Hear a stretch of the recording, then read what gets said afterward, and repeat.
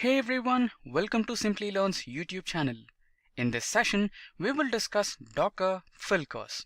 In this full course, we will learn everything about Docker in detail. We will begin this full course by understanding what exactly Docker is. Then we will look into the services and components of Docker in detail. Next, we will see what Docker container is and what are the basic commands of a Docker container. Then we will focus on Docker Swarm and Docker Compose. After that, we will discuss everything about Docker networking. Then we will see how to install Docker on Ubuntu and Windows 10. Next, we will talk about 12 crucial Docker interview questions and answers for beginners and experienced candidates. Finally, we will conclude this video by discussing the differences between the two famous tools, which is Docker and Kubernetes. By the end of this video, I can assure you that all your Docker career-related queries would have been answered. For this training with me, I have our experienced Docker expert Mathav and Akhil. Together, we will take you through the various topics of Docker. So, let's start with an exciting video on the configuration management tool. Before we begin, make sure to subscribe to our YouTube channel and hit that bell icon to never miss an update from Simplilearn. There are either of the two tools for developing new applications, but one in particular stands ahead of the pack. We're talking, of course, about the Docker configuration management tool. According to InsightsDice.com, the demand for software services had brought the development operations, that is, the DevOps jobs, into tech hiring spotlight. The technical skills that the DevOps professionals must have are from Linux fundamentals to the DevOps tools like the Docker. Welcome to Simplilearn's YouTube channel, and in this particular video we will be understanding the concept of Docker in 10 minutes. But before getting started, let's have a look at the objectives for this lesson. In this session, you will have a good understanding of what Docker is, architecture of Docker, major concepts of Docker tool, companies using Docker, and also run a few Docker commands.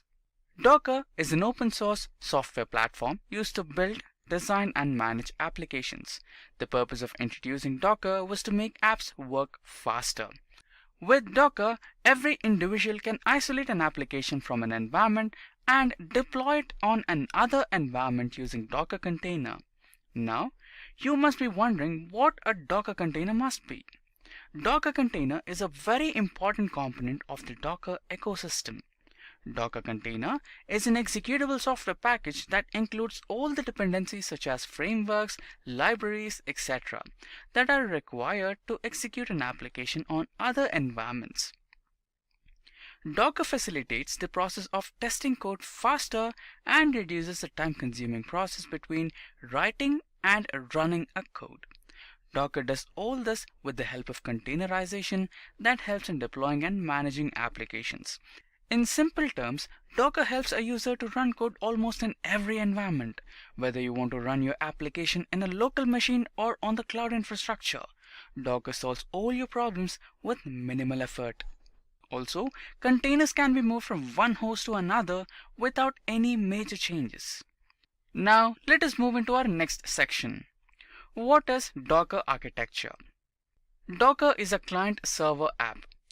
Docker daemon serves your application to create, deploy, shut down, etc. and the Docker client communicates with the daemon to manage its services. Client and server are found in Docker Engine. Docker Engine or Docker is a client-server application that builds and executes containers using Docker components. Now we know the major components of Docker. What are the other components which are used to build and execute Docker containers? Well, the other two components you need to know are the Docker image and Docker registry. The Docker image is a template of instructions that are used to create containers. Image is a read-only pattern that is used to build a container. The image can contain an Apache Tomcat or Kafka with Ubuntu operating system. You can add, update and share your images. An image is built using a file called Dockerfile. Docker image has multiple layers. Whenever a developer builds a container, a new Docker layer is automatically created on top of image layers, and it is called as the container layer. A Docker image provides a separate read or write layer to each container. and whenever a user makes a change to the container, that gets reflected upon the specific container layer alone. Now moving forward, let's understand what a Docker registry is. Docker registry is a service to the host and it distributes Docker images amongst users. A repository is a collection of Docker images. In registry, a user can distinguish between Docker images with their tag names. Docker has its own cloud-based registry called Docker Hub, where users can store and distribute container images. Docker registry has public and private repositories. In registry, push and pull commands are used to interact with Docker images. The Docker registry has two basic commands. One is the push command and another is the pull command. Push command basically stores a Docker image in Docker registry, whereas the pull command retrieves an image from the Docker registry. In simple terms, a Docker registry is a storage and content delivery service that holds a bunch of Docker images stored in different tagged versions. A Docker workflow is a sequence of actions on registries, images, and containers. It allows a team of developers to create containers based on a customized image pulled from a registry and deploy and run them on a host server. Moving ahead, we have our next question, that is, who uses Docker? Increased running capacity is just one example of how Docker is often preferred choice over virtual machines. The famous global researcher Gartner predicts by the year 2023, more than 50% of the companies will be adopting Docker containers in production. However, a serverless container like Docker will have the revenue from a small base of $465 million in 2020 to reach to $944 million in the year 2024. Let's move ahead and see what all companies are using Docker. Some of the famous companies that use Docker for the growth of their business are Spotify, Yelp, ADB, eBay, Expedia, Groupon, BBC, Facebook, LinkedIn, and also other companies like the New York Times, Oxford University Press, PayPal, Sage, Shopify uses Docker. Now, let's understand why Expedia uses Docker and how does Docker bring benefits to their business. Expedia has more than 9,000 Docker containers running in AWS ECS service. Expedia chose Docker to speed up the building and deploying process of the application, which was possible due to the various Docker components like Docker Registry and Docker Swarm. Now let us look into the demo in which we will be creating a Docker file and we will also be executing a few Docker commands. Suppose you have set up your development environment and the workflow should be like, first to create an image and then Docker file for each component of your application. We need to create containers and execute the required commands. And in the end, test, share and deploy your complete containerized application. In this demo, let us focus on step 1 and step 2. First, create a Docker file. In case you have some source code and a Docker file, then proceed to build your first Docker image. And ensure that the containers which are launched from those images work correctly. Then let's check if we already have any Docker images. As a result, we can see no images are present here. So let's create a new one. To create a new Docker image, execute this command. This downloading process may take a while. Now when you execute the command, you can see a list of Docker images on the screen. Now, among these two images, let's delete one named Simplilearn. If you execute docker rm Simplilearn, which is the remove command, as a result, one of your Docker images will be deleted.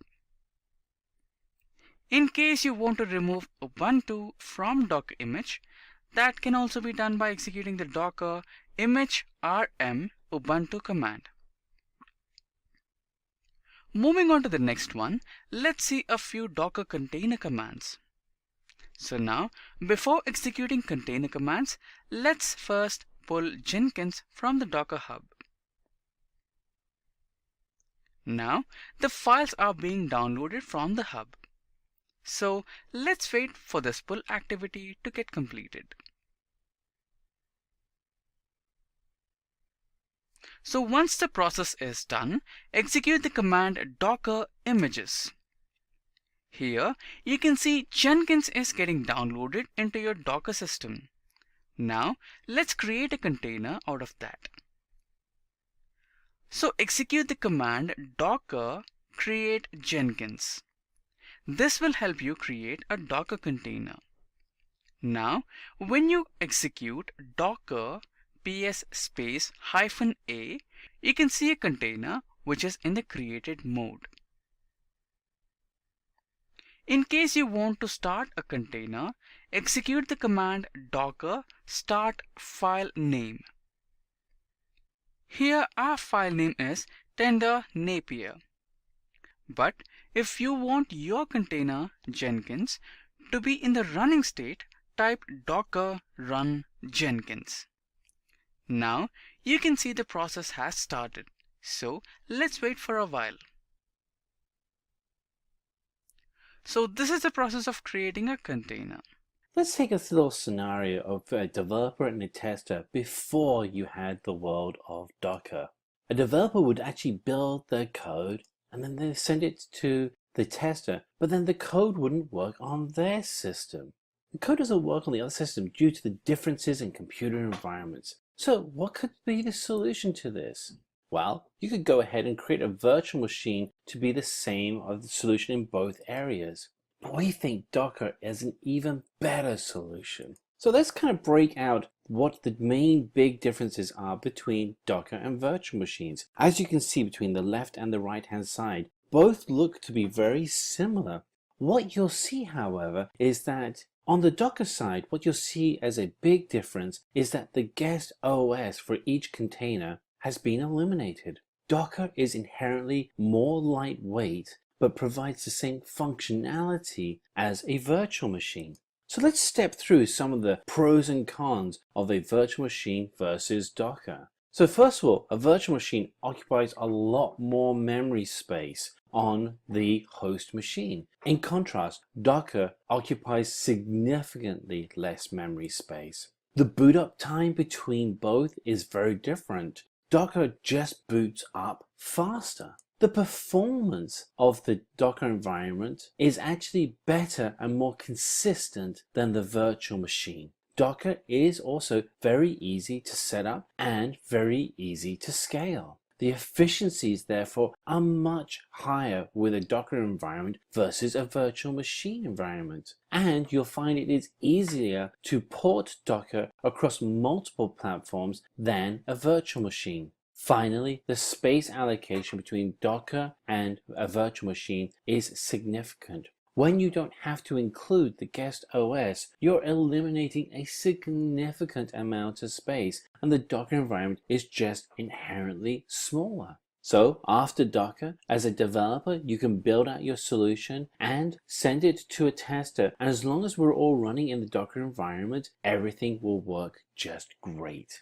So let's step through what we're going to cover in this presentation. We're going to look at the DevOps tools and where Docker fits within that space. We'll examine what Docker actually is and how Docker works. And then finally, we'll step through the different components of the Docker environment. So what is DevOps? DevOps is a collaboration between the development team and the operation team, allowing you to continuously deliver solutions and applications and services that both delight and improve the efficiency of your customers. If you look at the Venn diagram that we have here, on the left-hand side we have development, on the right-hand side we have operation, and then there's a crossover in the middle, and that's where the DevOps team sits. If we look at the areas of integration between both groups, developers are really interested in planning, code, building, and testing, and operations want to be able to efficiently deploy, operate, and monitor. When you can have both groups interacting with each other on these 7 key elements, then you can have the efficiencies of an excellent DevOps team. So planning and codebase, we use tools like Git and Gira. For building, we use Gradle and Maven. Testing, we use Selenium. The integration between dev and ops is through tools such as Jenkins. And then the deployment operation is done with tools such as Docker and Chef. Finally, Nagios is used to monitor the entire environment. So let's step deeper into what Docker actually is. So Docker is a tool which is used to automate the deployment of applications in a lightweight container so the application can work efficiently in different environments. Now, it's important to note that the container is actually a software package that consists of all the dependencies required to run the application. So multiple containers can run on the same hardware. The containers are maintained in isolated environments. They're highly productive and they're quick and easy to configure. So let's take an example of what Docker is by using a house that may be rented for someone using Airbnb. So in the house, there are 3 rooms and only 1 cupboard and kitchen. And the problem we have is that none of the guests are really ready to share the cupboard and kitchen, because every individual has a different preference when it comes to how the cupboard should be stocked and how the kitchen should be used. This is very similar to how we run software applications today. Each of the applications could end up using different frameworks. So you may have a framework such as Rails, Perfect, and Flask, and you may want to have them running for different applications for different situations. This is where Docker will help you run the applications with the suitable frameworks. So let's go back to our Airbnb example. So we have 3 rooms and a kitchen and cupboard. How do we resolve this issue? Well, we put a kitchen and cupboard in each room. We can do the same thing for computers. Docker provides the suitable frameworks for each different application. And since every application has a framework with a suitable version, this space can also then be utilized for putting in software and applications that along. And since every application has its own framework and suitable version, the area that we had previously stored for a framework can be used for something else. Now we can create a new application, in this instance a 4th application that uses its own resources. You know what? With these kinds of abilities to be able to free up space on the computer, it's no wonder Docker is the right choice. So let's take a closer look to how Docker actually works. So when we look at Docker and we call something Docker, we're actually referring to the base engine, which actually is installed on the host machine that has all the different components that run your Docker environment. And if we look at the image on the left-hand side of the screen, you'll see that Docker has a client-server relationship. There is a client installed on the hardware. There is a client that contains the Docker product, and then there is a server which controls how that Docker client is created. The communication that goes back and forth to be able to share the knowledge on that Docker client relationship is done through a REST API. And this is fantastic news because that means that you can actually interface and program that API. So we look here in the animation, we see that the Docker client is constantly communicating back to the server information about the infrastructure, and it's using this REST API as that communication channel. The Docker server then will check out the requests and the interaction necessary for it to be the Docker daemon, which runs on the server itself, will then check out the interaction and the necessary operating system pieces needed to be able to run the container. Okay, so that's just an overview of the Docker engine, which is probably where you're going to spend most of your time. But there are some other components that form the infrastructure for Docker. Let's dig into those a little bit deeper as well. So what we're going to do now is break out the 4 main components that comprise of the Docker environment. The 4 components are as follows: the Docker client and server, which we've already done a deeper dive on, Docker images, Docker containers, and the Docker registry. So if we look at the structure that we have here, on the left-hand side, you see the relationship between the Docker client and the Docker server. And then we have the REST API in between. Now, if we start digging into that REST API, particularly the relationship with the Docker daemon on the server, we actually have our other elements that form the different components of the Docker ecosystem. So the Docker client is accessed from your terminal window. So if you are using Windows, it's going to be PowerShell. On Mac, it's going to be your terminal window. And it allows you to run the Docker daemon and the registry service. When you have your terminal window open, so you can actually use your terminal window to create instructions on how to build and run your Docker images and containers. If we look at the images part of our registry here, we actually see that the image is really just a template with the instructions used for creating the containers which you use within Docker. The Docker image is built using a file called the Docker file. And then once you've created that Docker file, you'll store that image in the Docker Hub or registry. And that allows other people to be able to access the same structure of a Docker environment that you've created. The syntax of creating the image is fairly simple. It's something that you'll be able to get your arms around very quickly. And essentially what you're doing is you're creating the option of a new container. You're identifying what the image will look like, what are the commands that are needed, and the arguments for within those commands. And once you've done that, you have a definition for what your image will look like. So if we look here at what the container itself looks like, is that the container is a standalone executable package which includes applications and their dependencies. It's the instructions for what your environment will look like. So you can be consistent in how that environment is shared between multiple developers, testing units, and other people within your DevOps team. Now, the thing that's great about working with Docker is that it's so lightweight that you can actually run multiple Docker containers in the same infrastructure and share the same operating system. This is its strength. It allows you to be able to create those multiple environments that you need for multiple projects that you're working on. Interestingly though, within each container, that container creates an isolated area for the applications to run. So while you can run multiple containers in an infrastructure, each of those containers are completely isolated. They're protected so that you can actually control how your solutions work there. Now, as a team, you may start off with 1 or 2 developers on your team, but when a project starts becoming more important and you start adding in more people to your team, you may have 15 people that are offshore, you may have 10 people that are local, you may have 15 consultants that are working on your project. You have a need for each of those developers or each person on your team to have access to that Docker image. And to get access to that image, we use the Docker registry, which is an open source server-side service for hosting and distributing the images that you have defined.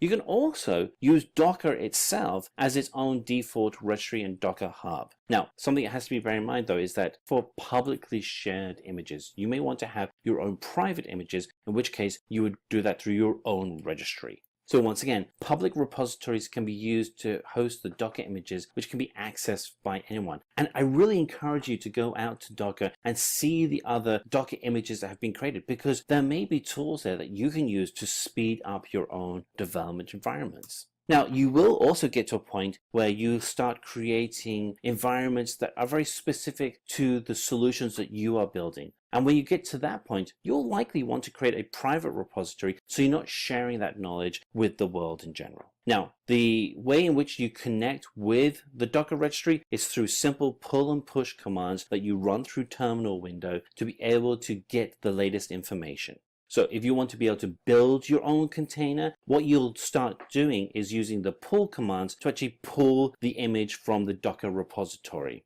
And the command line for that is fairly simple. In terminal window, you would write docker pull, and then you put in the image name and any tags associated with that image and use the command pulls. So in your terminal window, you would actually use a simple line of command once you've actually connected to your Docker environment. And that command will be docker pull with the image name and any associated tags around that image. What that will then do is pull the image from the Docker repository, whether that's a public repository or a private one.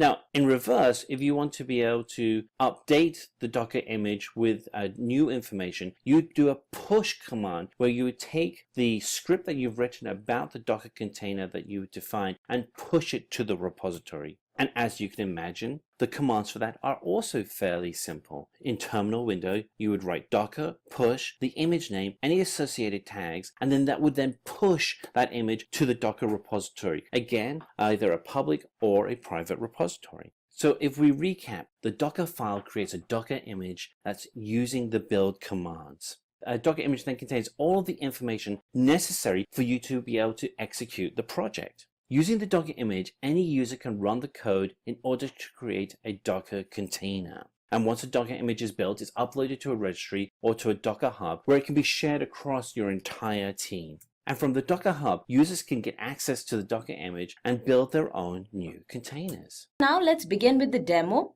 We'll be installing Docker on an Ubuntu system. So this is my system. I just open the terminal. So the first thing you can start with is removing any Docker installation that you probably already have present in your system if you want to start from scratch. So this is the command to do so. Sudo apt-get remove docker engine docker.io. Enter your password and Docker is removed. So now we'll start from scratch and we'll install Docker once again. Before that, I'll just clear my screen. Okay, so before I install Docker, let me just ensure that all the softwares on my system currently is in its latest state.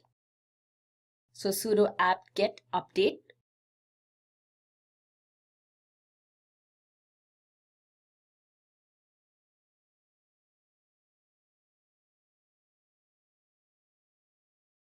Great, so that's done. Next thing, we'll actually install our Docker. So type in sudo apt get install Docker. Now as you can see here, there's an error that's occurred. So sometimes it's possible that due to the environment of the machine that you're working in, this particular command does not work. In which case, there's always another command that you can start with.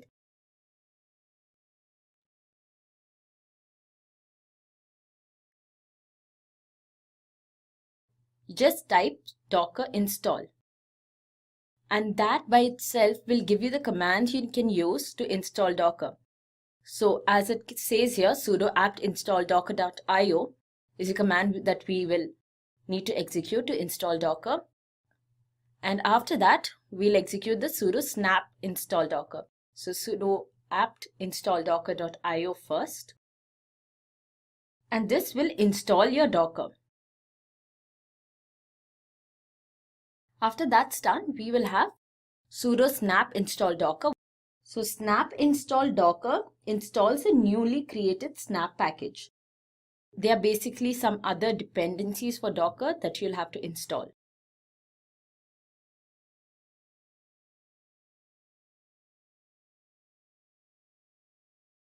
Of course, since this is the installation process for the entire Docker IO, it will take some time.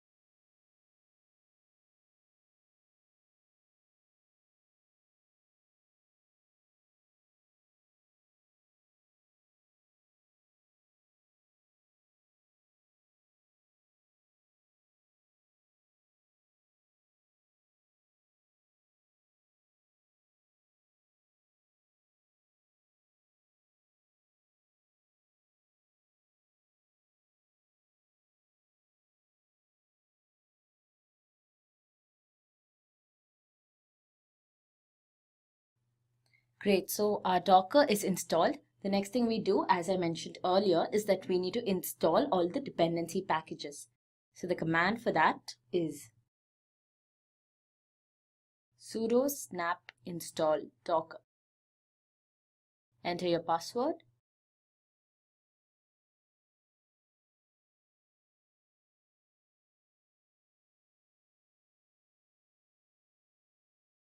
So with that, we have completed the installation process for Docker, but we'll perform a few more stages where we will test if the installation has been done right. So before we move on with the testing for Docker, let's once again just check the version that we have installed.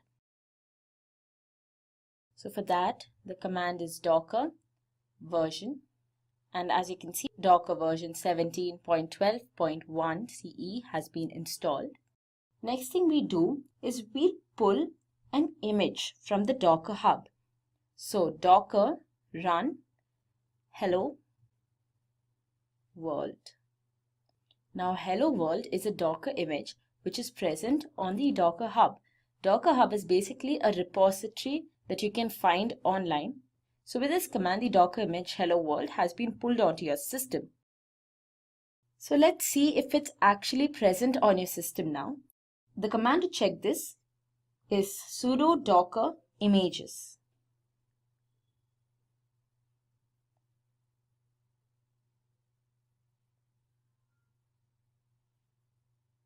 And as you can see here, hello world repository, this is present on our system currently. So the image has been successfully pulled onto the system, and this means that our Docker is working. Now we'll try out another command.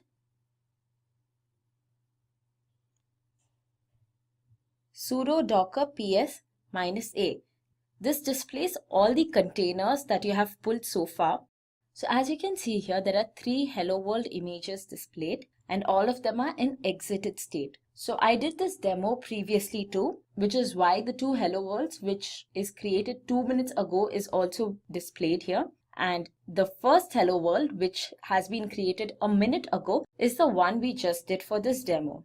Now, as you have probably noticed that all the hello world images over here, all these containers are in the exited state. So when you give the option for docker ps -a, where -a stands for all, it displays all the containers whether they are in exited or running state. If you want to see only those containers which are in their running state, you can simply execute sudo docker ps.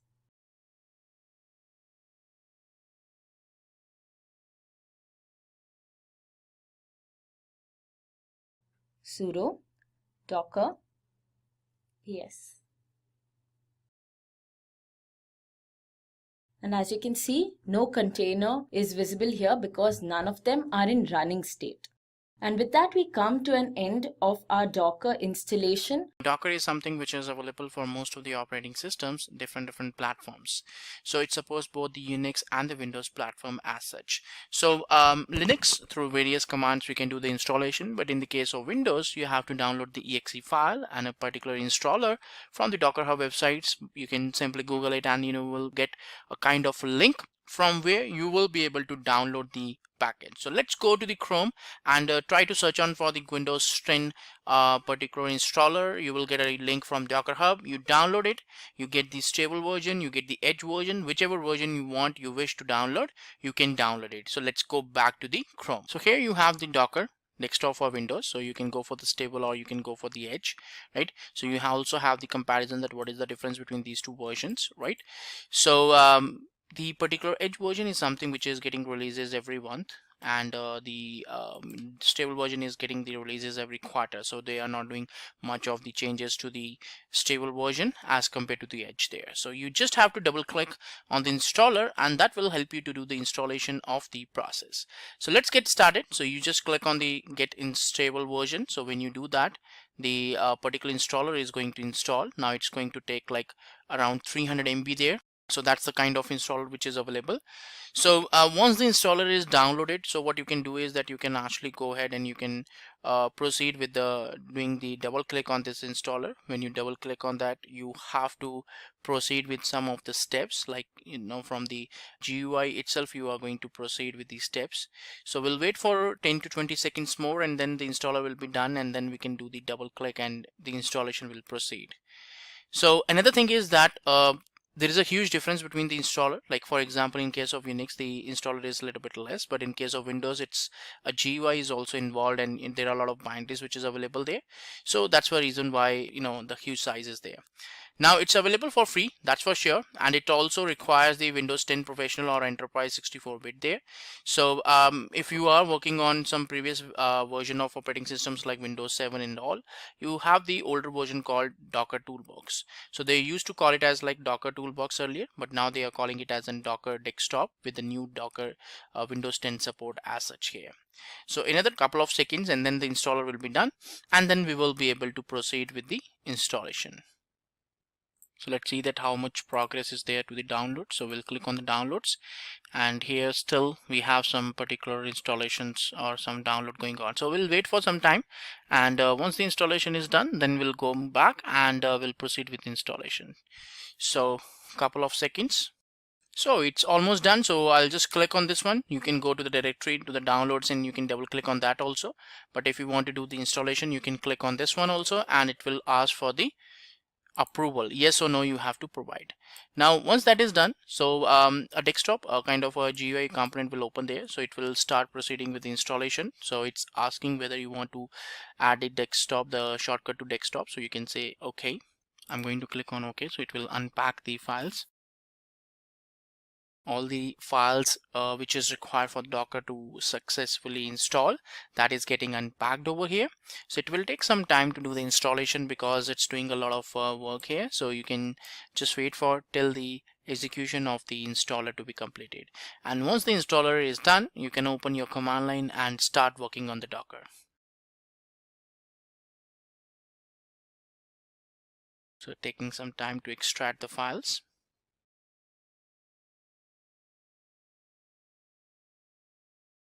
Now it's asking us to do the close and do the restart.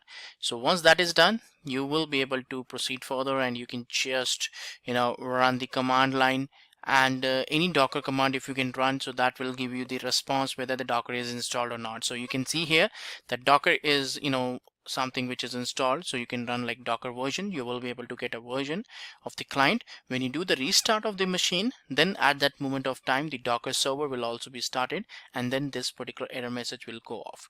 Right now the Docker daemon is not up and running because the installation requires a restart, and when you close on this one and go for the restart, the machine will be restarted here. So this is the way that how exactly we can go for a Docker installation, and we can go on that part. Now in this one, we are going to talk about the various components. For example, what is the DevOps here, why the DevOps is important, what is Docker, the advantages of Docker, installation of Docker, architecture of Docker, components of Docker here. So these are the different things which we are going to talk about over here. Now let's start with what exactly is in DevOps all about here. Now DevOps is nothing but a collaboration between the development and the operations teams over here, which enables continuous delivery of the applications and services to the end user. So it's a combination or collaboration between the two teams, development and operations, which helps us to go for a further implementation of various processes like continuous integration, continuous deployment, continuous delivery. All these things are possible with this collaboration over here. Now why exactly Docker is important for us as such? In a city far away from this one, so a developer decided to develop a tons of software on a single VM. Now he can put up applications. He is having a big server and he wants to host the multiple applications on a single machine. But for him, these virtual machine got a crash, because definitely if you are putting up more different applications as such on a single VM, it's not able to take up that much kind of load over there. So in order to avoid this situation, how exactly he can do the various options, or what he can implement to have this issue resolved. So ultimately Docker is something which is the solution of him. So if he really wants to host multiple applications on a single virtual machine, or he want to have different applications, then Docker is the ultimate solution for him to do that. And by doing so, there will be no issues as such when we talk about that the errors or the virtual machines cannot be crashed, and there will be no impact on the virtual machine as such. So why exactly Docker is important? So let's talk about the comparison between the Docker and virtual machine. There are very few reasons why exactly the Docker is being chosen over a virtual machine, because virtual machine is a full-fledged component which can take up any kind of load. But some of the reasons are still that in which case we will be preferring the Docker instead of the virtual machine here. The very first one is the memory uses. So Docker is having a very less memory uses because there is no concept of guest operating system, whereas on the other hand the virtual machines are going to take a huge amount of RAM resources in order to keep that particular operating system up and running. Second one, performance, because if definitely if you have less utilization and the users is less, the performance will be better. But for some reason, if you are taking up more resources, and you will not be able to deliver that amount of performance as such over there. And then again, we have portability. So portability is also quite easy when we talk about the virtual machines. In case of Docker, it's quite portable as compared to the virtual machine. And then the last time is that the boot up time. So virtual machine boot up time is probably in minutes, but in case of Docker, it's in seconds. So if we summarize it on this one, so the memory utilization, the boot up time, the performance, everything is better in case of Docker as compared to the virtual machines, right? For a classic example, let's say that what about the memory user? 9 GB of memory, is something. If you can see that app1, app2, and app3 is there. So green and red color represents the occupied memory and the wasted memory. Now there is a particular utilization of, let's say that a server which is available there, and 3 GB of RAM is something which is wasted, and 4 GB of RAM is something which is being occupied there. So app2 is using like 2 GB, and then you can see that the specific 2 GB of RAM is occupied and 3 GB is occupied, and the wasted one is 1 GB. So VM can see over there that 9 GB of RAM is used, and the remaining 6 GB of unused RAM cannot be reused here. Because if, for example, I allocate like 4 GB of RAM to the virtual machine, it's there itself. It gets logged on. So it's not like, okay, I'm using only 4 GB RAM out of this 9 GB of RAM, then the next 5 GB of RAM will be totally wasted. So you cannot reuse it for any purpose. So this is a problem with the virtual machine, that if you allocate some memory to the specific virtual machine, if you are not using that much resources or that much memory, the remaining memory will be simply wasted, because this is hardcorely allocated to the virtual machine, and you cannot utilize this unused memory as such over there. So this is the limitation from the memory perspective. But in case of Docker, definitely if out of the 9 GB of RAM, if we are using only 3 GB of RAM, so whatever the unused memory is there, so we can actually reuse it for the new containers. So it's not dedicatedly allocated to the virtual machines. If you are using out of 9 GB, if you are using 1 GB, 2 GB, 3 GB, or 4 GB, whatever the remaining memory is available, that you can simply use it for the other containers also. This ensures that you always go for an optimal utilization of your resources, and unnecessarily there is no wastage of the different resources or the different components over here in this one. So that's the reason why the Docker containers are quite efficient in terms of memory when we compare it with the virtual machine. Next one is the performance. Now in a virtual machine, we know that on the infrastructure, on the physical infrastructure, on top of that you put up a kind of operating system, a base operating system is there, and then on top of that you have the hypervisor, and this hypervisor then is used to create the virtual machines, which is having a kind of guest operating system inside it. Now the issue over here is that you have two operating systems over here. So the guest operating system is also going to take some particular resources, and for example memory or a space, a processor. So in every resource terms, it is going to go ahead and say that okay, I'm going to use the particular some of the resources.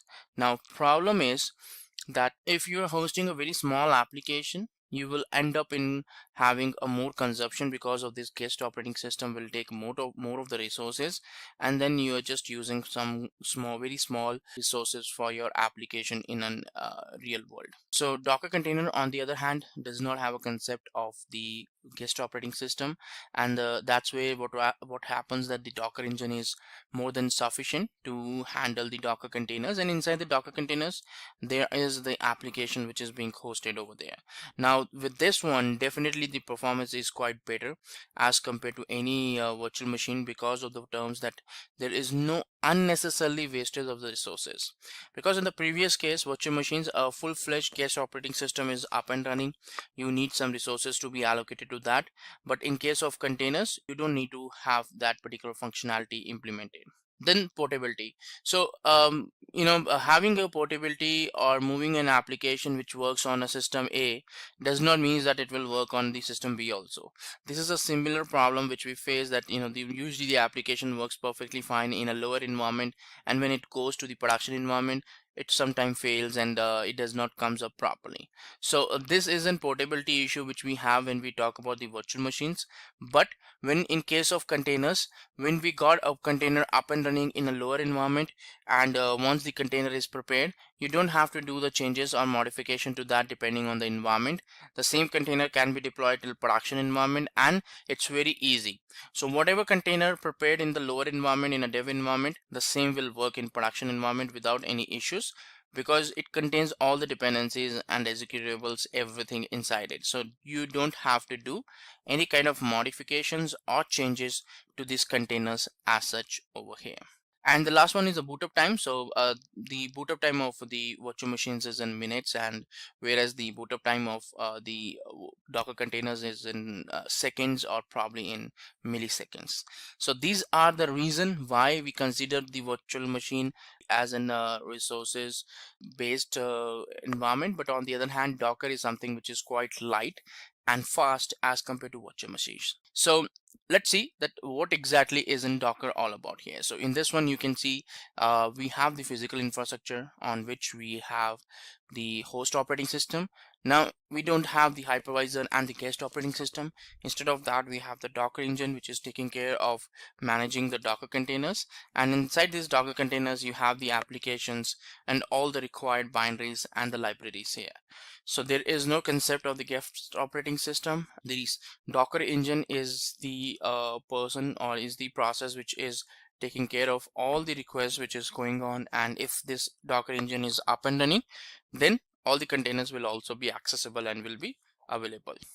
Now Docker is nothing but a OS level virtualization software platform that enables developers and IT administrators to create, deploy and run applications in a Docker container with all its dependencies.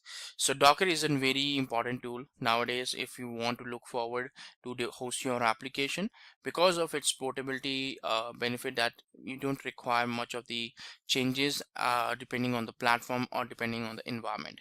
So whatever the developers are able to build up, the same thing will go till the production environment. Now let's talk about what exactly is in Docker container here. Now Docker container is a lightweight software package that includes all the dependencies, whether it's a base operating system, some framework, some libraries. It's something which is a part of this one, so that if you will be if you want to host your application, you will be able to do that. So it's a complete package. So both the source code and the dependencies is what you put up inside the Docker containers. Now within these Docker containers, you can have multiple applications there, multiple programming languages, multiple frameworks can be hosted there. In fact, the databases also can be hosted within these Docker containers. You can host them as such over there. Now, what are the different advantages of Docker? Let's talk about that. Now, the first one is the rapid deployment. So, rapid deployment is the very first advantages which we are getting over here. Second, quick and easy configuration, better efficiency, portability, scalability, and security over here. Now there are different ways in which we can understand the benefits, or we can have the understanding about the Docker here. So these are some couple of benefits. Now let's take them one by one. The first one is the deployment part. So it supports the rapid deployment. Now just like a web application, for instance, I want to deploy to website, so there are some couple of steps which needs to be done across different environments. Like for example, if I have 5 environments, I have to do the deployment, the same steps in all the 5 environments at the different period of time. Now when we talk about Docker containers, we don't have to run those steps multiple times, because once those steps are executed in one Docker container, the same Docker container goes till the production environment. So you don't have to actually do a rebuild of the Docker containers, and you can simply say that, okay, I have got the Docker container here, so you can just run one or two couple of commands, and that will help you to host your Docker containers. So you don't have to redo or rework on any kind of the deployment work into the production environment or into the higher environments. And then we goes for the quick and easy configurations. So the configurations of Docker containers is quite easy. You can have your own custom Docker images built out the Docker files. So these processes can be integrated within the Jenkins also. So CI/CD is quite possible with the help of Docker if you want to really do that. And then we have better efficiency. Yes, they have a better efficiency and resources management as compared to the virtual machines. Portability, we have already talked about that it's easy to move from one environment, from one system to another. In fact, it's easy from the developer also. So from one machine, from one developer to another developer, it's very easy to move these different Docker containers. Then we have scalability. Scalability is also possible with these Docker containers. Just like multiple virtual machines, you can also create multiple containers and you can share the traffic out of that. So, but that scalability and all is possible with the orchestration tools. Then security is there, so you can have your best practices of the security implemented, because it's just a kind of a virtualization, just like a virtual machine. So you have all the different possibilities which is available, which you can explore when you want to make these Docker containers secure, right? So these were some of the benefits which was there for the Docker here. Now let's talk about the installation of Docker here. Now installation of Docker is pretty common, and whatever platform you want, it's available over there. So it's available for Ubuntu, Windows, it's available for Mac operating system. So for Ubuntu, you have to run the commands on the Ubuntu operating system to download it, and for Windows, it's actually having a particular exe file, so you can go for the installation of exe file. And then we have the Mac operating system. So for Mac operating system, you have the DMG files, and when you do the DMG file, so it will help you to install the component over there. So Mac, you can also use the homebrew once to do the installation of that particular component. Now next one is the architecture of Docker. Now the architecture of Docker is pretty straightforward. There are key components which is available there in the architecture of Docker here. The very first one is as the client facing is the Docker client. Now Docker client, or you can say the Docker CLI, is available there.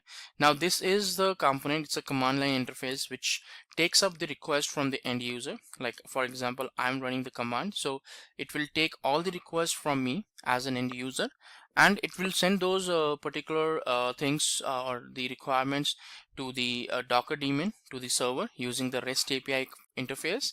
So this Docker daemon is something which keeps on running on the server, and it's a background process. It gets deployed as a service there. In case this Docker daemon is not available or it's not up and running, you will not get the proper response from the Docker command line here. So in order to get your activity or your procedures implemented, you need to have the Docker server or Docker daemon up and running. In fact, this Docker CLI can be configured to connect to any other servers or any other different server Docker daemon also. So it's a connectivity which is happening over the REST API interface, where all the requests are processed, are sent to the Docker daemon, and whatever response is coming back, that is given back to the end user. So what are the different components of Docker here? Let's talk about that. So Docker client consists of the CLI component, like we have already discussed. So that is something which is going to take up all the requests from the end user. Then it's using the REST API interface which is there to have the connectivity with the Docker daemon. So Docker daemon is something which is always up and running. So if you run couple of commands like docker pull, push, and also that activity, you are actually sending the request to the Docker daemon, and Docker daemon is actually doing all the work. So it's not a Docker client which is doing it, just taking, it's kind of interface which will take the things up and send it back or send it forward to the Docker day, right? So it's a background process which keeps on running on the server, on the operating system, and it's the same process across all the infrastructure, all the different platforms, whether you use Mac operating system, you use Windows, or you use Linux. Everywhere this is the basic functionality, and it keeps on listening to the REST API interface. So whatever the new request comes in, it immediately processes it, and whatever the response, whether you are stopping a container, whether you are running a container, according to that the action will be taken, and the response will be sent back to the REST API to the Docker client. So a Docker is a process, or it's a command line which is used to start the Docker daemon. when you run the command like service docker status on the server, you will be able to see the command which is getting executed in the backend. So there you can see that docker is the process or is the command line which is used to initialize the docker daemon. And of course there is a kind of configurations which you have to pass it on as parameters. So even if you run ps-ef command, you will be able to know that what process is running from the docker perspective. And the third component is a particular Docker registry. So we have a ready-made cloud service which is available known as the Docker Hub. So you can actually store the Docker images on these Docker registry. So there are a lot of ready-made Docker images which is available there. But of course, you can have your own Docker image also over there, or you can have your own custom registry, Docker registries also. For example, in JFrog, you can have your private hosted registries also. So all these different repositories you can use with your Docker containers. So Docker containers is having the flexibility that whichever registries or repositories you want to connect or you want to establish the connectivity, you can always do that. Now let's talk about the Docker image over here in detail. Now a Docker image is nothing but a template of instructions. It's having a couple of instructions in which you will be using these instructions to create a final Docker container. So Docker image is nothing but, for example, I want to have a Tomcat Apache Docker image.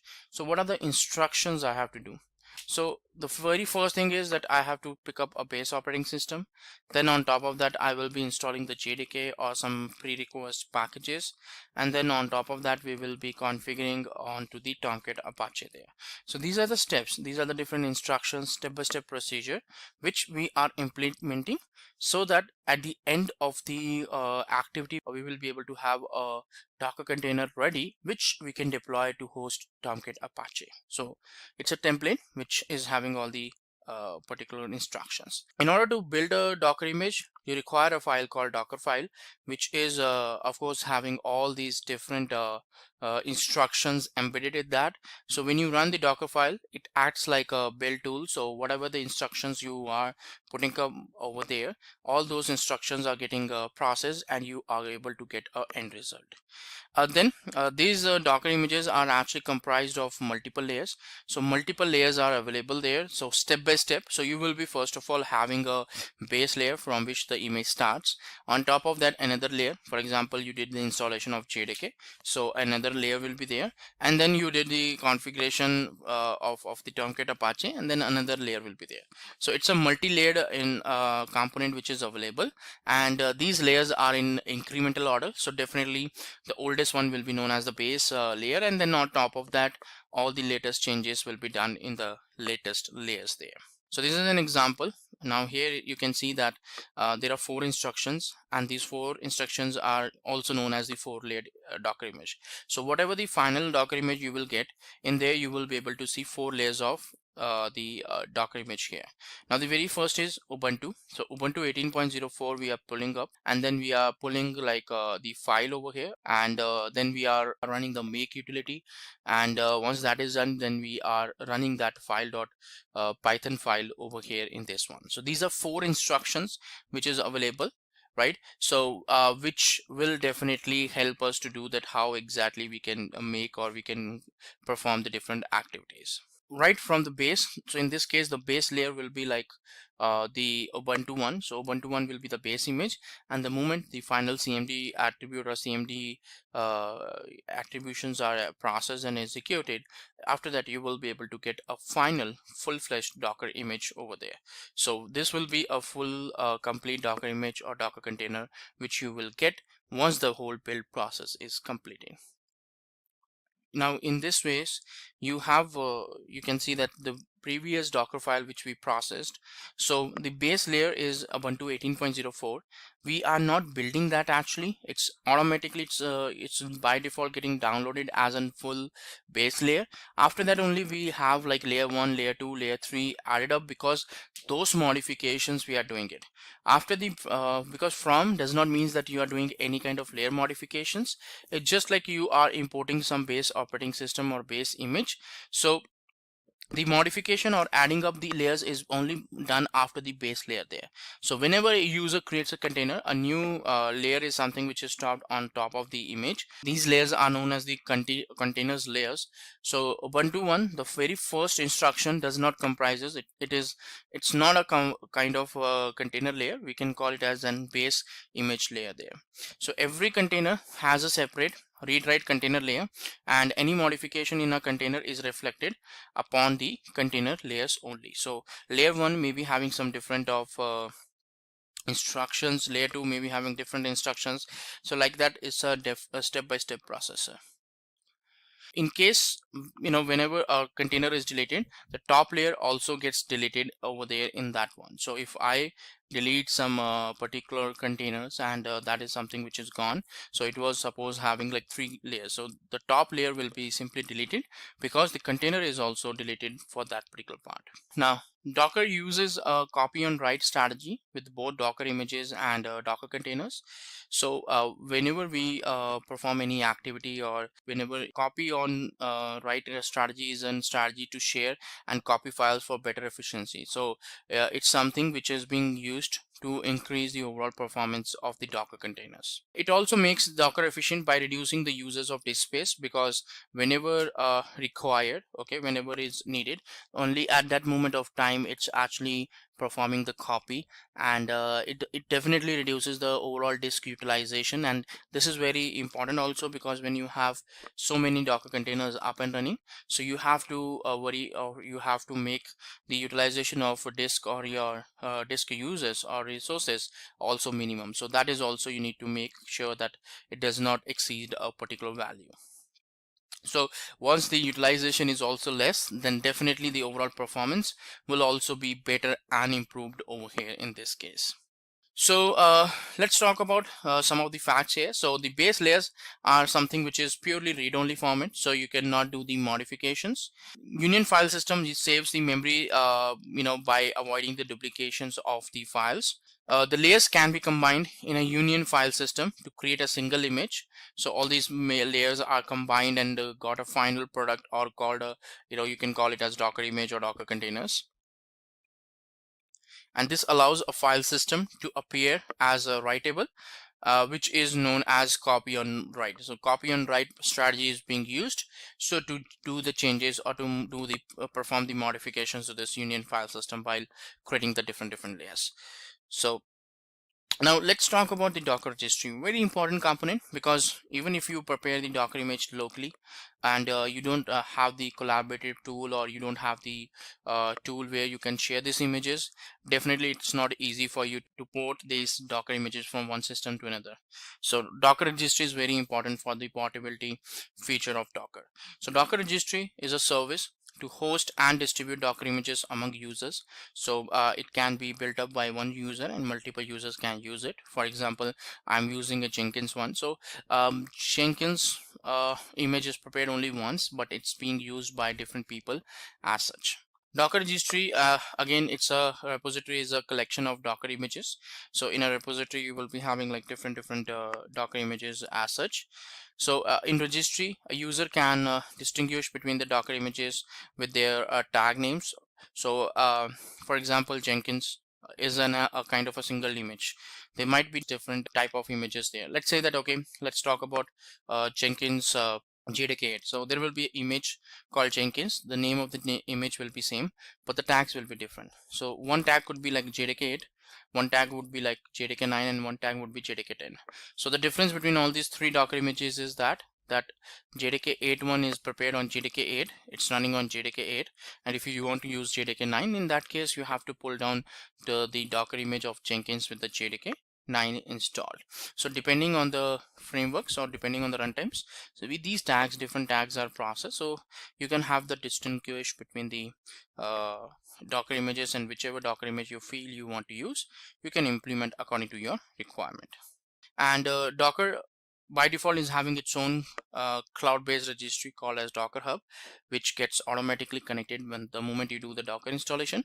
But in case you are working into your private infrastructure, so in that case you may use the repositories, Docker repositories on the specific JFrog Artifactory, or the private repositories also can be hosted. But Docker Hub is something which is having a public and private repositories both. So you can create either the public and private repositories. You can use push and pull activities to interact with these Docker images. If you want to download a Docker image, so you can run pull. If you want to push your Docker image to the Docker registry, in that case you can run the push activity.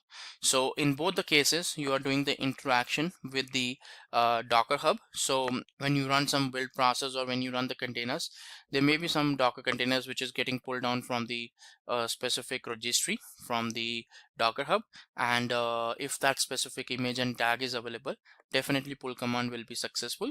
But in case of push command, you are pushing your custom Docker images. You cannot push the ready-made Docker images which is available. You can publish your own Docker image only to the Docker Hub, and then you can further on do the pull and push activity accordingly to those repositories. So whatever the ready-made and third-party images which is available, you can only do the pull activities to them. You cannot do the push activities. Push command scenario will only come when you are interacting with your custom Docker image. Next one is the Docker container. Now Docker container is an executable package of an application and its dependencies together. So when we prepare a Docker container, we actually combine both the dependencies and the application source code inside it.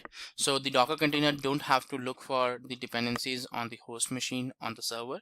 So this is one of the benefit where we see that the portability is very easy, because whatever I'm building up on one system, everything is inside the Docker container, so I don't really need to do any further activity on other machines. So whatever works on one system can be easily worked on another system. So it's very lightweight also, so it can be easily deployed and executed on on their particular servers, because it does not take that much utilization like a virtual machine.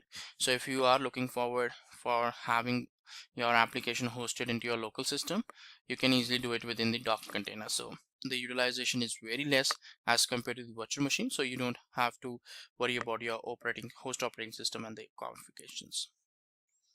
So Docker containers can run in totally isolation, just like a virtual machine. So there is no interaction or there is no interference.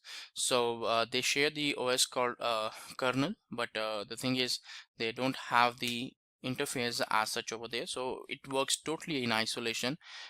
Two different containers will not have any interaction unless and until we set up that the containers to have the interactions. Now there is data volumes which can be shared and be used among the multiple containers.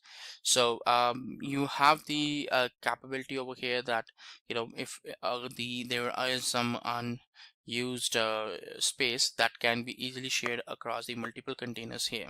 So it is built using the Docker images. So using the Docker images, the Docker containers are built up, and Docker run is a specific command which is used to build a Docker container. So if you got a Docker image, let's say that I have prepared a Docker image, a custom Docker image using the Docker file.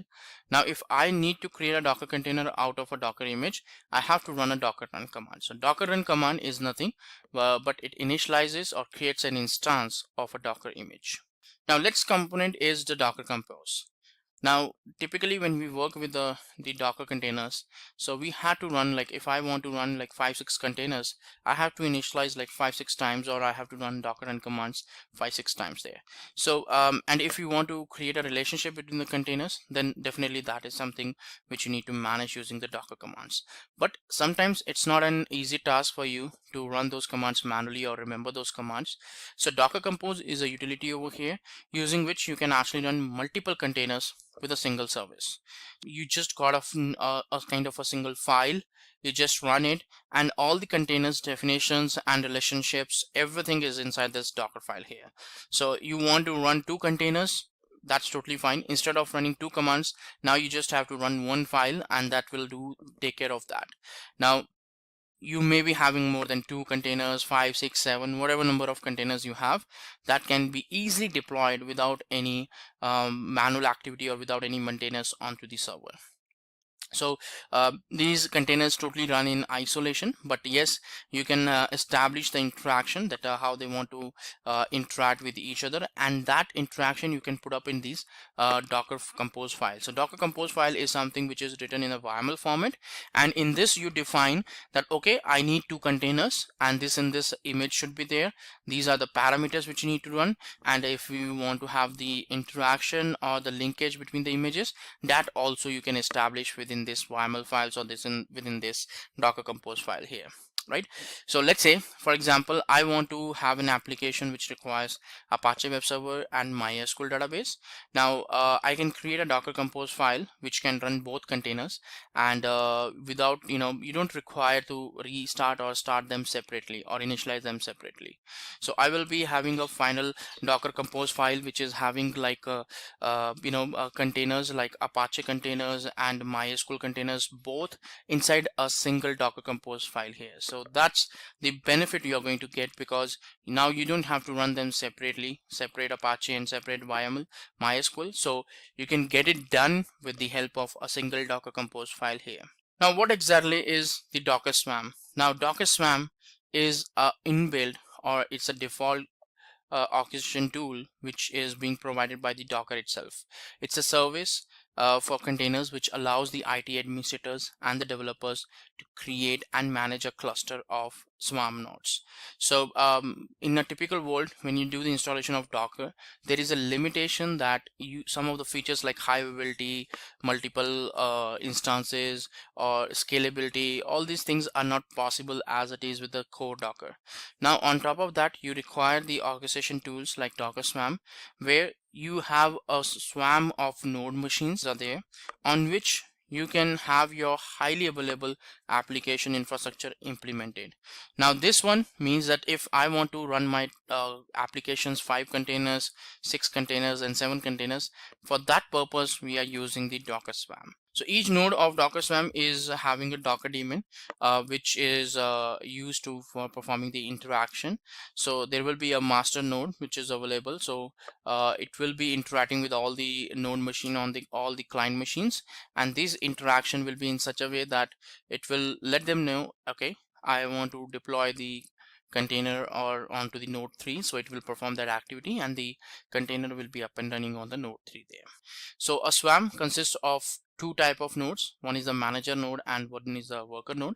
So manager is the master node which you can refer, and the worker node is the one which is actually doing most of the work. So the manager node is not something which is expected to host anything apart from the main component, but yes, you can always configure if you feel that you want to only deploy the container on the worker node.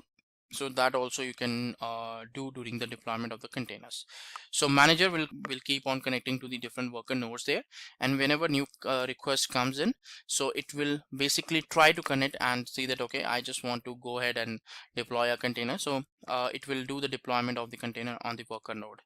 So the main work will be done by the worker nodes, and manager is just doing the management of all these resources. The worker nodes will be definitely receiving the request from the manager, and it will be proceeding and performing those activities. And if for some reason worker node is not active or online, so the master node will not be able to deploy the containers on that server. So right now let's talk about a demo in which we have to create a Docker image using a Docker file on the Ubuntu 20. So we want to use a base operating system as an Ubuntu 20 there, and using that we are going to create a custom Docker image. So let's connect to our virtual machine and see that how we can do that.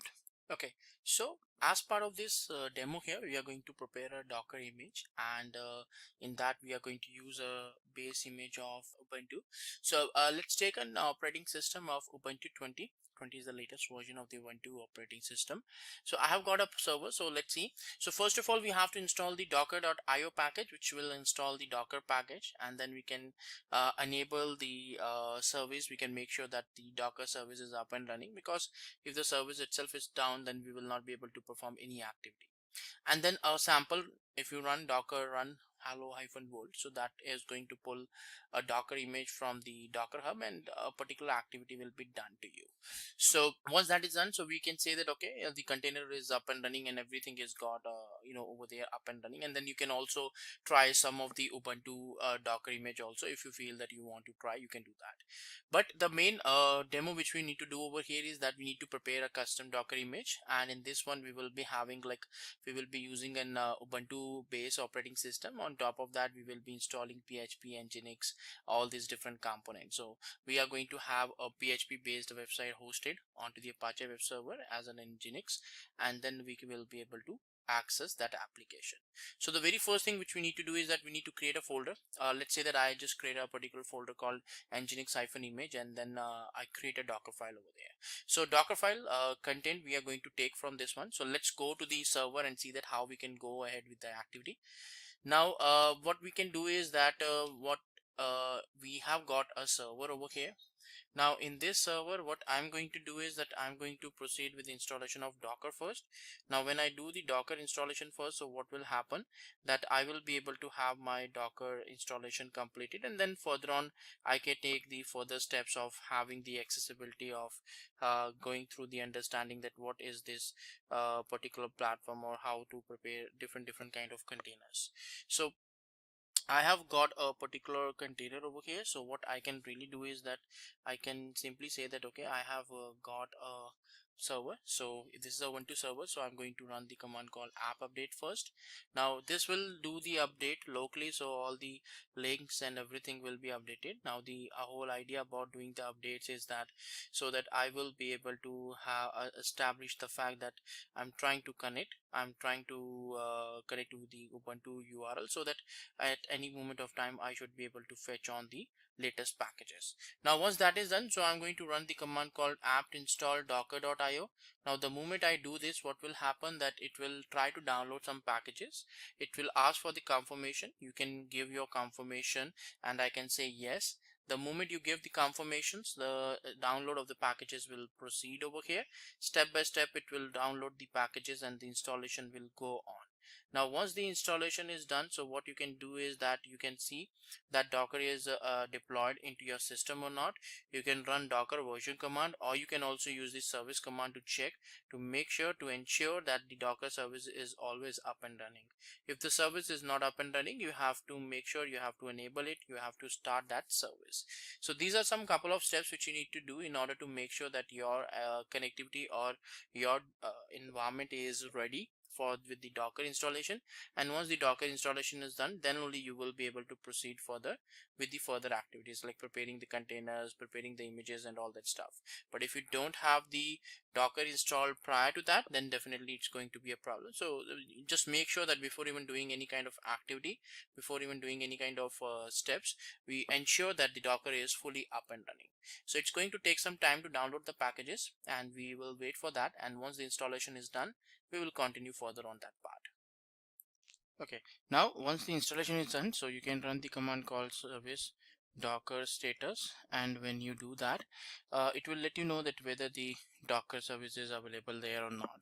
So you can start the service in case you don't get the proper response, and now you can see that it's showing up that a process is running. So earlier it was not up and running, it was inactive, but now it's active.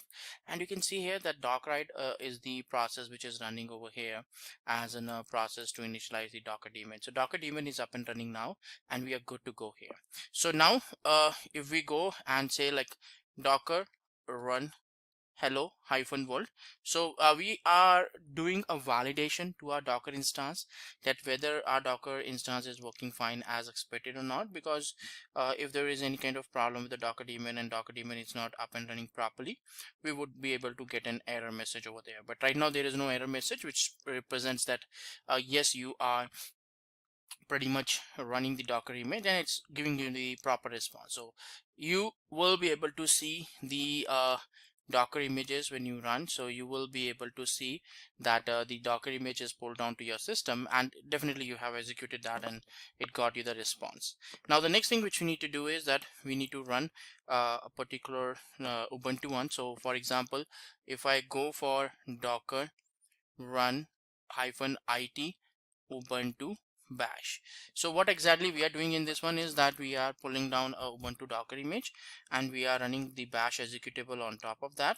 The whole purpose of doing that activity is that so that if I want to do some process or I want to perform some activity, I should be able to connect to that docker image. So the moment I do this, first of all, if this docker image is available locally, that's great. It will immediately create the container. If the docker image is not available locally, the very first thing which it will perform over here is to pull down the docker image, the correct one. And as you can see here that it definitely pulls down a docker image, and once it is done, so it got a terminal for you. Now you can see it shows that root at the id root at the rate one id is there. This id is nothing but it's a container ID which we are getting here. So definitely you are inside the docker container, and when you run the docker when you run the exit command, you will see that you have come out of the docker container over here. And the moment you run docker ps-a command, you can actually see also that how many container you deployed so far. So you ran hello world, you ran the ubuntu one, both of them are stopped there. You can see the exit 0 in the status over here, because both of them are something which you ran in the interactive mode, so they are down. So if you want to keep your container up and running, you need to have a container which runs in the dash mode and always up and running. But for that, you have to go ahead to the level where we need to create a custom docker image and do the setup accordingly. So let's see that how we can do that. Now I'm going to create a particular folder called nginx-image. You can pretty much give any name, whatever name you feel you want to perform, you can do that. Now in this one, I'm going to put up a file called docker file. So let's see that what content we need to put as such when we talk about the docker file, because whatever content you put over here, that is what according which the docker image will be prepared. Now here we have to talk about, so first we have to see a base image. So we are saying that okay, ubuntu 20.04 is what I want to use. Then we are giving some labels. Now these labels are used to give some information like what is the version, who is the maintainer, what is the description. You can do the customizations to this one. So these labels are actually defined and utilized so that I will be able to give an information that okay, so and so developer is something which we can contact. So if there is any kind of problem with the docker file or with this build script, we have to reach out to that specific person. So this is what we typically do with the labels here. Now we also have to set up a parameter like Debian_frontend as in non-interactive, because whenever we talk about any build process in docker file, it cannot be there in the interactive session. It should be there in the non-interactive. And definitely a typical scenarios like you can run app update command, and then we are installing the PHP Nginx supervisor. All these things we are doing the installation. We are using the run attribute, run a particular step, and in there whatever the commands are executed, these statements will be executed when we will be doing the build process. And then we are using some environment variables. Okay, so nginx virtual host, php_conf, nginx_conf, and supervisor_conf. These are the different environment variables which we configuring over here. Now next thing which we have is that we have to transfer some files like probably nginx and the virtual host file. We may have to transfer from our Linux server to the destination to the docker container. So for that we are going to run some copy commands, copy statements, so that we can do that stuff. And then definitely we are transferring the supervisor configuration file also to the server, so that we can have that configurations set up over there. And these supervisor_conf and all these different variables we have already established, where we are saying that what exactly configuration we are looking forward over here.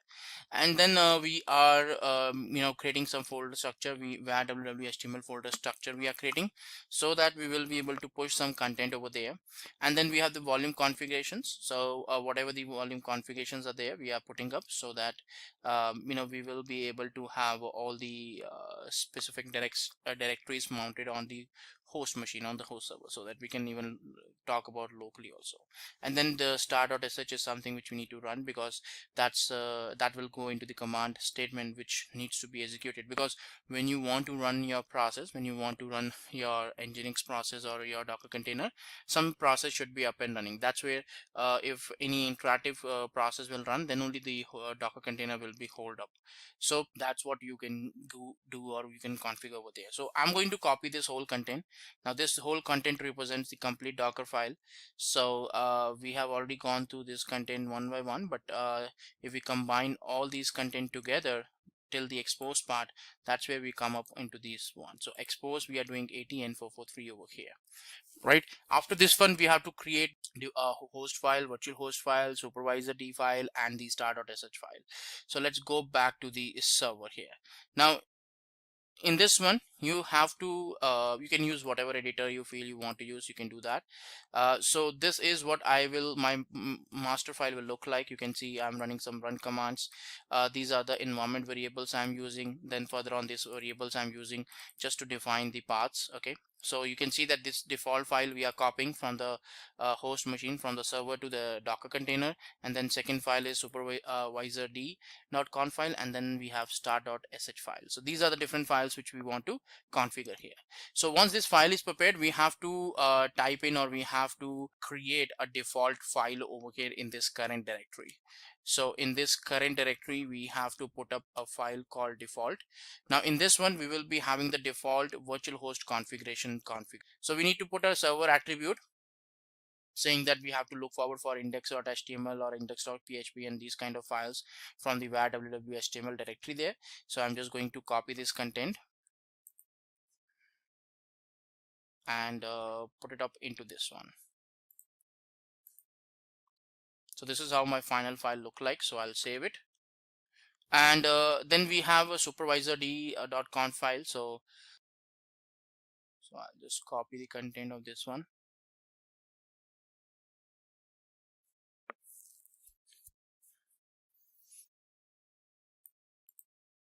I'll copy it, and we have to create a file called supervisor d.conf file.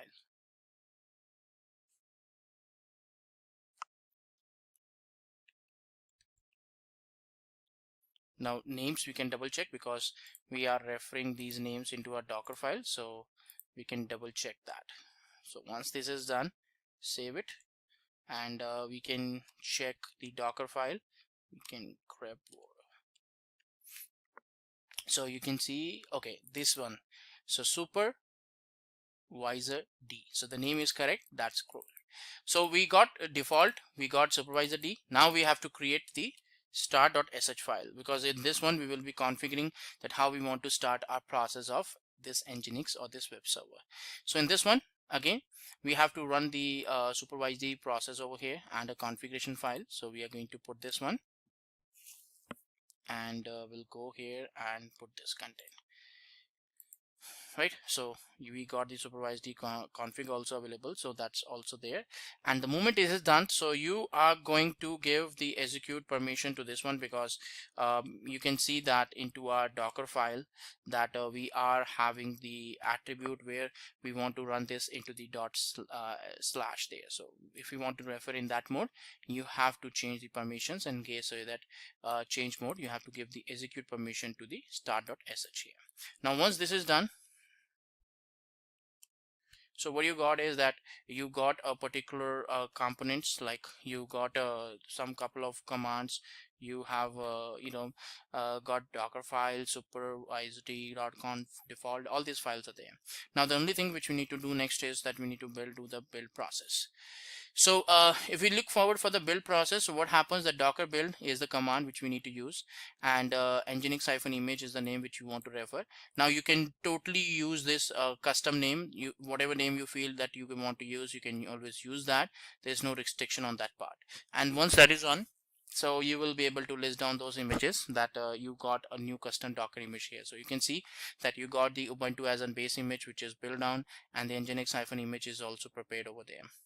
And once that is done, so you are going to create a web root folder, and you can run the docker run command to see that if you really got connected with that particular one. So let's go back and see that how we can create the docker custom docker image here. So the moment I do this, so it will pick up the docker file over here and start performing the activities. The package installations, all those configurations ones will be performed over here in a non-interactive mode. There is no confirmation which will be asked from the user because you cannot put that confirmations. So the command should be in such a way that it should not take any kind of confirmations at all from the end user. So because tomorrow you may be putting up these things in the Jenkins, so that will not be a feasible thing for you to put up the commands and put up the confirmations during the execution. So it's trying to do the package installation for the PHP. So FPM packages are getting installed, and here we go. So we got the successful message. Now you can see it says successfully tagged this one. This means that there is no issues at all with the Docker image, and when you run the Docker images or Docker images ls, you can run these couple of commands. So when you do that, you got a 237 MB of the size of this image. That represents that this Docker image is fully ready to run to execute. So now what we are going to do is that we are going to map a volume over here with the var www.html directory during the execution of this container, because I really want to deploy some pages, some web pages there. If you have the web pages now as part of the build process, as part of the Docker file, you can do a git clone also of some repository, but I don't want to do that during the preparation of Docker image. I just now got an environment where the Nginx is set up properly and it's up and running there. Now it should be upon me that how I want to put up my content and all. So that's the reason why I'm putting up a kind of a folder structure over here and sharing it with the Docker container, so that the moment I put that the HTML files or the PHP files into that local folder, I should be able to get some web page up and running there. So that's what I'm going to do over here in this one. So I'm going to create a folder structure saying / web root here.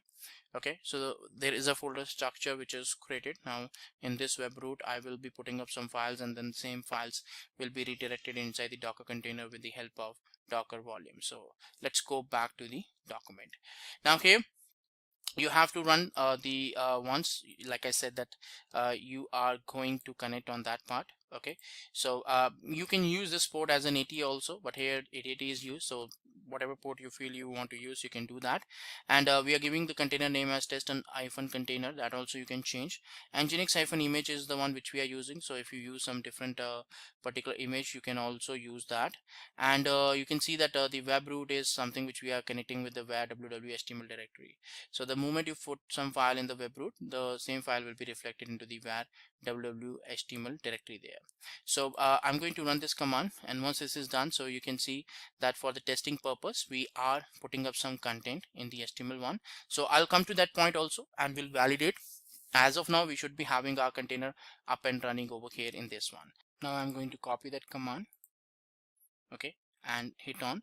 So if the 80 port is used, so you have to make sure that port gets gets stopped automatically, or it should not be up and running. So just double check whatever port you are using, that should be free. Now when you run the docker ps command, so you will be able to see a Docker container up and running.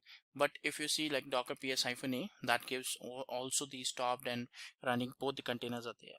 But the main thing which we want to run is that we want to run the docker ps command, and you can see that this is a container which is running. So 8080 is the container which is running, and test-container is the name. Now you got a container up and running, so you can actually do a curl on localhost colon 8080. So this is a way to get the content. You can get the public IP also, and in the browser you can put up and you can have the content there. But right now we are getting the response. At least it's showing as 403 error, forbidden error, but that's fine. We will be putting up some web pages there in the var www.html directory, or we can say in local web root directory, so that we will be able to have some content. So what we can do is that we can have some echo commands executed, so that we can have some content added up into the particular files there. So let's see that what different contents we can do. So you can use the vi mode also to do a couple of files. So I'm just using this echo command. So the moment I go for this execution, so what happens that a file will be created into that slash web root there. So I'm expecting that I have put up a index.html page. So if you feel that you want to put some different page, you can always do. And the moment you do the curl, now you will be able to see the same response. So whatever the things you put up in the index.html file, the same content is going to pop up when you run the curl command. Now you want to use some PHP files, you want to put up some PHP content, all that stuff you can do it. Now what I'm going to do is that rather than just HTML static content, I'm going to put some PHP content that is going to help me to get a file. So my web root will have now 2 files. So if you feel that index.html file should have some meaningful content, you can always do that. You can pull some of the websites also, you can put that into the, you can do a git clone in the web root, and the whole application will be started. And now if you feel that I got a info.php file, so I can use that name into the URL. I have to modify the URL because index.html file is the what as in default name page you do. If you want to put up some different name, you can change the server configuration of Nginx, and according to that it will work. So when I do this, so you will start getting the output. So this is the PHP content output which is there. It's a complete information. Now it may look like a very bulky content to you, but when you put up this one into the browser, into the web browser, that will be a meaningful information, probably in terms of some tables or something like that, right? So let me scroll to the top here, so you can see that it's showing an error. Sorry, it's showing in the output, and this output represents that you got a particular PHP content here. So this is how we will be able to have a container, and you know, this container is up and running.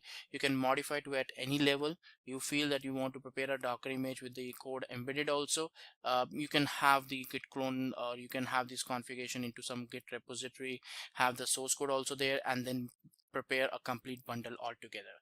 So this is what we have in this demo, how we can deploy a container and a container up and running in case of the Docker here. So why you would want to consider using a Docker container in your DevOps environment. So let's have a look at what we have in our current environment. So today, when you actually have your standard machine, you have the infrastructure, you have the host operating system, and you have your applications. And then when you create a virtual environment, what you're actually doing is you're actually creating virtual machines, but those virtual machines actually are now sitting within a hypervisor solution that sits still on top of your host operating system and infrastructure. And with a Docker engine, what we're able to do is we're able to actually reduce significantly the different elements that you would normally have within a virtualized environment. So we're able to get rid of the bins and the So we're able to get rid of the guest OS, and we're able to eliminate the hypervisor environment. And this is really important as we actually start working and creating environments that are consistent, because we want to be able to make it so that it's really easy and stable for the environment that you have within your dev and ops environment. Now, critical is getting rid of that hypervisor element. It's just a lot of overhead. So let's have a look at a container as an example. So here we actually have a couple of examples. On the right hand side, we have different containers. We have one container that's running Apache Tomcat with Java. A second container is running SQL Server in a Microsoft.NET environment. The third container is running Python with MySQL. These are all running just fine within the Docker engine and sitting on top of a host OS, which could be Linux. It really could be any host OS within a consistent infrastructure, and you're able to have a solution that can be shared easily amongst your teams.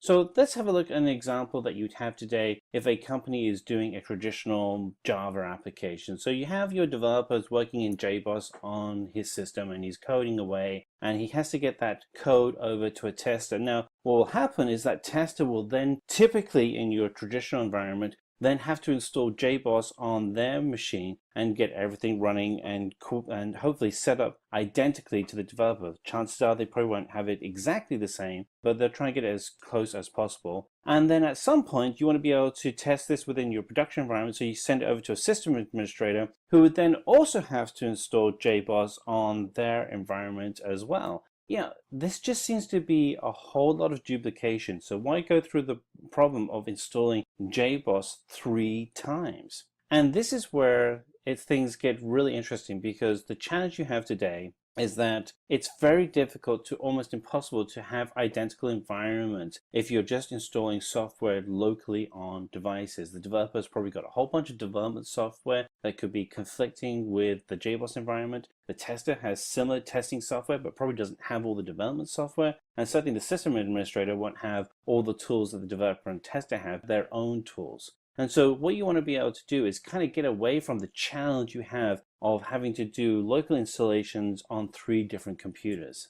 And in addition, what you see is that this uses up a lot of effort, because when you're having to install software over and over again, you just keep repeating doing really basic foundational challenges. So this is where Docker comes in, and Docker is the tool that allows you to be able to share environments from one group to another group without having to install software locally on a device. You install all of the code into your Docker container and simply share the container. So in this presentation, we're going to go through a few things. We're going to cover what Docker actually is, and then we're going to dig into the actual architecture of Docker and kind of go through what Docker container is and how to create a Docker container. And then we'll go through the benefits of using Docker containers and then the commands, and finalize everything out with a brief demo. So what is Docker?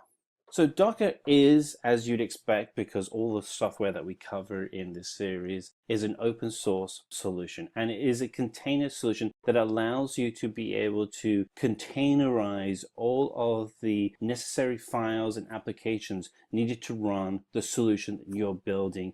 So you can share it from different people in your team, whether it's a developer, tester, or system administrator. And this allows you to have a consistent environment from one group to the next. So let's kind of dig into the architecture so you understand why Docker runs effectively. So the Docker architecture itself is built up of 2 key elements. There is the Docker client, and then there is a REST API connection to a Docker daemon, which actually hosts the entire environment. Within the Docker host and the Docker daemon, you have your different containers, and each one has a link to a Docker registry.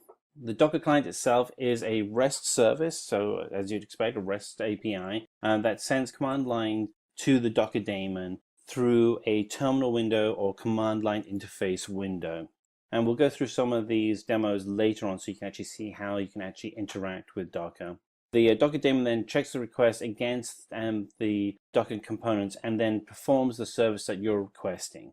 Now, the Docker image itself, all it really is a collection of instructions used to create a container. And again, this is consistent with all the DevOps tools that we have. The DevOps tools that we're looking to use throughout this series of videos are all environments that can be scripted. And this is really important because it allows you to be able to duplicate and scale the environments that you want to be able to build very quickly and effectively.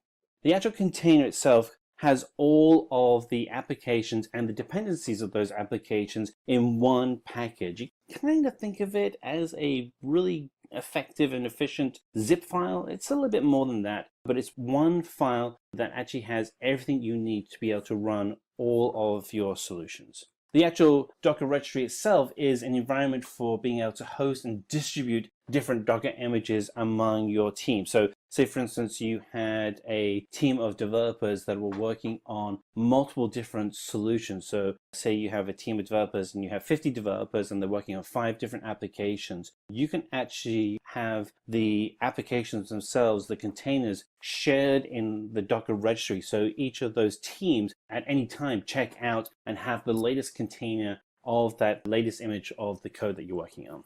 So let's dig into what actually is in a container. So the important part of a Docker container is that it has everything you need to be able to run the application. It's like a virtualized environment. It has all your frameworks and your libraries, and it allows the teams to be able to build out and run exactly the right environment that the developer intended.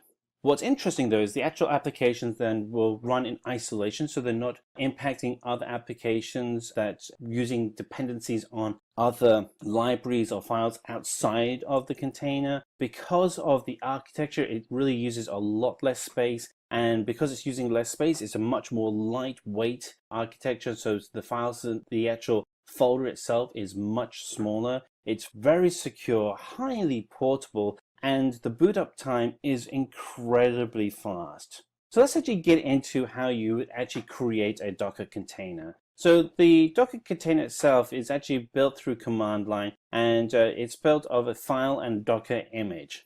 So the actual Docker file is a text file that contains all the instructions that you would need to be able to create that Docker image. And then we'll actually then create all of the project code within inside of that image. Then the image becomes the item that you would share through the Docker registry. You would then use the command line, and we'll do this later on, select Docker run and then the name of the image to be able to easily and effectively run that image locally. And again, once you've created the Docker image, you can store that in the Docker registry, making it available to anybody within your network. So something to bear in mind is that Docker itself has its own registry called Docker Hub, and that is a public registry, so you can actually go out and see other Docker images that have been created and access those images. As your own company, you may want to have your own private repository, so you want to be able to go ahead and either do that locally through your own repository, or you can actually get a licensed version of Docker Hub where you can actually then share those files. Now, something that's also very interesting to know is that you can have multiple versions of a Docker image. So if you have a different version control, different release versions, and you want to be able to test and write code for those different release versions because you may have different setups, you can certainly do that within your Docker registry environment. Okay, so let's go ahead and we're going to create a Docker image using some of our basic Docker commands.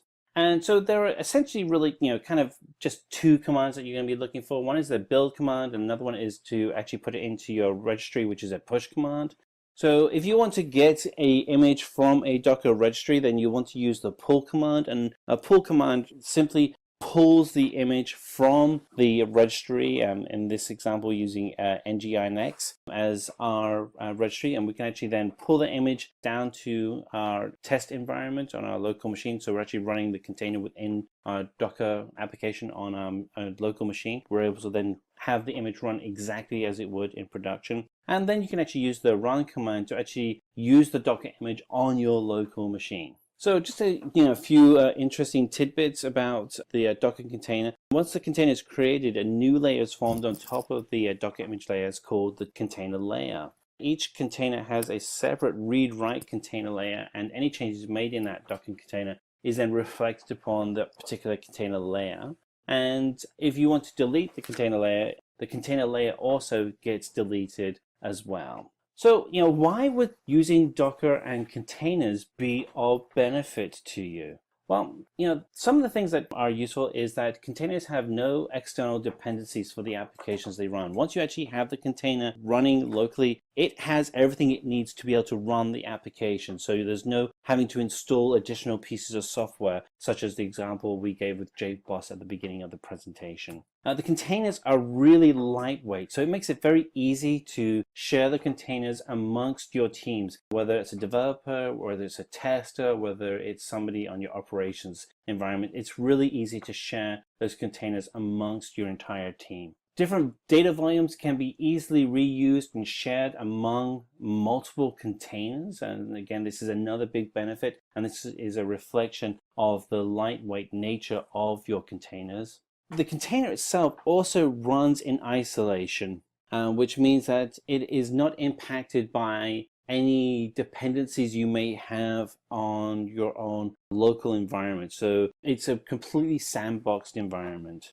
So some of the questions you might ask is, can you run multiple containers together without the need to start each one individually? And you know what? Yes, you can with Docker Compose. Docker Compose allows you to run multiple containers in a single service. And again, this is a reflection on the lightweight nature of containers within the Docker environment. So we're going to end our presentation by looking at some of the basic commands that you'd have within Docker. So we have here on the left-hand side, we have a Docker container and then the command for each item. We're actually going to go ahead and use some of these commands in the demo that we're going to do after this presentation. You'll see that in a moment. But just, some of the basic commands we have are committing the Docker image into the container. Kill is a standard kill command to terminate one or more of the running containers so they stop working. Then restart those containers. But certainly you can look at all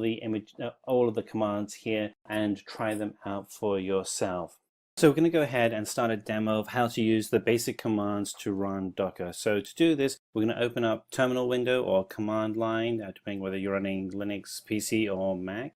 And we're going to go ahead, and the first thing we want to do is see what our Docker image lists are. So we can go sudo docker images, and this will give us, well, first we'll enter in our password. So let's go enter that in. And this will now give us a list of our Docker images. And here are the Docker images that have already been created in the system. And we can actually go ahead and actually see the processes that are actually running. So I'm going to go ahead and open up this window a little bit more, but this will show you the actual processes and the containers that we actually have. And so on the far left-hand side, you see under names, we have learn, Simplilearn, b_cool. These are all just different ones that we've been working on. So let's go ahead and create a Docker image. So we're going to do sudo docker run -d -p 0.0.0.0 :80:80 Ubuntu, and this will allow us to go ahead and run an Ubuntu image, and this will run the latest image. And what we have here is a hash number, and this hash number is a unique name that defines the container that we've just created, and we can go ahead and we can check to make sure that the container actually is present. So we're going to do sudo docker.ps, and this actually shows on there. So it's not in a running state right now, but that doesn't mean that we don't have it. So let's list out all the containers that are both running and in the exit state. So let's do sucker ps-a, and this lists all the containers that I have running on my machine.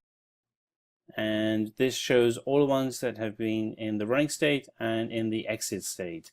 And here we see one that we just created about a minute ago, and it's called learn.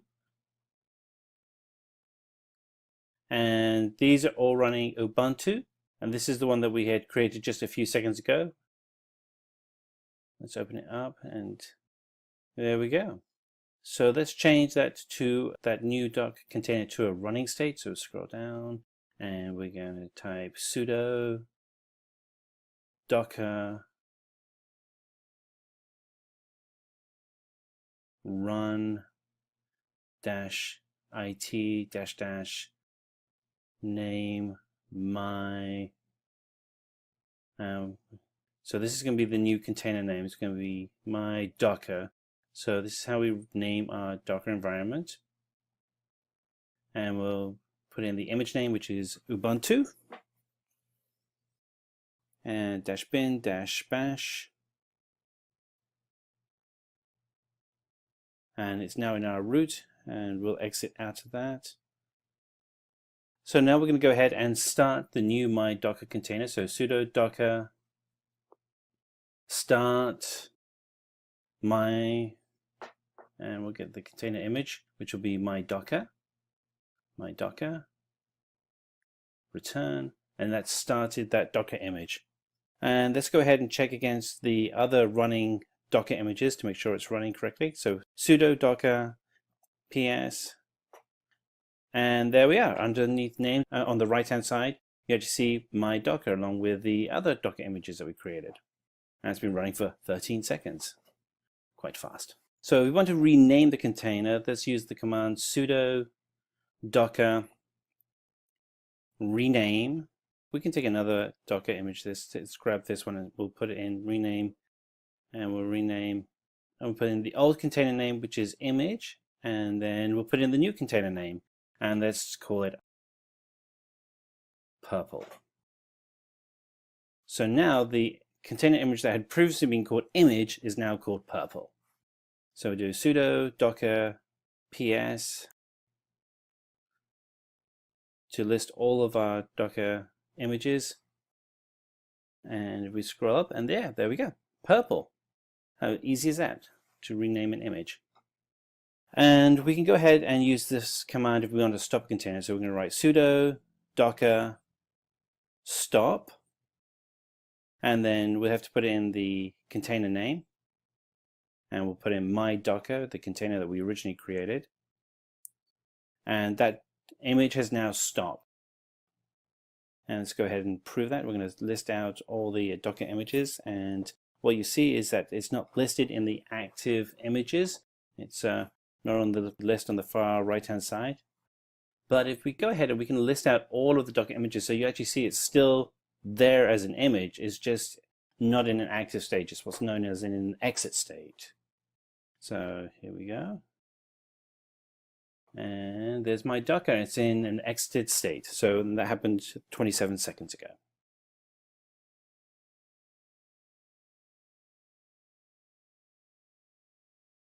So if we want to remove a container, we can use the following command. So sudo docker rm for remove my Docker, and that will remove it from the exited state. And we're going to go ahead and we're going to double check that.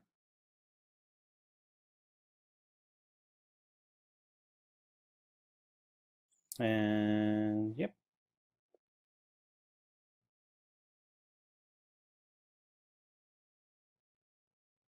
Yep. It's not listed there under exit state anymore. It's gone. And there we go. That's where it used to be. All right, let's go back.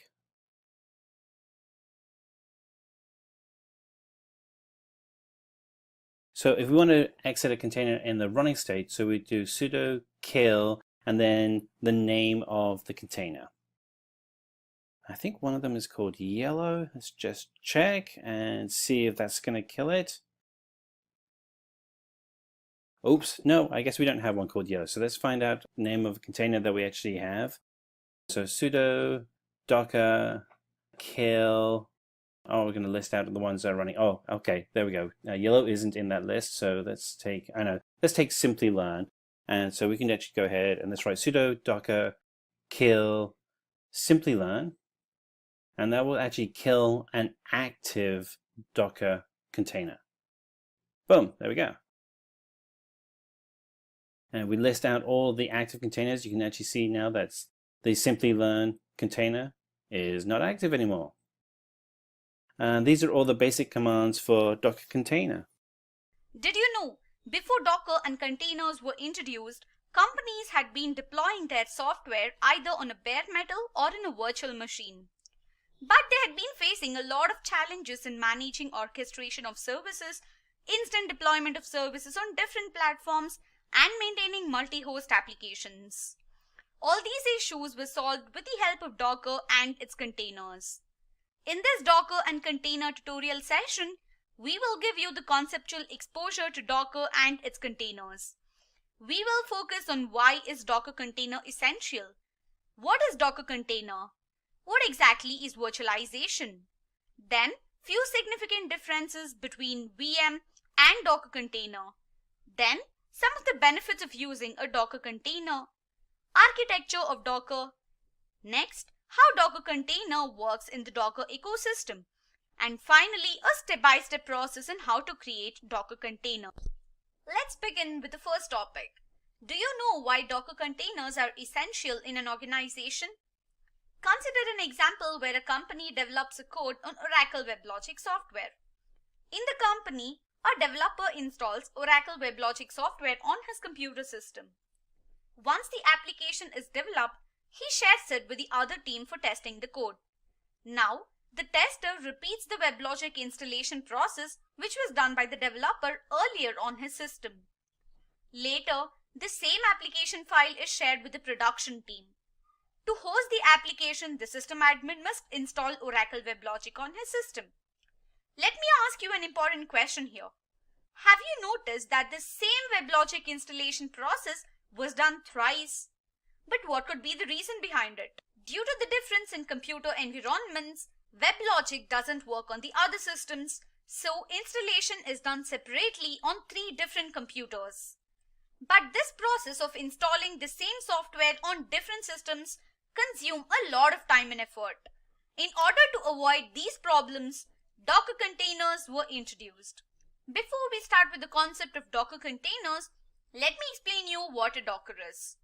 Docker is an open source platform that helps a user package an application and its dependencies into a Docker container to develop and deploy software. Docker provides suitable frameworks for different applications. Since every application has a framework with an appropriate version, this space also can be utilized for a new software application along with its required framework. As a result, Docker makes more efficient use of system resources. Containerization includes all dependencies, frameworks, libraries, etc. required to run an application in an efficient and bug-free manner. With Docker containers, applications can work efficiently in different computer environments. After this, let's talk about the benefits. The benefits of Docker containers show up in many places. Containers are widely used because of their services. Since it's lightweight, it can be easily deployed and executed on other computer environments regardless of their host operating system or configurations. Containers take up less disk space and relatively faster in executing applications. Containers run applications in isolation and also share the operating system kernel with other containers. By default, containers are entirely secure. Container policies ensure all applications are highly secure, including the Docker infrastructure. Containers are highly portable and can run anywhere across the Docker ecosystem. Multiple software can be encapsulated in a single container and can be easily deployed to different platforms. As soon as a container is created, it can be deployed into any other system where Docker is already installed. On that system, the application will perform exactly as it did in the previous environment. Containers take less boot up time.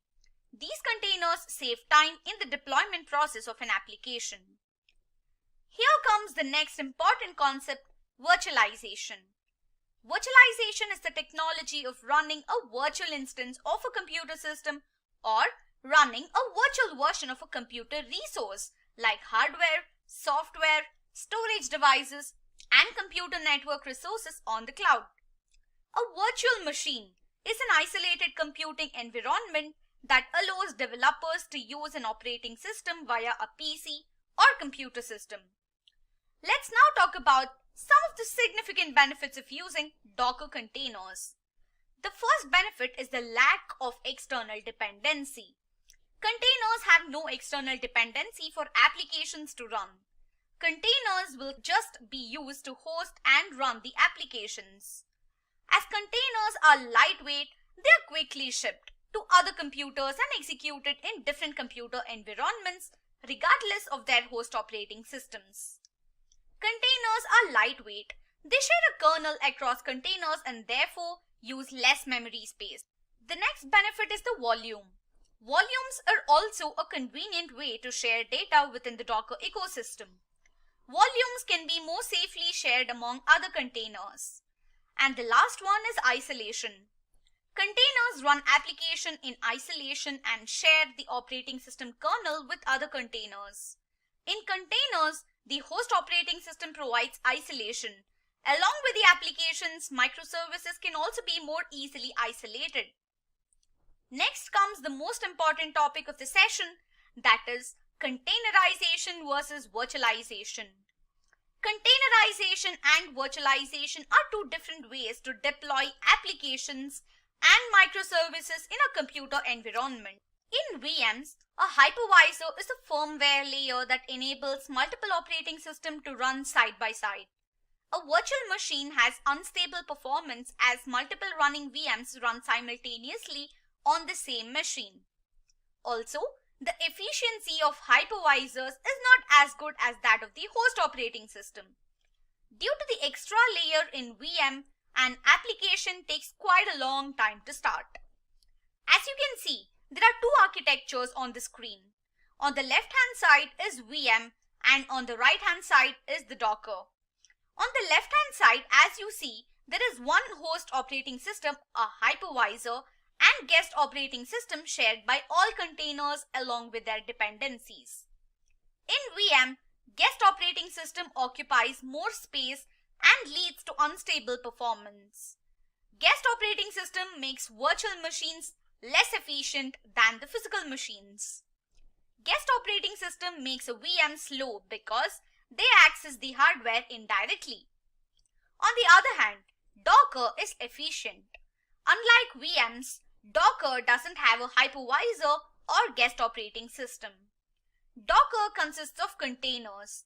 These containers are efficient and are easily portable across different platforms. In VMs, the hypervisor has a scalability issue. The hypervisor creates a security risk as well. Well, did you know that according to Vitana, the chances of experiencing a data breach while using virtualization are high? Well, that could lead to a major problem for companies who are still using virtual machines. Next, let's have a closer look at the Docker containers. In case you are unsure what kind of applications can be added to a container, then look on the right hand side. A container can package Apache Tomcat and its dependency, that is Java programming language, in a single file. Later, a user can ship the container to another computer environment and run the code without any issue. It's usually challenging to understand the differences between container and VM. So, let me explain to you the differences in layman terms. As shown, the virtual machine is compared to a bungalow and the container is considered as an apartment. In a bungalow, amenities like water, lift, roof, etc. cannot be shared with the neighbors. Likewise, VM is less efficient. It doesn't share its resources with other applications. On the other hand, containers share their amenities, binaries and libraries with the neighboring containers, just like a person who resides in an apartment. The bungalow is owned by a single person. It cannot have tenants. Likewise, virtual machines cannot run multiple applications. On the other side, Docker runs multiple containers just like numerous tenants reside in a single building. Next, let's look at the table in which we have made a direct comparison between virtual machines and containers. In Docker containers, data volumes can be shared and reused among multiple containers. Either Docker CLI or Docker API manages the volumes. Also, the volume drivers give the facility of storing volumes on remote hosts or cloud providers. VM is a container-based model. It utilizes user space along with the kernel space of an operating system. So, data volumes cannot be shared. Containers have a better performance as they are hosted in a single Docker engine. Docker provides the most substantial default isolation capabilities among the other configuration tools, making the performance better. Virtual machines run multiple VMs at a time, which leads to unstable performance. Docker is much more efficient than hypervisors. Docker enables developers to wrap, ship quickly and run applications as a lightweight and portable container. On the other hand, virtual machines are less efficient. Docker containers can run multiple containers on a system, but virtual machine can run only a limited number of VMs on a system. Multiple software can be encapsulated in a single container and can be easily deployed to different platforms. Containers are easily portable across other platforms, but virtual machines have compatibility issues while porting others across different platforms. Moving on to the next one. Let's have a look at the architecture of Docker. A Docker or Docker engine consists of two major components, Docker client and Docker daemon. These two components are connected to each other with the help of the REST API. Now, let's take a look at the architecture. A Docker client has no components, but a Docker daemon consists of a Docker host, Docker daemon, Docker registry, and Docker images.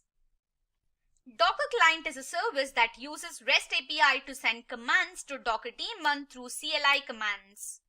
REST API is a primary mode of communication between Docker client and Docker daemon. Docker Engine or Docker is a client-server application that builds and executes containers using Docker components. Docker daemon checks the client's request and communicates with the Docker components to perform a service. Docker Engine or Docker is a client-server application that builds and executes containers using Docker components. Docker image is also one of the essential components of Docker. A Docker image is a file of instructions that are used to create containers. A Docker image is built using a file called Dockerfile. A Docker image is a template of instructions that is used to create containers. Coming to containers. A Docker container is a portable executable package that includes applications and their dependencies. Docker containers are lightweight because they do not require an extra layer of a hypervisor and run directly on the host operating system. There is a service in Docker called Docker Compose. A Docker Compose is used for running multiple containers as a single service. In Compose service, each container runs in isolation but can interact with each other with no limitations. Talking about Docker Registry, it is a service used for hosting and distributing Docker images among users. Docker Registry is a service to host and distribute Docker images among users. Let's move on and understand how to create a Docker container. First, ensure to set up your development environment. Then, you can begin to develop containerized applications. For that, you need to create a Docker image. A Docker image can be created using a Docker file. A Docker image is created using a build command. You must build a Docker image that contains the code of what your application needs to run. In simple terms, a Docker image contains all the project's code. With Docker image, you can run the code to develop Docker containers. Once the Docker image is created, ensure to store it in the Docker registry using the docker push command. Once a Docker image is created, you can either store it in a Docker hub or in a repository. Docker also has its default registry called Docker Hub. There are multiple Docker images available in the registry and all can be retrieved through the docker pull command. As soon as a Docker image is retrieved from the Docker registry, you can build new containers. Moving on to the next one, let's understand how Docker containers work. In Docker, a Docker file is used to build the image using the build command, and that image is stored in the registry using the push command. When you run the pull command, Docker image is retrieved from the registry, while a single container is built using Docker image through the run command. Did you know that a new layer is formed on top of the Docker image layers called the container layer when a container is created? This new layer consists of the application and its dependencies. In Docker, each container has a separate read or write container layer. Any modifications done in a Docker container are reflected upon the container layer. Suppose a container is deleted, the container layer also gets permanently deleted. This was the simple functionality of Docker and containers.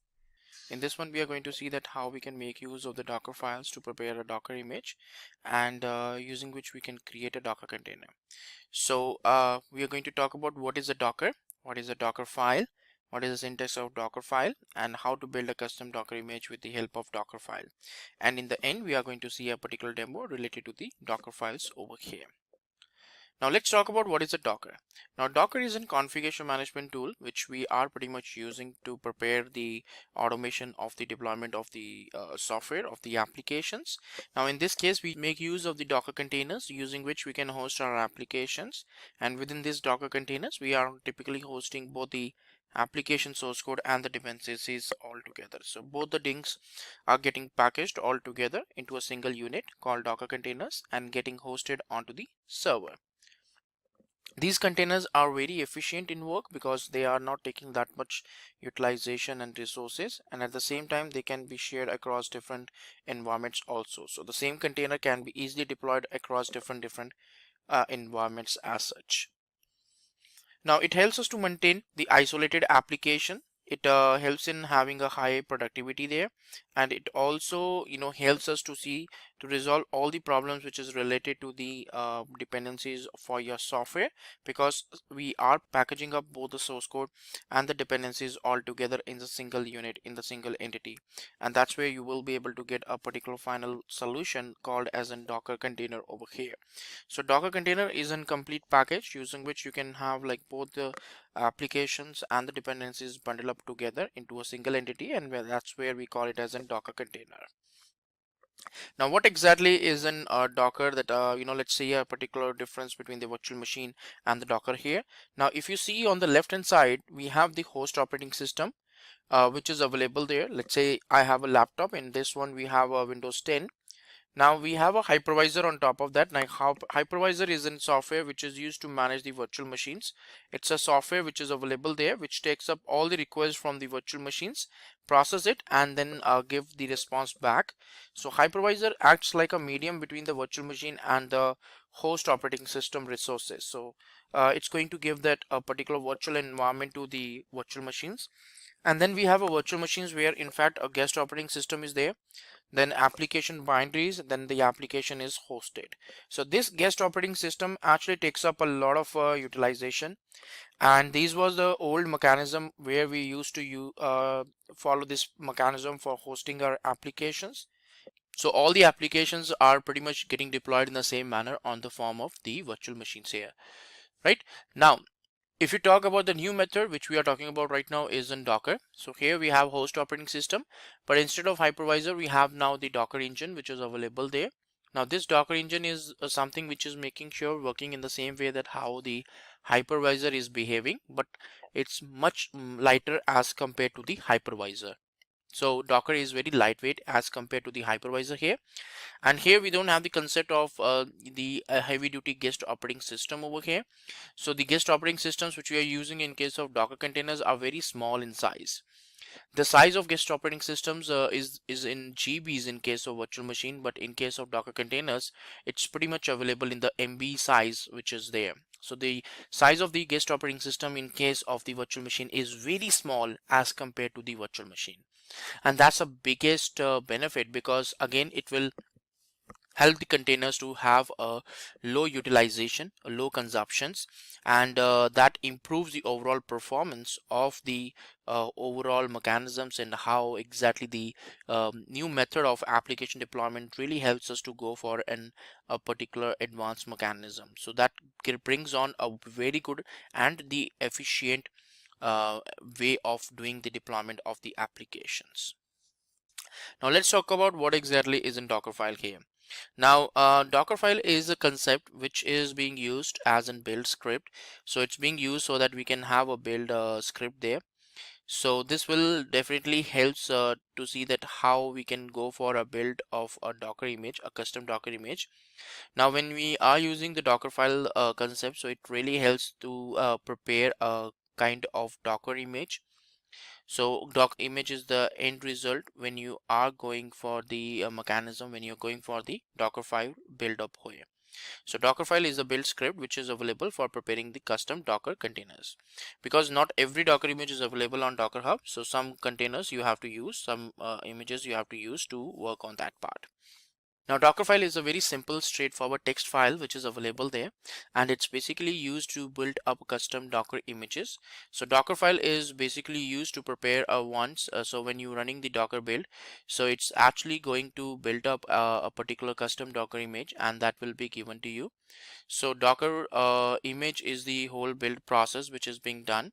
So it's a custom process which is available and being done over here in this case. So you got a Docker file, you run the docker build command, and that's how you will be able to get a Docker image. So whatever the steps you are having in the Docker file, that will be processed one by one, and as a end result you will be able to get a full-fledged Docker image over here in this case. Right, now let's talk about the syntax of the Docker file. So Docker file is equal to commands and the arguments. So whatever the things you want to put up, so in the Docker file you can do that, and as a part of the execution, so you will be able to get a particular end result. Now it's a kind of a mechanism where we feel that how the execution and the modifications can be done. So the comments which we are trying to do over here is that, you know, we can put up the whatever the comments we want to put in the case of Docker files, we can do that. Comments is a standard process in preparing any particular file or any kind of code, because it helps us to understand that for what reason we are preparing that particular line. Then we have the particular run statements. The commands are there, so you can see that we are running a particular command called echo. So using the run attribute, we are basically going ahead and running a particular command into our system as part of our Docker file over here. Now, how to build up the Docker images using the Docker file? So you know, Docker file is just a template which is available there, where we are putting up that what are the different steps we want to follow, and these steps, when we follow one by one, step by step, so that's where we will be able to get a particular final Docker container over here. So Docker image is getting converted as a Docker container, and we are getting a Docker container as an end result. Now Docker file is being built up and stored in the version control system, and this particular Docker files, when we are processing, so it prepares a respective specific image layer over here, and this image layer is something which is benefiting us, that how the executions can be done and how we can manage on that part. So that really helps us to see that how the executions and the things can be managed, and that can help us to see that how the management of the things can be performed as such. So Docker file is a very good concept which is there, using which you can prepare any kind of custom Docker image, and it can be very easily handled also, and it's a fully automated mechanism. You can use it inside the CI/CD pipelines for automating the Docker images.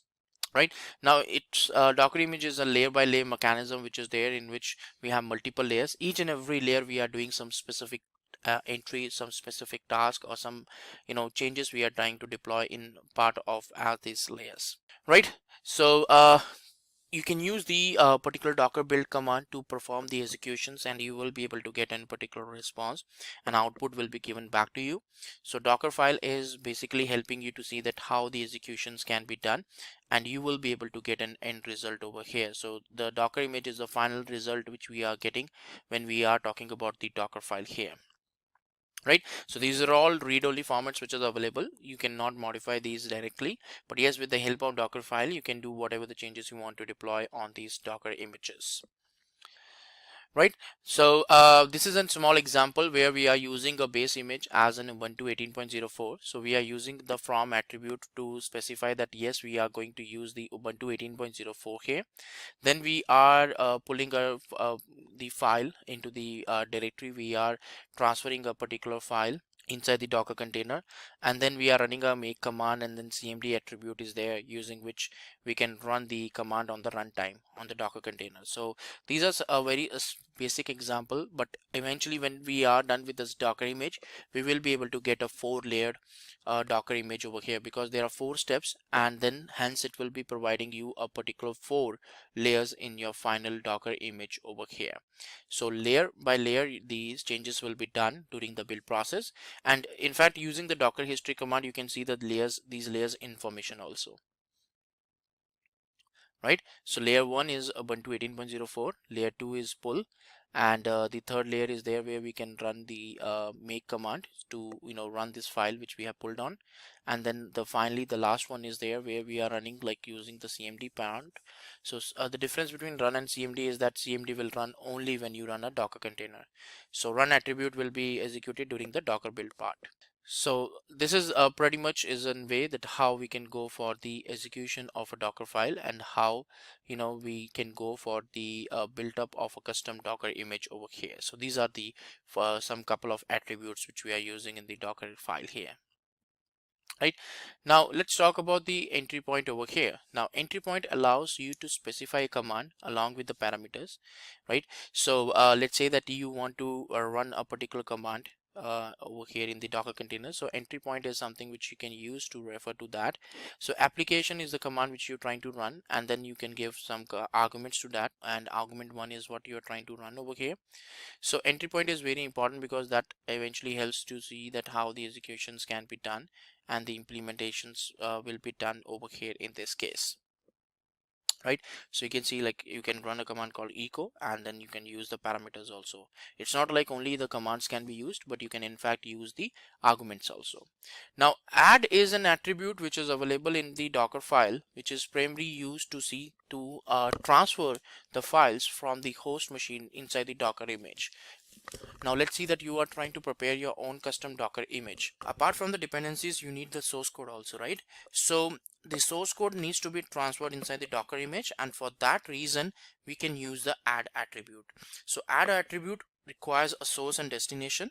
Source will always be the path on which on the host machine the files are present, so we can give that.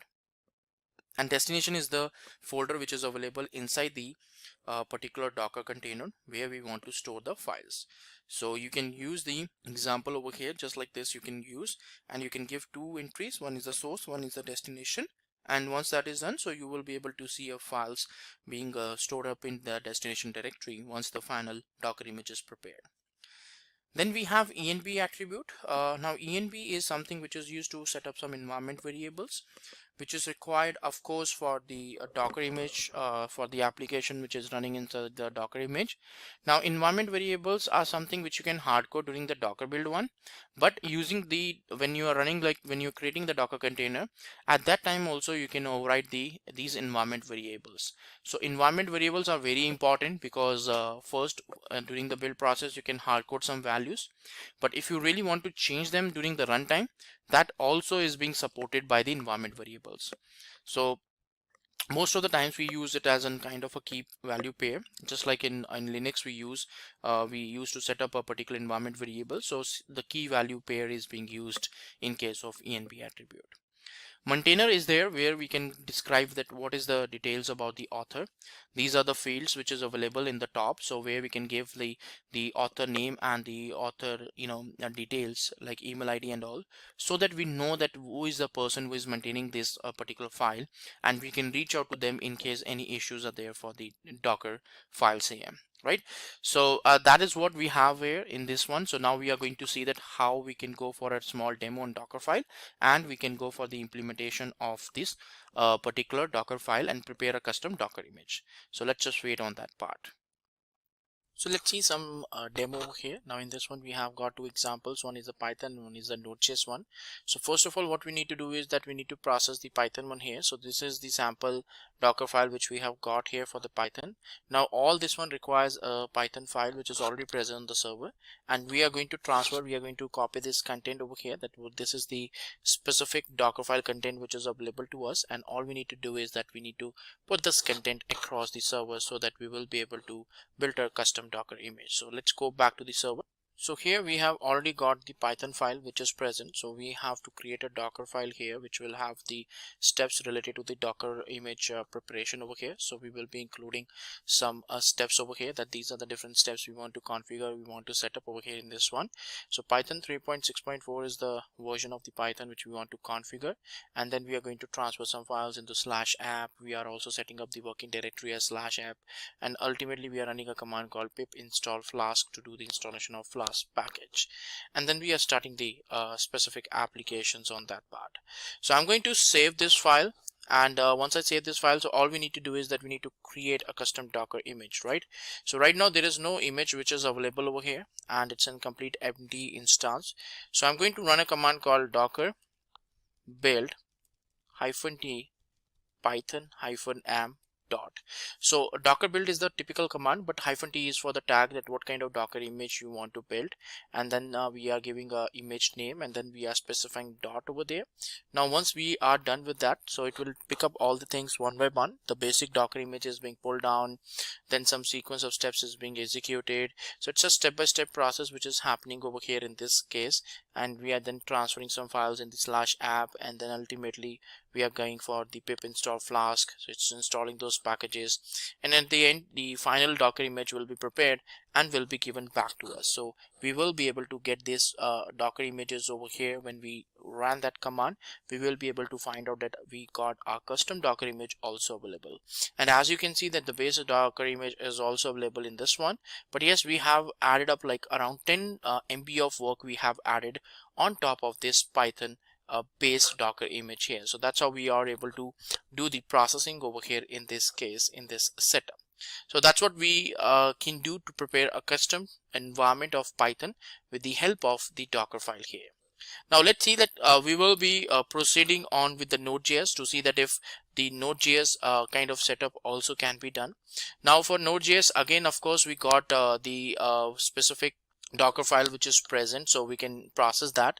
But let's create a new folder over there. So I'm going to create for a new Node.js folder so that we can create the work all together in this one. So I'm going to run a command called npm init, which is the command to initialize any empty project in case of Node.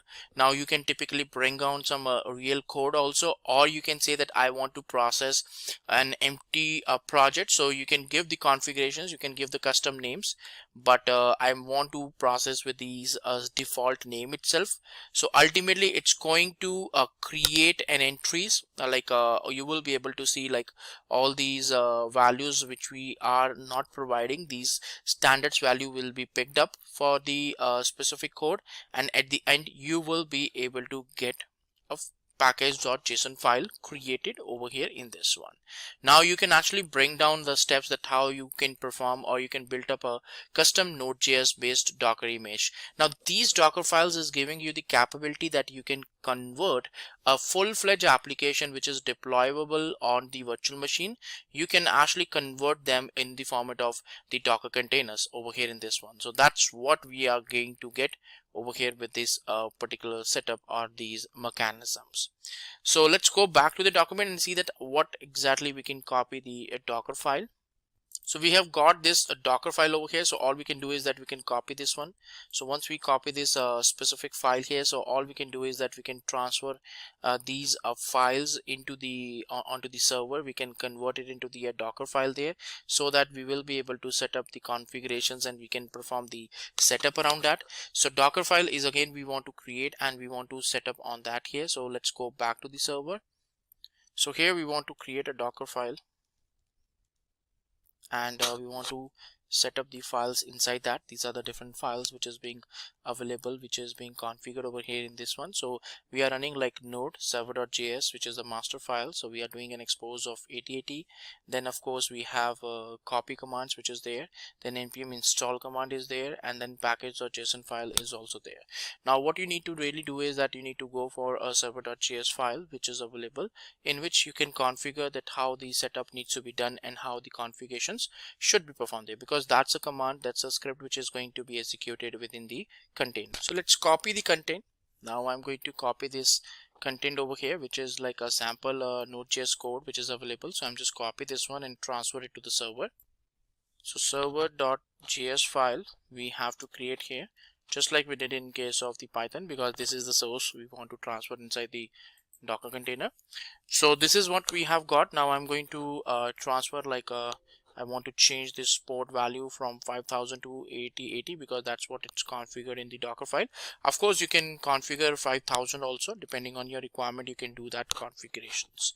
Now you have got these two files over here in this one. So all you need to do is that you need to run like docker build -t node.js -app and dot. So it will automatically pick up like what exactly it will go for the Node.js basic Docker image over here. So that will be processed over here in this one.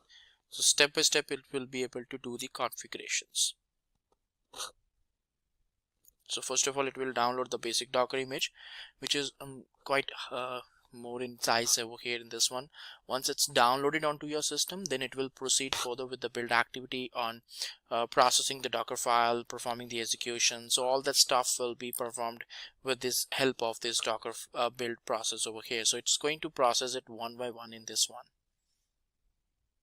And it's going to the next step where it's transferring some of the files, like creating some working directory, transferring the files, putting up there and running the npm install command, and then ultimately it will expose the port, and then it will have the cmd attribute configured over there. So this is basically typically trying to portray that how a particular Docker image can be built up.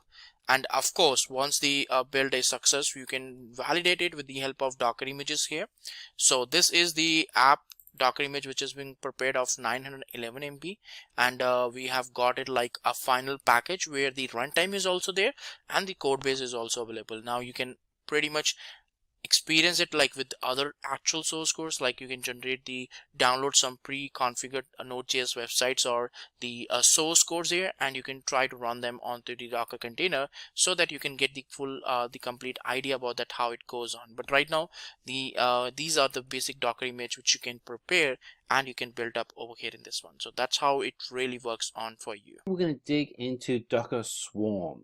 So what we're going to do in this session is we're going to go through what Docker and Docker Container is and why you'd want to use it. We'll then break out what are the characteristics and structure of a Docker Swarm environment. And then finally, we'll go through and do a demo using actual code in the command line interface to actually run and build out the main functions and commands that you would use for a Docker Swarm environment. So with that said, let's get started. So Docker is a tool that we actually use to help automate applications in our environment so that we have a consistent way that we're actually building and testing and validating codes that's being created. Think of it as a virtualization, but much more sophisticated and efficient way of doing virtualization. The thing that you have that's a huge advantage when you're working with Docker is that it's a very lightweight software package. It allows you to have all of the tools needed for actually running the code without having to have the significant overhead that you would normally have with virtualization. So one of the characteristics you have with Docker is that you can actually run multiple Docker environments in the same host environment. And for you to be able to do this, we had to figure out how this would actually run. And so to actually do this, we actually do what's called a Docker Swarm. And a Docker Swarm is an environment where you can actually have multiple Docker images running on the same host operating system. So you can have running in each of those Docker containers different solutions.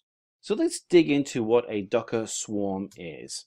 So a Docker Swarm is essentially a tool that allows you to very easily create and schedule multiple Docker nodes. So really 2 or more Docker nodes. And you can have quite a large number of Docker nodes in a single swarm.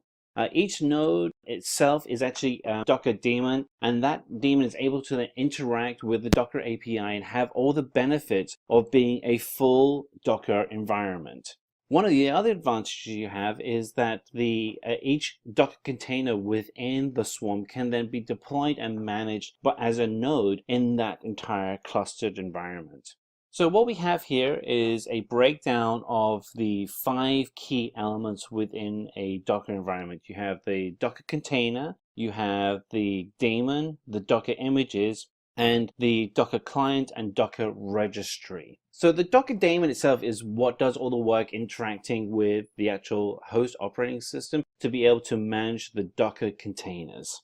So if we look here we have set up an environment where we have 3 Docker containers being run with Docker. And what we want to be able to do is be able to interact with the environment, because what would happen if we actually have something change in our environment? So if we have the environment set up as a Docker Swarm and one of our containers fails, what we're able to do is use the swarm to be able to correct that failure. So the Docker Swarm manager is able to come in and reschedule containers. And as you would imagine, the actual Swarm node has full backups and full redundancy for any kind of failures that would happen. And we would do all of this work through command line interface. So let's go through some of the features that you have within the actual Docker Swarm itself. So A key feature for Docker Swarm is that it is fully decentralized, which means that it makes it very easy for teams to be able to access and manage the environment. As you would expect as well, is that the communication that happens between the manager and client nodes within the swarm is highly secure. And of course, this is really just a fundamental that you should have for any kind of solution, but it is good to know that Docker Swarm has that built in. There is also auto load balancing within your environment, and you can actually script that into how you write out and structure your swarm environment. And that load balancing then also allows you to then convert that swarm environment into a highly scalable infrastructure. And then rollback task allows you to be able to roll back environments to previous safe environments. So if, say, something does get pushed out and something breaks, you're able to immediately roll back into a safe environment. So each of the containers are pushed out and are controlled using services, and they actually happen to be REST services, which make it very easy for you to be able to integrate within your environment. And each of the different services contains a group of containers of the same image. Now, by having this structure, it allows you to be able to scale your application appropriate to the demands on your service. So if you have a service that needs to have a significantly larger number of services for it to run, you can actually scale that appropriately, and that can be either geo or demand based. One of the requirements for setting up a Docker Swarm is you must have at least one node deployed. So the way that the architecture is set up is that you have a manager node and a client node, and there must be one of each for the entire environment to be able to work effectively. So, here we are just jumping ahead of ourselves a little bit. We have two types of nodes in a Docker Swarm. We have the manager node, and we have the worker node, which is the client that does the actual execution of the tasks. The manager node, very similar to other systems that we've talked about on Simplilearn, allows you to actually control and manage the actual tasks that are being executed by the worker nodes. And the worker nodes, as you can imagine, then actually execute the instructions that the manager are sending out to it. So here we have a situation where we can illustrate what would happen with a manager node sending out commands to different worker nodes. The manager is fully aware of the status of the entire swarm environment at all times. This is because of the two-way secure communication that's going from the manager to the worker environment. The workers, as you'd expect, are accepting tasks that are being sent from the manager. So if the manager sends out a task saying that you need to be running as a MySQL environment, then the worker node will then convert to a MySQL environment. And all of these environments are scripted and controlled by you as the manager. The actual worker nodes themselves actually have a client agent, and that client will then communicate all different states of the infrastructure back to the manager, so that any time the manager node is in full control of the entire swarm. The manager is the controller of this environment, and so you always want to be able to ensure that the manager has full access to all of the work that's happening within the swarm, and this allows you as the manager to be able to control your swarm and very quickly be able to react to any changes without having to rely on manual installations of software and hardware. And as we covered earlier on, there is a REST API that uses the communication over HTTP from the manager to the worker node. It's interesting to note that it is a REST API, because if you wanted to, you could actually integrate that API into custom applications and even then create automated Docker images to be created on demand from third-party solutions that you may want to create. So one of the things that's a big advantage with having a swarm is that once you've actually created the swarm, any of the services that you create can be accessed by any node of the same cluster. One of the things you do have to do, though, is you have to specify what container image that you're going to use when you're creating a new service. And you can do that either through a centralized Docker Hub environment or through your own private Docker Hub environment. One of the things that's interesting is that you can set up commands and services to be either global or replicated. A global service will allow you to run a service consistently on every node within the swarm, whereas a replicated service will only push out functionality and tasks to specific worker nodes within a swarm. So you may be asking yourself, hey, isn't a service and task the same thing? No, they're kind of not in the Docker world. And the difference is a service is a description of a task or the state, whereas the actual task is the work that needs to get done. And that's the differentiator here. So what you can do as a Docker user is you actually create services, and then you can then define when you want them to start as tasks. Now, what's interesting is that when you do assign a task to a node, that same task cannot be assigned to another node.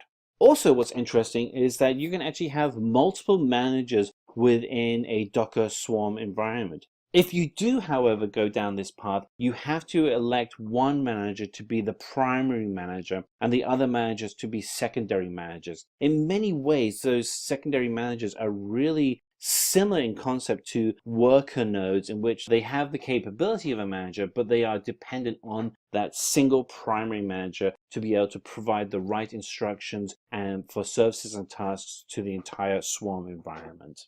So if we kind of recap some of these, we have a command line interface, which allows us to create and connect via APIs. And that those APIs that we connect to in our Swarm environment allows us to do orchestration via tasks and services. The task allocation allows us to allocate work to tasks via their IP address, which allows them to execute them on the work. And then the worker nodes themselves have to connect to the manager node to be able to check for when tasks come in, so that they are keeping a consistent communication back and forth across the entire swarm. And then the final stage is to actually execute the tasks that have been assigned from the manager node to the worker node, so that you have a successful execution of the solution you're looking to build.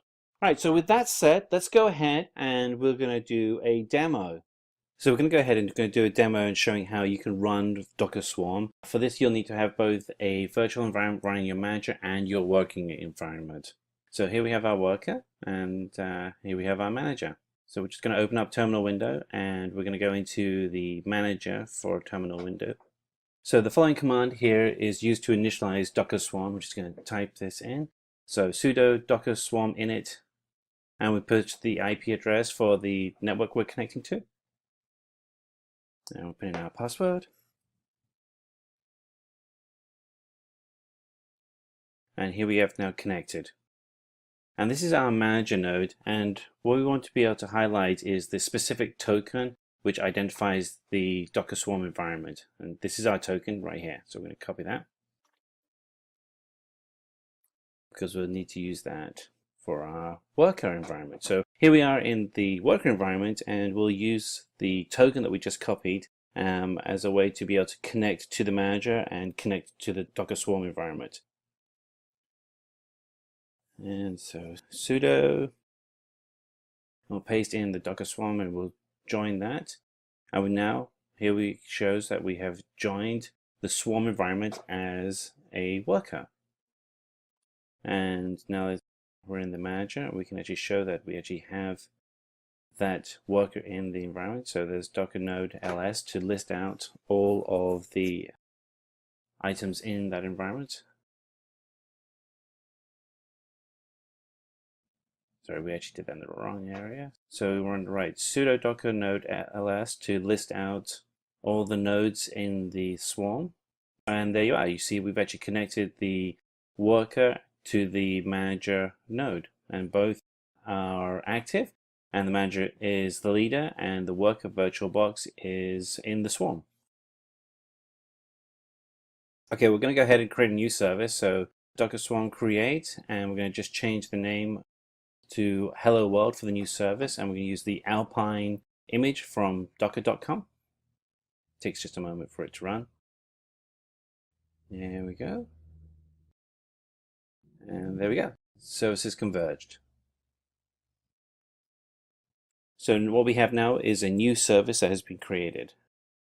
Let's go ahead and we'll list out the services. And here we have our new Hello World service.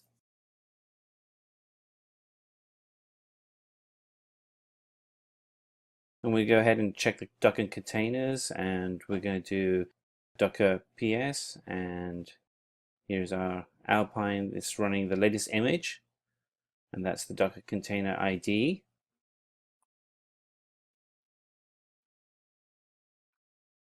And we can see that it was just updated. And so what we're going to do is use the same command in the worker node. and make sure everything is working over there. So go over to our worker, paste that in.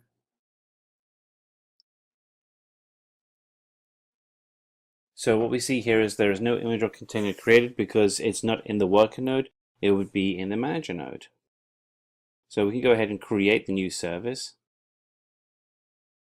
And we'll make the mode global, and that way the service is available across all of the swarm. So we're just going to execute that work. Takes a moment. And there we are. Done. Work has been completed. And we have the two different IDs, which shows the two different services running. And if we go back to the worker mode and we run sudo.docker ps again, and there we are. Now we see that we have the hello world new virtual environment has been added with the image of Alpine. And we also have the new token ID for that. If we want to kill a node from the swarm, we can use the following command, which is sudo docker swarm leave -- force. And that will force the node to leave the swarm.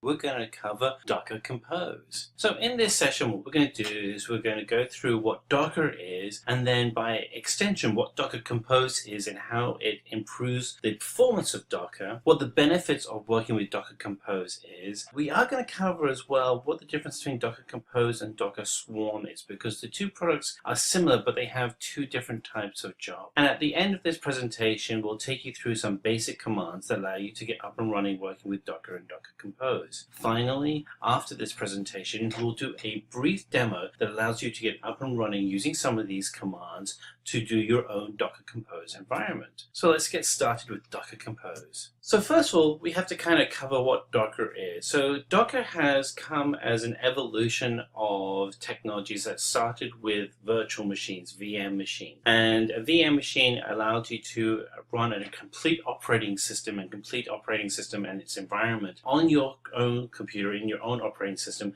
without it interfering. The problem is that it was very heavy and complex, and in contrast, Docker is a much more lightweight and more flexible environment that you can automate with scripts. So we have to remember that the container itself is just software, and it has dependencies that run within that application that are managed by Docker. So if we have a look at the way Docker is broken out, first of all, we have the Docker image, and we have the Docker image created by a Docker file. And the Docker file is a text-based script. And that text file within Docker file actually has all the commands that allow you to run the appropriate technologies within the Docker image. So the Docker image allows you to be able to have a wide group of people consistently run the same environment. And if you want to be able to share that Docker image effectively, you would do so by uploading to Docker Hub. And Docker Hub can be available either publicly through the public Docker Hub website, or you can actually set up your own private enterprise Docker Hub to share your own images across your own network. And then from Docker Hub, people can then pull their own Docker image and build new containers that are consistent on the original Docker container that you created. So it's a great way of being able to have your entire team scale up easily and effectively. So one of the questions that will come up though is, what if you want to use two containers in a single service? And an example of this might be like a web server that is using a database, but the database may be in one container and the web server may be in another container, which is very typical for your own web and database infrastructure. So very similar scenario, but how would you do this with Docker? So by using just Docker itself, it's actually very difficult to do this.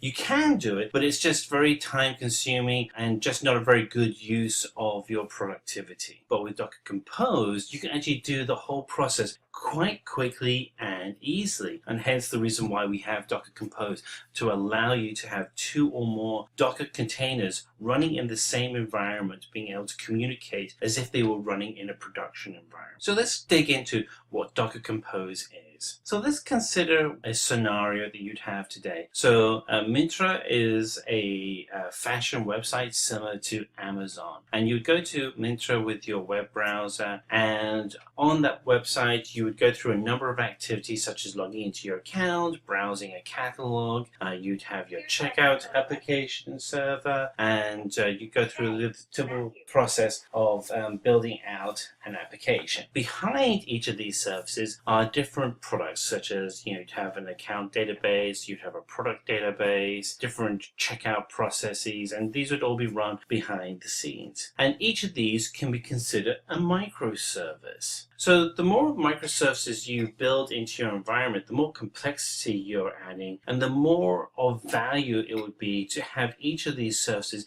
in their own container. But as a developer, you want to be able to jump from one container to another container, so your login account can then be passed onto your product catalog and then be able to move through the whole process. So the environment that you would see today would be more like what we're showing right now, where you'd have your server and your database, and you may have a server running on Apache Tomcat or SQL Server. You'd have different databases, and you'd want to be able to have each of those in their own containerized environment. So the way that Docker Compose runs is that it works as a single service. So you have the Docker Compose running multiple containers, but the perception is of a single service run. The thing that's great though is that each of those containers will run in isolation, but they can interact with each other. So unlike a normal Docker environment where you have multiple Docker images running completely in isolation of each other, these are images that will run in isolation but can interact with each other. The Docker Compose files are very easy to write. They're all written with a scripting language called YAML, and YAML is an XML-based language. It actually stands for yet another markup language, but it's an XML-based language and it's very easy to use. The great thing about learning YAML is that a lot of open source tools in the DevOps environment use YAML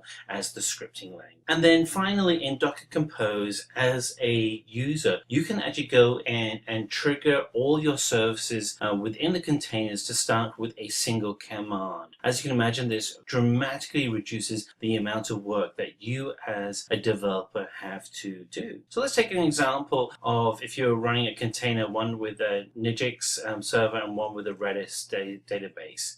You can create a YAML Docker Compose file that actually has the instructions on the containers needed to build out both environments. And then you can run each of those environments separately, but have them connected as a single service. So the benefits of Docker Compose is that you have a single host deployment environment. You can run this all on one piece of hardware. You can have a quick and easy configuration using YAML scripts. The productivity that you get as a developer significantly increases because you're not having to have time wasted trying to configure just traditional Docker containers by themselves. You now have a way of being able to interact with those containers. And then finally, security is at the center of all of these containers. So each of those containers are completely isolated from each other, and they are controlled with the same level of security that you'd have with a traditional Docker image. But there is a question here around Docker Compose. Isn't it similar in concept to Docker Swarm? Because at a high level, it kind of seems like both do the same thing. And the answer is, well, actually, no, they're different. There are similarities, but there are also differences. And particularly for a developer, these differences will really start coming out in scale as you start working on your solutions. So let's look at Docker Compose. So Docker Compose will allow you to create multiple containers on a single host. And that's the important part,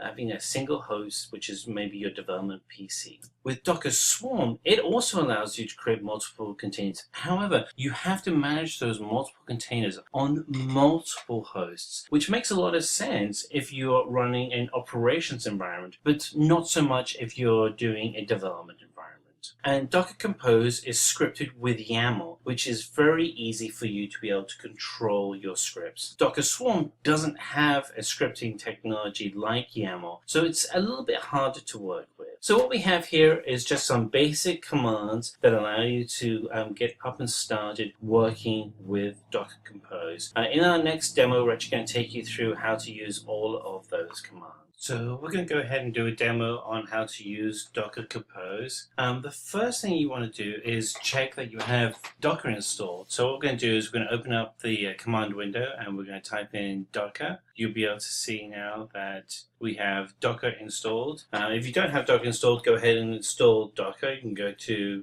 Google search to install Docker and they'll give you the instructions for that. We also have videos that we've already done. Once you have Docker installed, then you want to do a Google search on Docker Compose or go to the docker.com website and select for the Compose section and look for the install Docker Compose instructions. So we already have another tab which has the instructions already installed. You'll see on the left hand side there are a number of Docker tools. You want to expand the Docker Compose section, select install Compose, and then on the right hand side you'll have different install options for Mac, Windows and Linux. If you're installing on those platforms, make sure that you're copying the correct command lines. There's a couple of command lines you want to copy. Copy the first one over and we paste that in, and it's going to go ahead and download all of the files for Compose. It takes a while, but we have to get another file, so while it's downloading we'll go get the other command line. Just go back and grab it real quick. That was a little fast there, but we'll copy that over. There was a second command instruction and post that command. Yep, there's the command right there. And that will apply the appropriate binary. And once you've done that, you can actually go ahead and validate that you have the correct version of Docker Compose installed. And for that, you want to write the command docker-compose space -- version. And that will then give you a version build. Once you know that you have a version build, that means that you have everything installed correctly on your machine. So you can see here that we have a version number, which means we have everything installed. You might see a different version number depending on how old the video is when you're watching it, but we're using very little content at the moment. And just go ahead and clear the screen. And now what we're going to do is create a folder where we're actually going to install the YAML file that will have the instructions for our Docker Compose environment. So we're moving the cursor to the desktop, and on the desktop we're going to create a new folder and using the mkdir command, and we'll call this one Docker Compose F for file, and then we'll move the cursor into that new folder by using cd command. And now we are in the folder called Docker Compose F, and you can go look at your desktop and you'll see it's there. And now you want to select #touch docker-compose.yml, and that will actually create the new YAML file for you, and you can use the ls list command, ls docker-compose.yaml, and that'll allow you actually now to step in and edit that file. So let's go ahead and hit return, and that'll allow us to go in and edit the file. So now I'm in the editor and I'm going to write some instructions. So I'm going to put a couple of mistakes in these instructions so we can see how Docker Compose catches those mistakes. But most of this is going to be fairly correct, so you can just type this out. So we're going to start with services : then we'll do web : and then we'll create image : and we'll do Nginx, and then we'll do a database : and we'll call the image Redis. And so what you can see, because we have two reference images, we're actually calling two different images, two different containers that will be created by Docker Hub.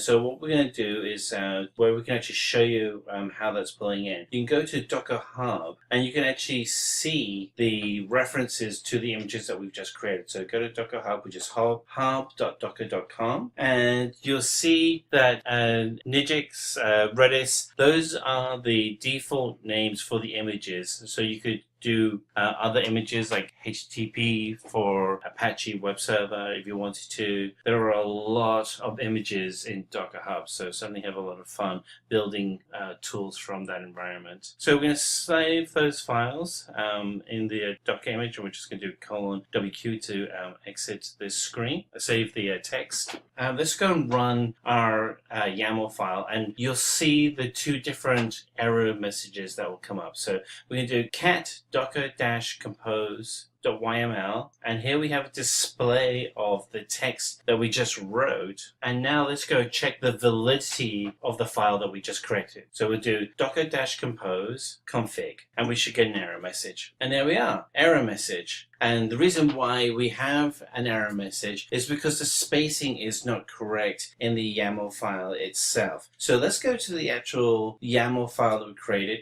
Let's go through, and we're going to use just the file finder, and you'll actually open up the YAML file in your text editor, your favorite text editor. And here we have the code that created it. And let's use the correct spacing so that everything is spaced out appropriately in the image. And so this is the spacing that you'd expect to see, a line between surfaces and the first image, and the first image is a tab in, and then it references what the image is. And let's go ahead and clear the screen, and we'll see whether or not we've got that all correct. Let's clear the screen, and we're going to check that everything is running correctly. And we're still getting an error message. And the reason why we're getting another error is that there's still a config error in the actual YAML file. So one of the things you have to do when you're creating a YAML file for Docker Compose is you actually have to have the appropriate version number in there. So what we have to do is we have to go and find which is the appropriate version. And there are 3 major versions, 1, 2, and 3, depending on the age of Docker that you have installed on your computer. So if you have the very latest version of Docker, 18 and newer, you would put 3.7 as the version number. And what we're going to do is we're going to just check on the version that we have installed. And so just clear the screen, and then we'll just do Docker version. And what we have is our version of Docker is 17.12. Now this is the version of Docker, not Docker Compose. It's your main Docker environment. And so if we go back to our web browser, we'll actually see that version 17 should align with version number 3.5. Yep, there we are, version 3.5. So what we want to do is go back into our YAML file. And the very first line that we want to put in above the services is the version number. And that version number we're going to put in is 3.5. So we type in version, and we put colon, and then version number is in quotes, and you save that. And now what we can actually do is we can actually go ahead and use the single line instruction to run both of these 2 images that we've created, because everything is configured correctly. But with just one note, you'll see that the version number is actually at the bottom of the list, and that's just the way that Docker Compose works. It pulls out the services and the images that you'd create, and then puts the version number at the bottom of the list. So in the presentation, we talked about how you can use one line to trigger 2 or more images. And so to do that, we're going to do sudo docker-compose -d. And it's going to create the 2 environments. We have the web environment and the database environment. And let's use sudo docker ps to actually list out all the processes that are running right now. And there we are. We actually see all of the images that are running. We have the names, the commands, the images, and everything's up and running. And if we want to close both of those images, we can actually use a single line of command as well. And that command will be sudo docker-compose down. And that closes both of the images. And we can see that all the databases and the web services images have been closed, and sudo docker ps will actually list that there is nothing running. And that's how to use Docker Compose. In this one, we are going to talk about that what exactly is in Docker, why the Docker networking is important, what is the Docker networking all about, features of Docker networking, container network modes, network drivers, and then we will be having a demo on creating a bridge connector, a bridge network, and we'll see that how we can run our custom Docker container on that custom Docker network. So let's go ahead with this activity. What is the Docker all about? So Docker is an OS level virtualization software platform which helps the user to develop, deploy, and manage and run applications inside a Docker container. Now the best part about this is that not only you store store the source code, you also put up the dependencies inside it. So if I have a Java based application, so apart from the Java code base, I will also be putting up the dependencies like JDK and also inside the Docker container. So it's a complete package which you're going to prepare, and inside this package you will be having all the dependencies and whatever the binaries you require, you will be having it inside a Docker container. Now if you see the diagram over here, you have an infrastructure on top of which you have the host operating system. Then on top of the host operating system, you have the Docker engine. Now Docker engine is the main component here, which takes up all the requests, which makes sure that all the containers are up and running, and it actually gives an interface or a kind of a runtime to the Docker containers so that they can run their specific applications. So this is a basic component, basic architecture of the Docker. Now Docker container is a very lightweight software package. Okay, usually inside these Docker containers you will be having all the dependencies, all the software packages, everything is included in this side, these Docker containers. So it's a complete package. If I'm looking forward for a Jenkins application container, in there everything will be there, right from the base operating system to the JDK, and then on top of that the Jenkins application running there. So the moment I go there and run the Docker container of Jenkins, I will be able to have a full-fledged Jenkins application available, which I can access through the URL and through a specific port 8080. So Docker container is a kind of a package where both the dependencies and the source code and the libraries are available. Why exactly the Docker networking is it important? Let's talk about some scenario over here. So my application is something which totally works perfectly fine into my system and there is no issues on there. I ran it perfectly fine and I got the response. I'm able to interact, everything I'm able to do. But the same application does not work on the other person's system. Now what could be the issue? Because it's working on one machine and it's not working on another machine. Now the application does not work on another system because there is a difference in the computer systems. Maybe one system is having a different machine and another system is having a different machine, and you may be having some of the differences maybe in the term of hardware, maybe in the terms of software.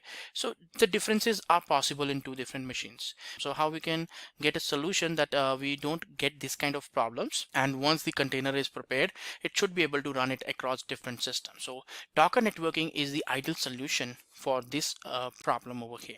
With Docker networking, the application works totally fine, and it's something which can work on any system. You don't have any dependency that it will run only on a specific machine or a particular system.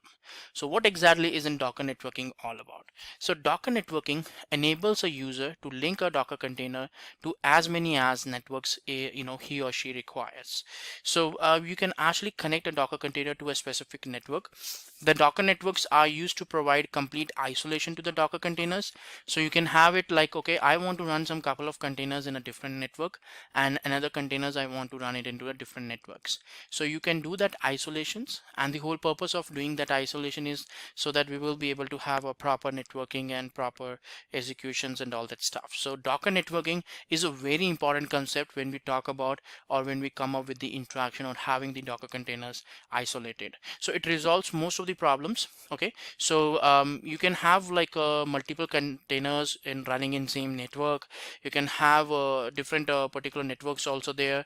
So a specific network have its own attributes, and then you can use those attributes to connect to that containers and to access that containers. But the whole idea is that the containers are something which is specifically running in a set of servers or in a set of platform. So whenever I'm trying to look forward to that particular container, it has to be there into a network.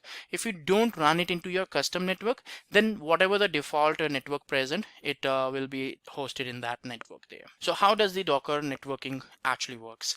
So you got a Docker file. So using the Docker file, you got a custom Docker image, and from this Docker image you have to actually go there and put up like the Docker container. So you can also store this Docker image to the Docker Hub so that the same Docker image can be shared across different users, and they can also pull down their Docker image and they can have the container running in their systems. So for the collaborating that Docker image, you require the the Docker Hub, and the container is the ultimate thing or object which we need to create out of the Docker image. When we go with the particular process, when the whole process goes on over there, so what happens that instead of the Docker Hub, you can use your own private repositories also. That's something which totally relies onto you, that how exactly those things works on. So a Docker file creates a Docker image using the build command. A Docker image contains all the project source code, all the dependencies. Using this Docker image, you can actually run the source code in order to get a Docker container. The moment you initialize or run an instance of Docker image, you will be able to get a Docker container. You can actually use the Docker Hub for collaborating or for sharing the Docker image. So you can store the Docker image on Docker Hub, and then different people can actually go ahead and download or pull this Docker image onto their system, and they can also run their specific containers. So what are the different advantages we get with the Docker networking? Very first one is the rapid deployment, portability, better efficiency, faster configuration, scalability, and the security over here. So these are some of the advantages which we get when we talk about the Docker networking here. Now let's talk about the container network model here. So what is the network model we are looking forward from the containers perspective? Now this is a kind of a architecture here. Now in this one, let's see that how it actually works on. Now you have a Docker engine, which is a main component which takes up all the things, and all the important components are actually integrated with each other. Now the network sandbox is the one in which you will be having your container running up and running. Now every network is having its own attributes, the particular different gateway IPs, the IP addresses, the range of IP address, the CIDR blocks, also everything can be different for two different networks. So the whole point is that you will be defining, okay, if you don't define that I want to run this particular container into a specific network, then definitely that's going to run into a default network which gets created the moment you do the installation of Docker. But anyhow, any network is required for running a Docker container. So there are different network drivers which is available there. So if you feel that you want to create a network, so you have to choose a particular networking or the connectivity over there, and it really helps us to understand that how the configurations and how the different modifications and those changes can be really done here. So a lot of changes are actually going on and performing there, and this really helps us to understand that how the things are being done as such over there. So network is something which is very important from the containers perspective. So the network sandbox is a kind of a isolated sandbox that holds all the network configurations of the containers. So you will be requiring at least one Docker container network if you want to run a container in that particular sandbox. So sandbox is created when a user requests to generate an endpoint on the network. So that's where the sandbox gets created. It can have several endpoints in a network, as it represents a container's network configurations like IP address, MAC address, DNS name. So every container will be having its own unique IP address, right? So that can be a particular endpoint to connect to that container, and it can have it like different endpoints and different networks. So that's always the possibilities which is available there. Now the endpoints establishes the connectivity for the container services with other services also. So the moment you work on the particular endpoints, so that can be used for having, okay, there is a service running in a container, so how you can do that.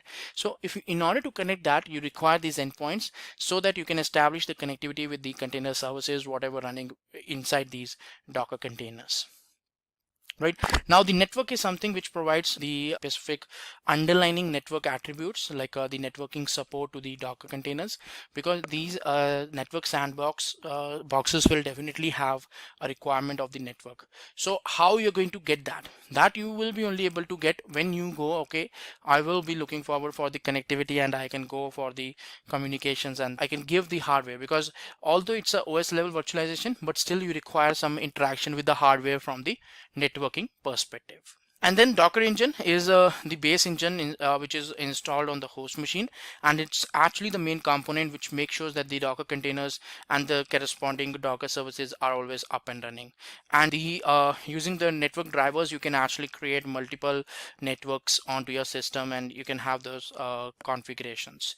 Now the network architecture is something which helps us to provide the connectivity among the endpoints that probably belongs to the same network, and it's something which is a kind of isolated network. So different networks can be isolated networks, and we can have the endpoints to them.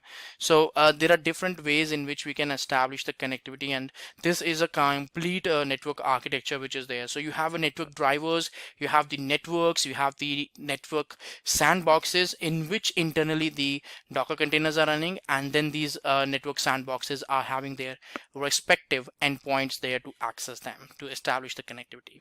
Now let's talk about the network drivers. Now there are 5 type of network drivers which is available. First one is the bridge, host, none, overlay, and Mac VLAN. So these are the different particular network drivers which is available over here.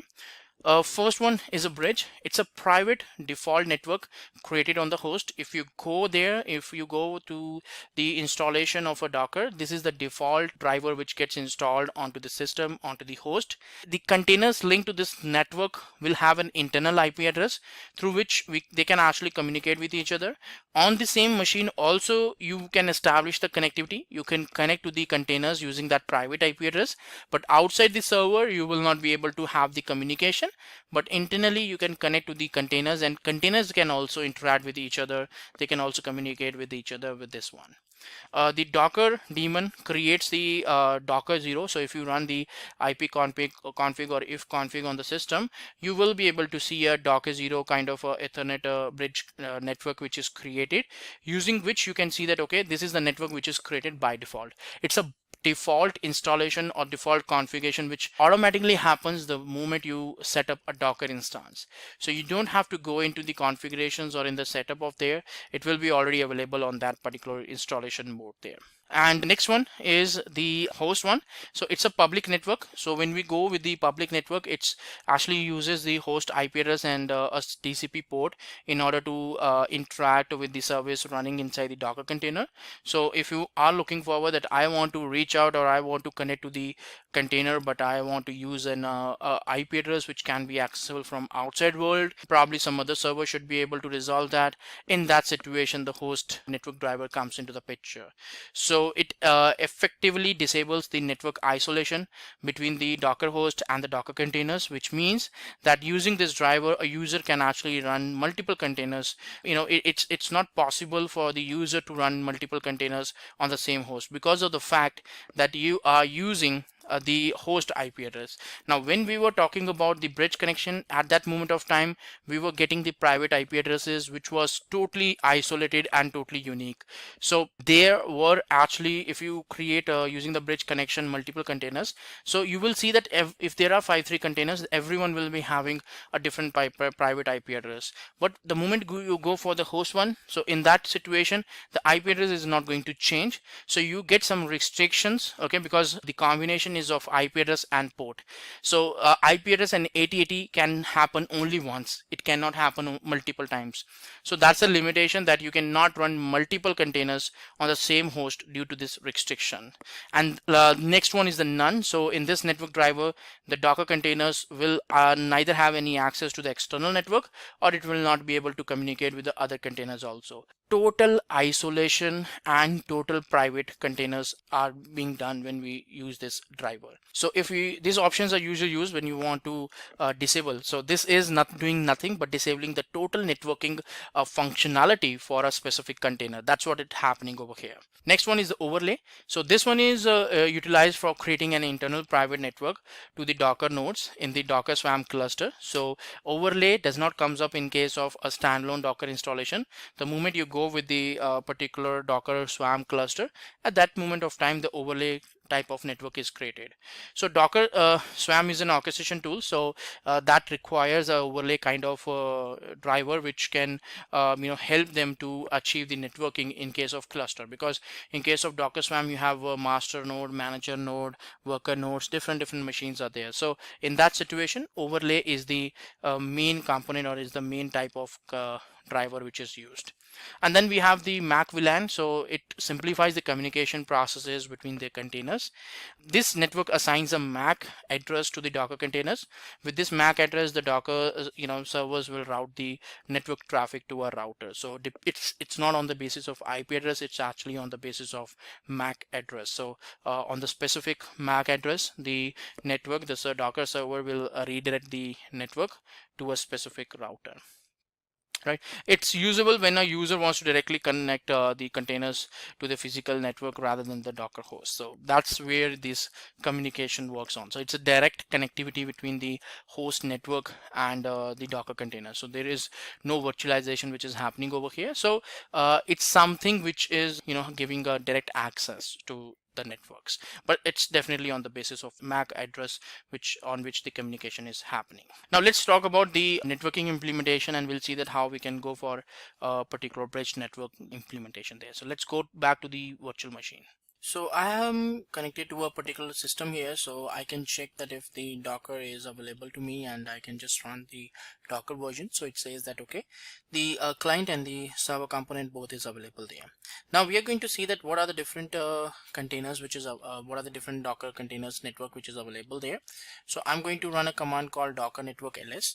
Now the moment you do it, over here you will see that none, host and bridge, these are the different containers network which is available there, and you can see their network IDs, the names, the drivers. The drivers is also very important because that's what we are going to use here. So it's a very good one here. So the default one, you can see that the bridge is available, and it's a default one whenever you create any container.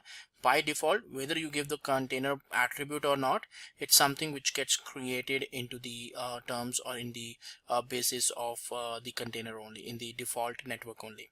So how we can get that? We can always get that part by having the understanding that what network we are using. So I'm going to run a couple of containers or small container, and we can see that how exactly the containers can be executed and can be done over there. Right, so let's see. So I'm going to run a command, docker run -dit -name alpine1 alpine image is what I am going to use, and sh. So it pulls down the alpine image. That's what it happened, and the same thing I'm going to run, but this time I'm going to run alpine2 because I want to create two containers. Right, so with this one, what will happen, that I will be having two containers available here. So I can say like docker ps, so I can see that two containers are running, one is the alpine and one is the alpine2. Right, so now what happens, that we will see that how the connectivity happens and what are the network details. So what I'm going to do is that first of all I'm going to do an inspect over there onto the bridge connectivity so that I can get the detailed information. So this is the name of the particular ones of the network. So this is the network which is available, and this is the default one. So if I scroll up, you can see that this is the name of the bridge connectivity, and even if you run the docker network ls, so you will be able to see that the ID also. So ID also, if you compare, so E65, that's the one which is available. Now this one is something which is using a driver called bridge, and here you can see the subnet information. Now if you scroll down, you can see that two containers are available here. So I did not provide any kind of network details, but definitely what happens that the two containers which I deployed are basically running inside this network. Okay, and you can see that the bridge name docker 0 is the internet network which gets created, which during the installation of docker gets configured. Now you can see that this is the IP address, this is the IP address here, this is the MAC address, and this is also a MAC address here. So the IP address, you can see this is a 3.0.3 in the last, and this is .2 over here. So you can see that the sequence is there. So Alpine 1 was having an IP .172.17.0.2, and Alpine 2 is having an incremented IP address like a different one as in 3. So you can see that these different IP addresses are there, and represents if you want to access them, if you want to connect on them, you will be able to have the connectivity accordingly. So even if you go inside these containers, you can actually see that what exactly the connectivity you want to establish or the connectivity you want to perform here, right? So this is the way that how the network usually works, and the networks bridge you are using over here is the bridge ones, which definitely helps us to understand that how the configurations can be done. Now, so what we are going to do over here is that we will try to see that how exactly we can go ahead and we can connect on there, and we can also see that if we are able to communicate with each other, because probably if I run like ping command over here, and I'll put the containers like 2, and I'm able to reach out. There is no problem in reaching out to these IPs because these are the private IP addresses, and I will be able to reach out to them without any problem and without any concerns. So from the current connectivity perspective, there is no problem as such, and I have a connection available over here. But let's see, we'll go back to the containers. We'll see that how exactly we can talk about, we can reach out the one container with each other. So I want to connect Alpine 1 with Alpine 2, so how we can do that? So I'm going to use like Docker Alpine 1. Okay, now I got a terminal. So what I can do is that I can go for the IP and just show. So with this one, what will happen that I will be able to know the IP address. So .2 is the one which is available over here. Okay, so this is the IP address. Now I can simply do the small ping command. So I can say like ping google.com, so that will show me that if I have an internet connectivity. So that is great. So I got a connectivity with the internet over there, so I will be able to reach out any websites or any kind of that order. Now I have another IP. So .3 is, remember we were using the different IP, so I can actually do a ping also here. So ping -c5 request will put, and 3 will do here.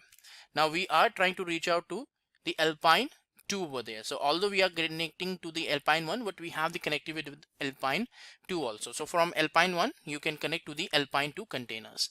So that shows that since both of them are running in the same container, so they are having the automated connectivity, and you can easily reach out to them, and without any issues you can do that. And similarly, the same thing you can do it in case of Alpine 2 also. So you get it connected to the Alpine 2, and you can just follow the same thing. So you can connect it with the, if you go to the Alpine 2, you can connect to the Alpine 1 also. So if you come out, the containers will be always up and running, and you will be able to have the mechanisms there. So the whole idea about these things is that it will be basically helping you to understand that how the executions can be done and how we can perform the activities as such over here. So this is the way that how we deal with the networkings and how the containers gets created into a network, and then they can interact with each other. Did you know the famous global researcher Gartner predicts by 2023 more than 50% of the companies will be adopting Docker containers?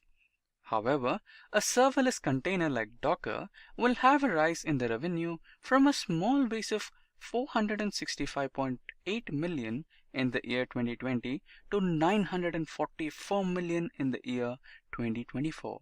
In this video, we will be doing a side-by-side comparison of the Docker containers and the virtual machines. But before that, let's have a look at the objectives of this lesson. In this session, you will have a good understanding of what a virtual machine is and what a Docker is. Followed by that, we will have a major difference between Docker and the virtual machines. Also, we will discuss some of the key differences between Docker and virtual machines.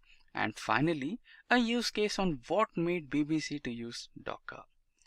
So the first one, what exactly is a virtual machine? It is an isolated computing environment that enables a person to use an operating system via a physical machine.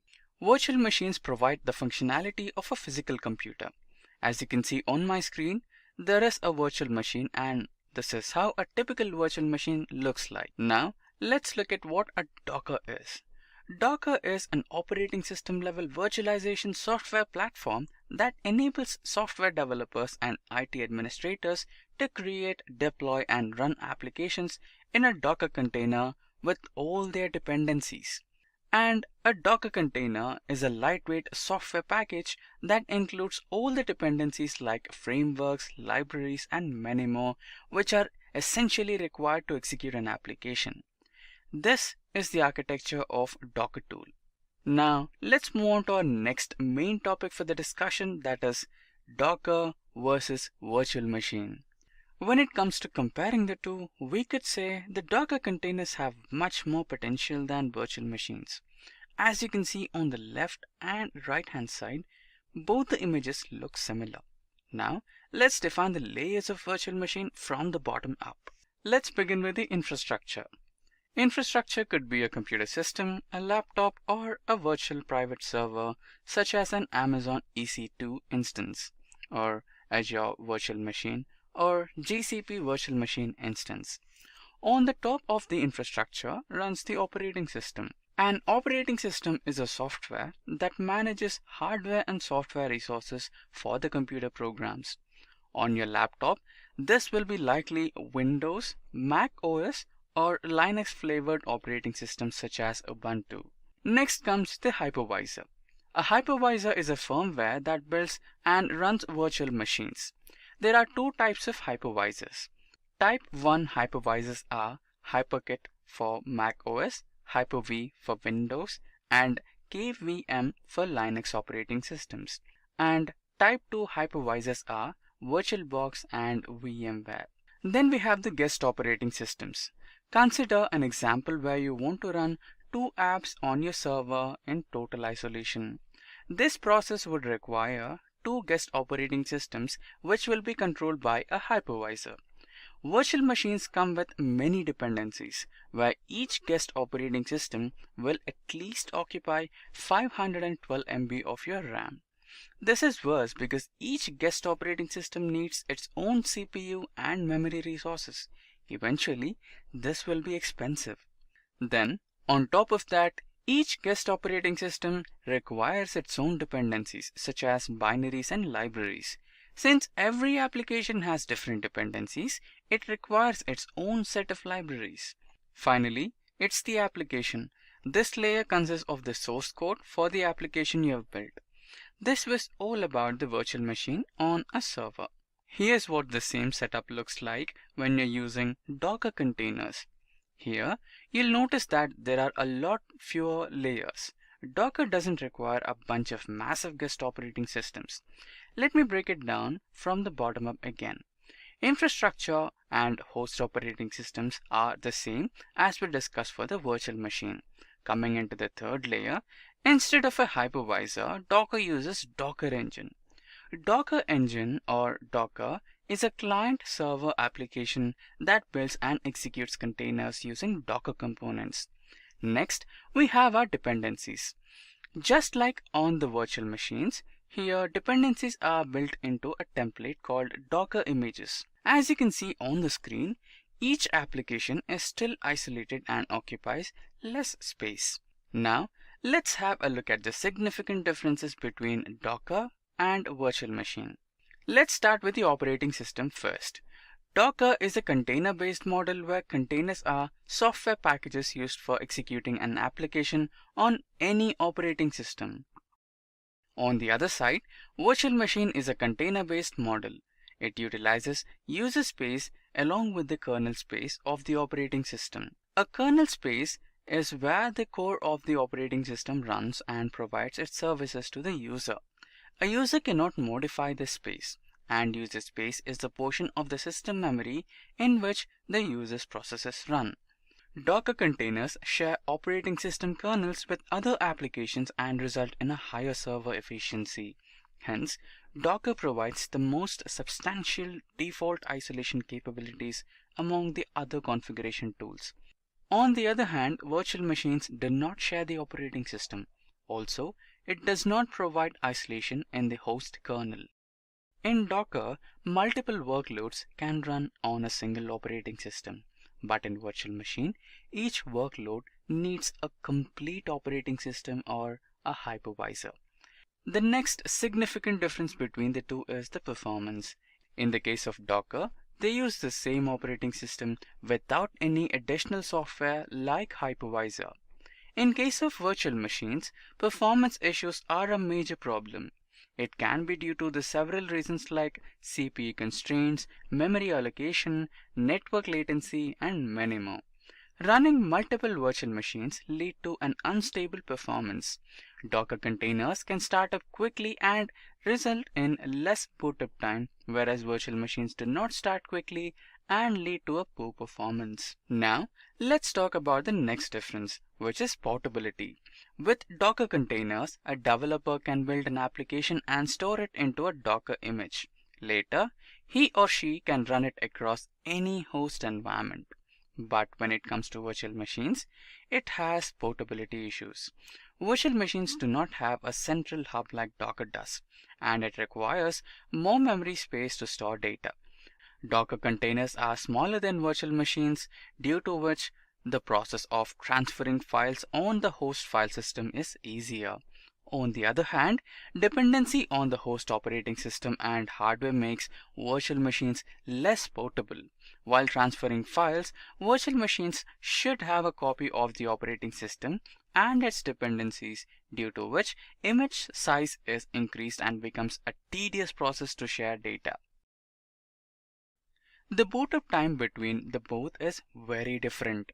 The application in Docker containers start without any delay since the operating system is already up and running. On the other hand, virtual machines take much longer time than it takes for a container to run applications. These containers were basically designed to save time in the deployment process of an application, whereas in virtual machines, to deploy a single application, virtual machine needs to start an entire operating system, which would result in a full boot process. So those were the major differences between Docker and a virtual machine. Now let's discuss the minor differences between them. Docker is not always in a running state. It stops when the stop command is executed, whereas the virtual machines are always running in the background, which will result in huge RAM consumption. Talking about snapshots. Docker has a lot of snapshots. A snapshot is an image that you can upload on a private repository to access it on another host. But virtual machines do not consist of any snapshots. In Docker, images can be version controlled just like Git. They have local registry called Docker Hub where users store and distribute container images. On the other hand, virtual machine does not have a central hub. They are not version controlled. Docker can run multiple containers on a system. Users can connect multiple containers using user-defined networks and shared volumes. Multiple containers can be accessed on the same machine and share the operating system kernel with other containers. Each container is isolated in user space. Also, Docker containers occupy less space than virtual machines and start instantly. Virtual machine can run only a limited number of virtual machines on a system. Since each virtual machine requires a certain amount of CPU, RAM, memory, and other resources, your physical systems will have less space. Multiple containers can be started at a time on the Docker engine. The isolation environment allows a user to run and deploy several containers simultaneously on a given host. Virtual machines can run only a limited number of virtual machines on a system. Since each virtual machine requires a certain amount of CPU, RAM, memory, and other resources, your physical systems will have less space. Now that I have told you the differences between Docker containers and virtual machines, let me show you a real-life case study of how BCC uses Docker. BCC News is a British news channel over 500 developers working across the globe. BCC News delivers broadcasts in almost 30 different languages and with over 80,000 daily news in English alone. The news channel ran more than 26,000 jobs with more than 10 continuous integrations with sequential scheduling. The company had issues with identifying a way to unify the coding process and monitor the continuous integration consistently. Also, the existing jobs took up to more time, that is, up to 60 minutes to schedule and perform its task. Docker allowed BCC news to eliminate job wait times and run jobs in parallel. It also gave the users the ability to work in a more flexible CI environment where entire code processes were unified and stored in a single place. However, Docker succeeded in spreading up the whole continuous integration process. In this topic, we are going to talk about what exactly is the various Docker commands which we can use to interact with the Docker images, Docker containers, and some core components of Docker is what we are going to talk about in this particular topic here. Now let's begin with what exactly is in Docker, because we are trying to explore that what are the different Docker commands we can eventually run to interact with the Docker, because you have the command line interface which is available there, using which you can run some couple of Docker commands, and internally you will be able to have some particular processing which is done at the Docker end. Now Docker is a configuration management tool. It's being used as a configuration management tool just like the other configuration management tools in the industry, in the market. Now it's pretty much used by the developers to make sure that they wrap or they package an application with all its dependency. Now normally in a virtual machine, what we do is that we host or we install the dependencies separately, and then on top of that we host our web applications, or whatever the application we have, we host it on that particular framework or platform. But here in this scenario, we are talking about like how we can wrap an application all together with its dependencies. All the dependencies are getting wrapped, are getting packaged up into a single entity, and that's what we call it as a Docker container. So Docker is a configuration management tool and a containerization tool which is there, which helps us to wrap or package both the dependencies and the source code within a single unit called Docker container. And this is the Docker container which the developers use to do the deployment across multiple environments. So as part of the process, when you are working on the hosting of your application onto your Docker, so ultimately you are looking forward for an entity called Docker container.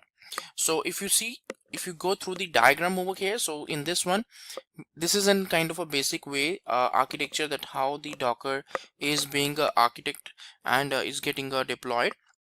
So initially you have an infrastructure, like a physical infrastructure is there. You have the particular cores, memory, infrastructure, all those things are available there. Now on top of this infrastructure, you are hosting up a host operating system. This host operating system is responsible for taking up all the requests and interacting, providing a particular interface between the particular Docker and the infrastructure, the core hardware. So it acts like a medium over here. So after the host on operating system, on top of that you are going to install the Docker engine, Docker software.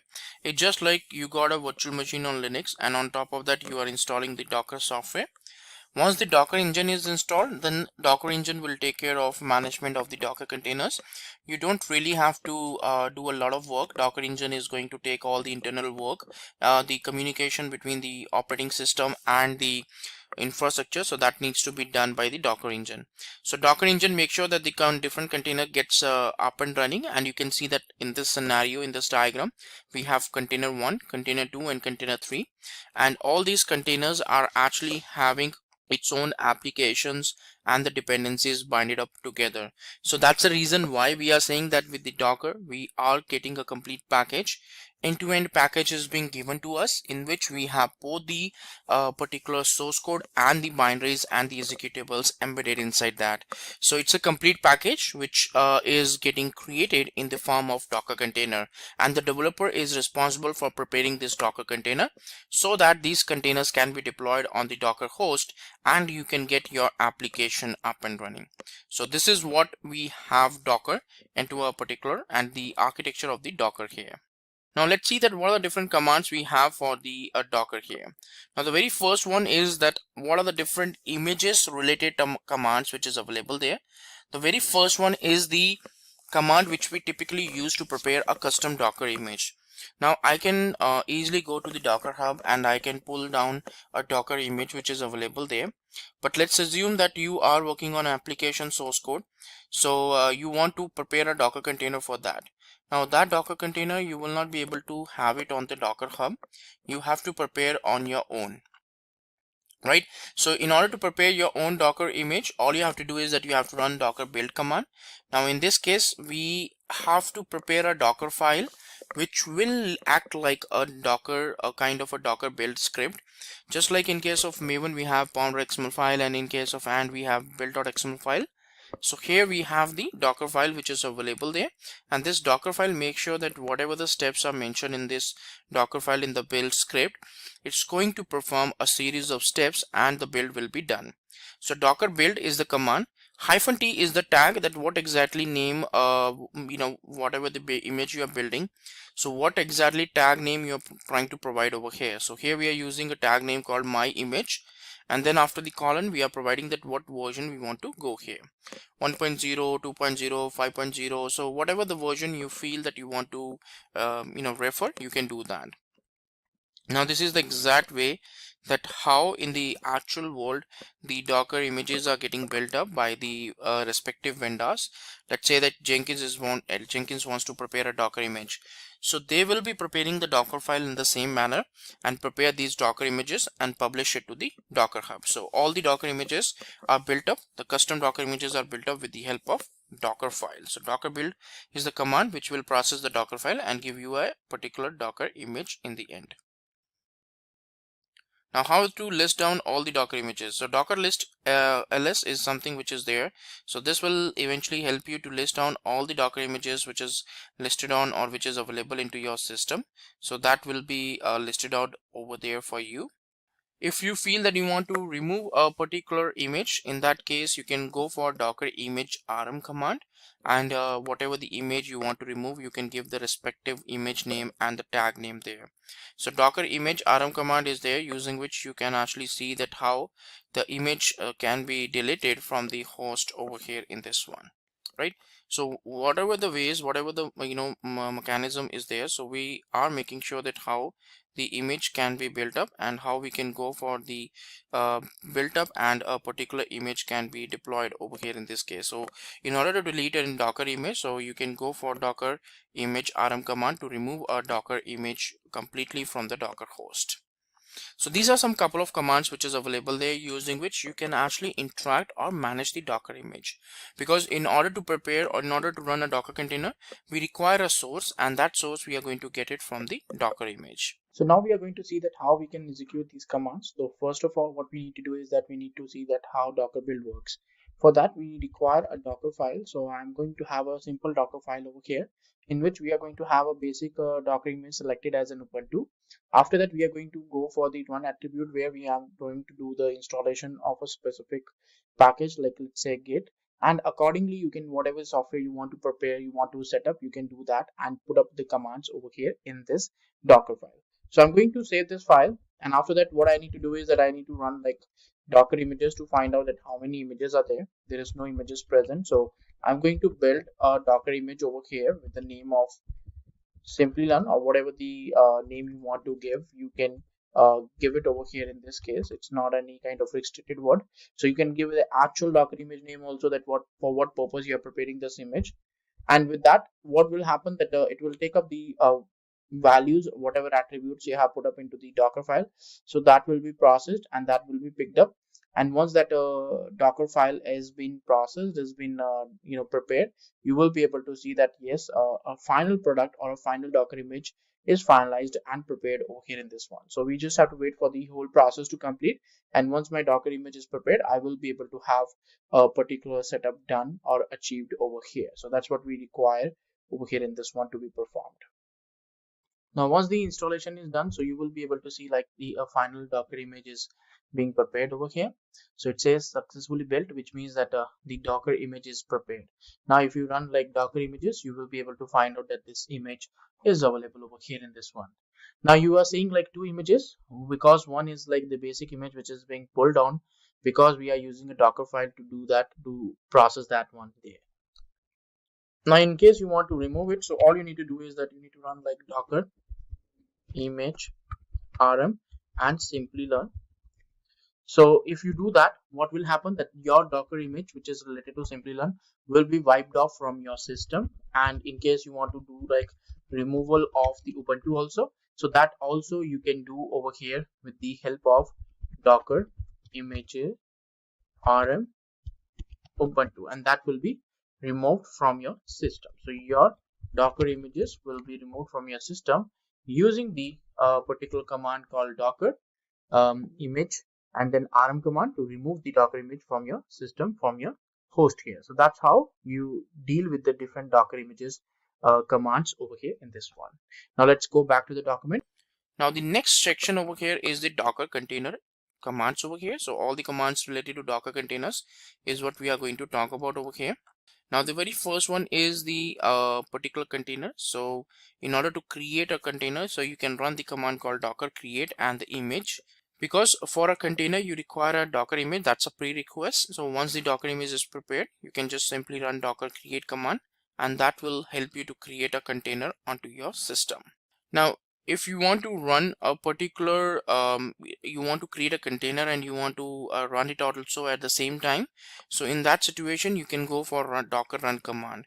The main difference between the docker create and docker run command is that the docker run command is going to run a container, and it's going to give you a response from the command, but the docker create command is going to create only the container. So once the container is up and running, so that's only being done by the docker create command, but the docker run command is going to actually do the preparation of the container also, and at the same time you are being given as a particular response also, like what a command you want to run, so that response also you will be able to get here. And if you feel that you want to rename an existing container, so for that you can go for the docker rename command. So existing container you can rename it with a new container, and that's how the particular rename of an existing container will be done with onto the docker host here. So docker rename is the command using which you can rename an existing container and you can get a new container over here in this case. So these are some of the options, some of the ways that how you can interact with the containers, how you can manage them onto your Docker host over here. So you can run it, you can create it, and you can rename the containers also.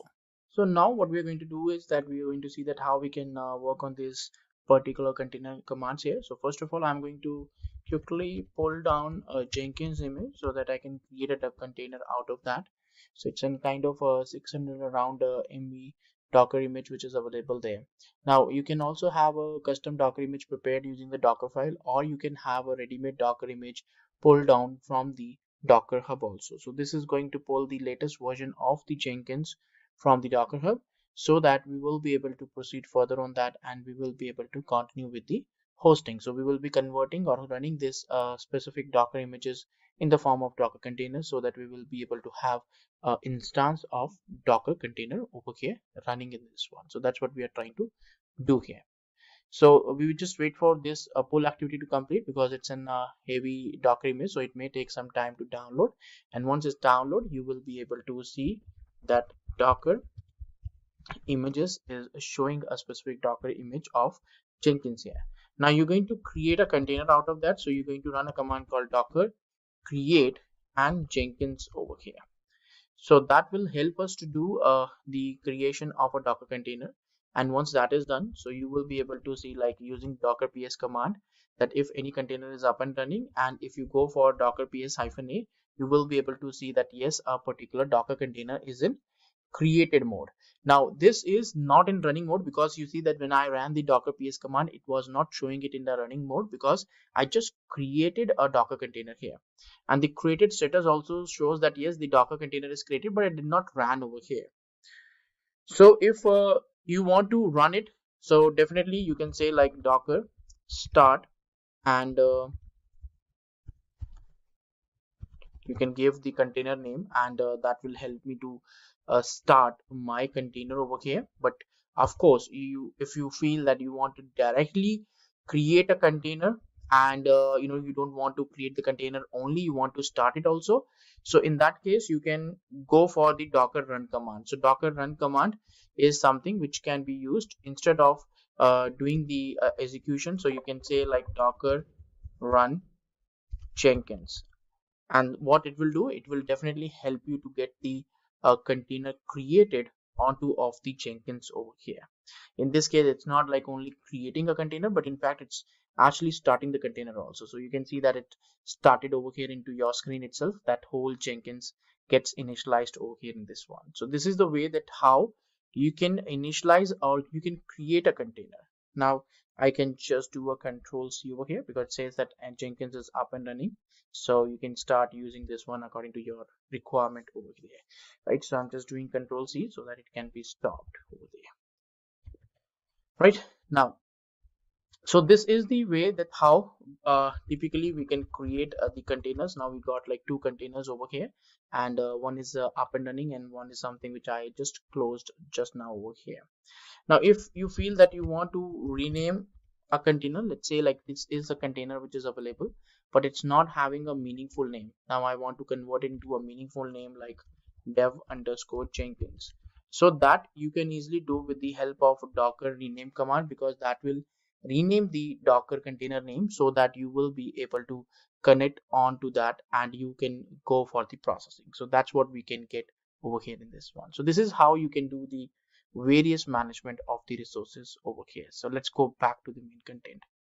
Now, if you feel that you want to remove all the stopped containers, because what happens that sometimes we simply stop the container, but we do not remove it from the Docker host because we are not going for the cleanup. Now, cleanup is very required because these containers are actually taking up the disk space also. So we need to make sure that we should be having like minimum amount of disk space utilization. So for that, what we really need to do is that we need to run docker container prune command. So this will basically help you to prune or do the cleanup purge of all the containers which is running on the host machine here, and that will definitely help us to remove all the containers which is in stop status. So that will be simply removed over here in this one. So this really completely removes all the stopped containers onto the Docker host over here in this scenario. Now second one is that it creates a new image from a containers file changes. Now the way what happens that normally what we follow is that we use the docker build command to do the build process, right? So docker build command is being used in that particular way. Now if you really want to go for preparation of a new image, so all you need to do is that you need to create a new image from a container file. So you can run the command called docker container commit command, and whatever container is there, so that will be saved or preserved as a docker image. Because sometimes we also do some ad hoc changes or modifications on the fly inside the docker container by going inside the docker container and doing the steps. So we really need to preserve those steps, and that is the reason why we are converting a docker container in the form of a docker image here. So that's what we are trying to perform here. So docker container is something which is being done over here in such a way that whatever the steps, whatever the changes we are trying to do, so that needs to be performed over here in this case. So docker container commit command is being used so that we can get a particular final image as part of the container. So the container will be converted in the form of a docker image over here. And the last one is that how we can remove an existing container. So we can go for the docker rm command, which is available there, using which you will be able to go ahead and you can get a particular container removed from your existing system. So docker rm command is pretty much there, using which we can see that how we can remove an existing container from your system as such. What exactly now we are going to see that how we can perform the various commands on the containers here. So the very first command which we want to do here is that in order to see that how we can actually remove all the stop containers. But for this one, what we really need to do is that we need to first of all run some couple of containers. So I'm going to quickly run a container called docker run -d httpd. So I'm going to run a particular web server over here, and it should be able to give me a proper container up and running. So I can just double check or validate it as with the help of the docker ps command. So docker ps command should give me the proper confirmation that whether the container is in up and running over here or not. So you can see that it's up and running from last 11 seconds here. Now we got a command where, for example, we have got some stopped containers, but again you have to manually remove them one by one. Now if you don't want to do that stuff, if you feel that whatever the stopped containers which is available, that should be automatically removed from your system, then we have a command called docker container prune. Now for this, what we really need to do is that we need to actually stop this container, because again it will be only picked up, like whatever the containers which is available in the stop status, only those will be picked up. So I have copied the container name here in this case, and I need to stop it so that I will be able to remove it with the prune command over here in this one. And then I can run like docker container prune command, which will basically remove all the containers which is in the stop status. And once that is done, you will be able to see like that is something which is completely gone from your system. So this is a way that how it can not only take care of the stop containers, but it's actually being done so that you can remove the multiple containers with a single command itself over here. So this is not something which will be executed one by one on a different container, but yes, it will definitely take care of doing the changes and performing the activities. Now another thing is that how we can actually do the commit of a particular Docker image. Let's say that we got a Docker container which is running, and there are some changes, like some dynamic changes which is available there. So you want to save this particular container as a Docker image, so that whatever the changes, temporary changes are there, so that will be also saved as a Docker image. So all you can do is that, let's say, let again run a particular container of HTTPD here. So this will help me to get a particular container from the HTTP perspective available to us. So docker ps command will give me the option. Now here I have got a container in which it's running. Now if I want to save this container, let's say that I went inside it, did some modification, did some temporary changes, now I want to refer it, I want to use it. So how you can do that? So for that, what you really need to do is you need to run like docker commit, that's a command, or you can say docker, because you're going to do a docker container commit over here. So the commit of the container is what we are going to do. So docker container commit, and then we are going to say like what is the container. So for container we will be, yes, again copying that particular container ID, and we'll say like custom image colon version 1. So we will be giving a custom name or a name of a Docker image and a tag over here in this one.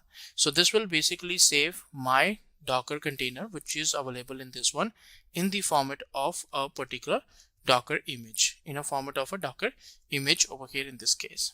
So as you can see that almost both of them are having the same change, but the container which we got over here in this one, so this whatever the changes you want to do, you can do that, and you can then put it up into the form of a Docker image, a final Docker image. And at last, if you want to remove it, so docker rm and container ID. Now this again docker rm will come remove only those containers which is in stop status. So if you want to forcefully remove it, so you will be able to use it with the help of -f, which is the forceful remove, which will remove the container completely from your system. And once it's removed from your system, you will be able to see like there is no container running up and running over here in this one. So docker ps -a is not something which is up and running over here in this one. So the completely got wiped out from your system.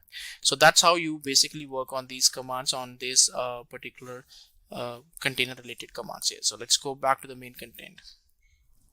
Right, so these are the commands where we can actually do the management, like how to stop the containers, how to remove the containers, and how to get a new Docker image out of the container here. Now let's see that how we can list down all the running containers. If you feel that you want to list down all the running containers, then you can go for the docker containers ls command, and that will eventually help you to list down all the containers which is available there, which is being there into your system. Then docker stop command is there to stop a container. So whatever container which is there in the running status, so that will be stored with the help of the docker stop command. And then the restart command is there, using which you can do a restart of a container into your system. right? So once the container is restart, so whatever the application running inside the container, so that will also be restarted over here in this one. So these are the different options which is available, using which we can explore over here in this one. Somewhat more commands about the container. So again, I am going to run a container over here of HTTPD here, so that I can show you some couple of more commands over here. Now we can run like docker ps, or you can say like docker container ls will be list down on all the containers which is available to you, which is being present in this case. Now if you want to do any kind of operations, like let's say if I want to stop it, now the moment you do the stop over here, so you will be able to stop the container which is up and running for you, and you can come whatever the application is being deployed, that will also not be available to you, because that's simply completely gone for you. Now you can see that docker container ls is not able to show you that particular option, that whether it's being shown or not, because it's in stop status. So in fact you can do a start, or you can do a restart. So both the operations you can pretty much do over here, so that you will be able to have a complete activity implemented. So restart is also something which is available, which can definitely help you to see that how the things really work, and how you can go for the container the management over here in this case. So you can do docker container ls command to list down what are the containers which is available. Then you can do a restart, you can do a stop also. In fact, start is also there, which can help you to see that how the containers are really available. So this is the way that how you can manage like even the restarts and all, because this really helps you to even do the restart or bounces to the application which is present inside this container. So that also you will be able to see with this particular component here. So that, let's go back to the main content. And then killing a running container. So if you really want to kill a container, so for that we can go for the docker kill, because docker stop is also going to stop the container. But if you want to forcefully kill it, so in that case you can go for the docker kill command to do that particular kill on the containers. And then if you really want to go inside the container and you want to attach your terminal, so for that you can go for the docker attach command, and with this what will happen that you can go inside the container, you can do whatever the changes you want to perform, you can do that, and you can again come back outside that also. So normally typically we use it so that we can see some errors of in the logs which is coming up in the containers, and if any kind of issues are coming up for the applications, we should be able to know that part. Now the last one is the particular wait. Docker wait is there, so that will block a container, and it will go in the wait status. So docker wait and the container ID or the container name you can give. So with that, the particular container will go into the block status. Let's see somewhat more commands over here. So we can run like docker container ls again to find out like what container is available. So you can see that this particular container is available over here in this one. Now if you see, like if I want to get attached to this container, if I want to attach my input and output stream with this container, so you can run like docker attach and the container ID. So your terminal will be stuck over here, because it's taking up whatever the progress which is going to be done in the container, that will be in a kind of attached to your terminal over here, and you will be getting the output. But the moment you come out of this, like you say Control C, so you will see that it's basically sending the request to the container that it's getting stopped. So you will be able to see like the docker container list is not going to show you, because the container is in stop status. So again you have to do the restart of the container to make sure that the container is up and running. Right, so the attach one will help you to go and attach your standard input and output with your container, with a running container. But when the moment you comes out, you will be able to disconnect or shut down the container. And again I had to restart that container over here in this one. Then again of course we have like docker wait, then container is there. So this will basically put the container into a block status, because all the requests and all will be not sent to the container, and it will be blocked.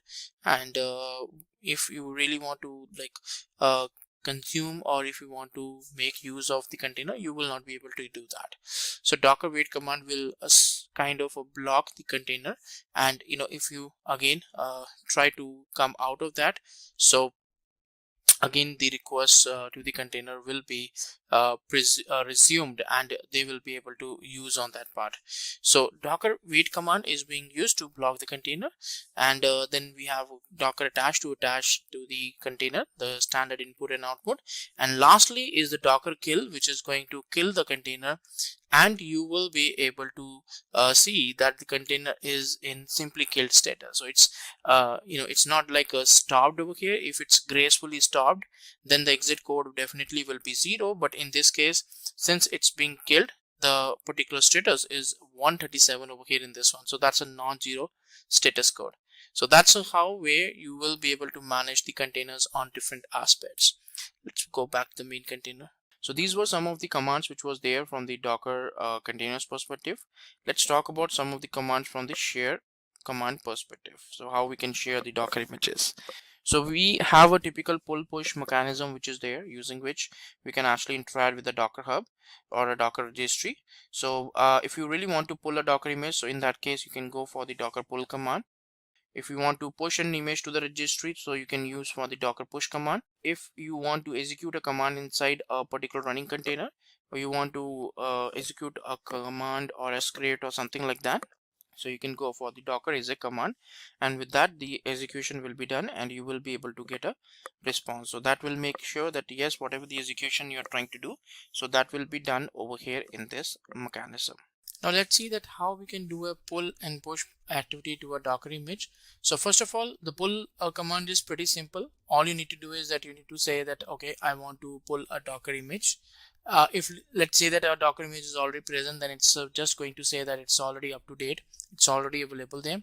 But if in some cases you feel that the Docker image is not available and you want to pull it, so all you can do is that you can give that Docker image name, and that you can give the tag also, but in this case we are using the tag as in latest. So that's the reason why even if you provide or you don't provide, it doesn't really matter. So I'm going to give like a Docker pull or MySQL over here, and the moment I hit on this one, what will happen that it says this particular Docker image is not available into my system.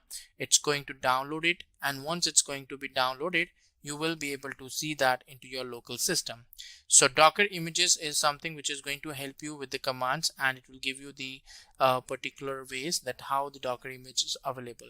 So I can run like Docker images over here to see that what are the different Docker images which is available in this manner.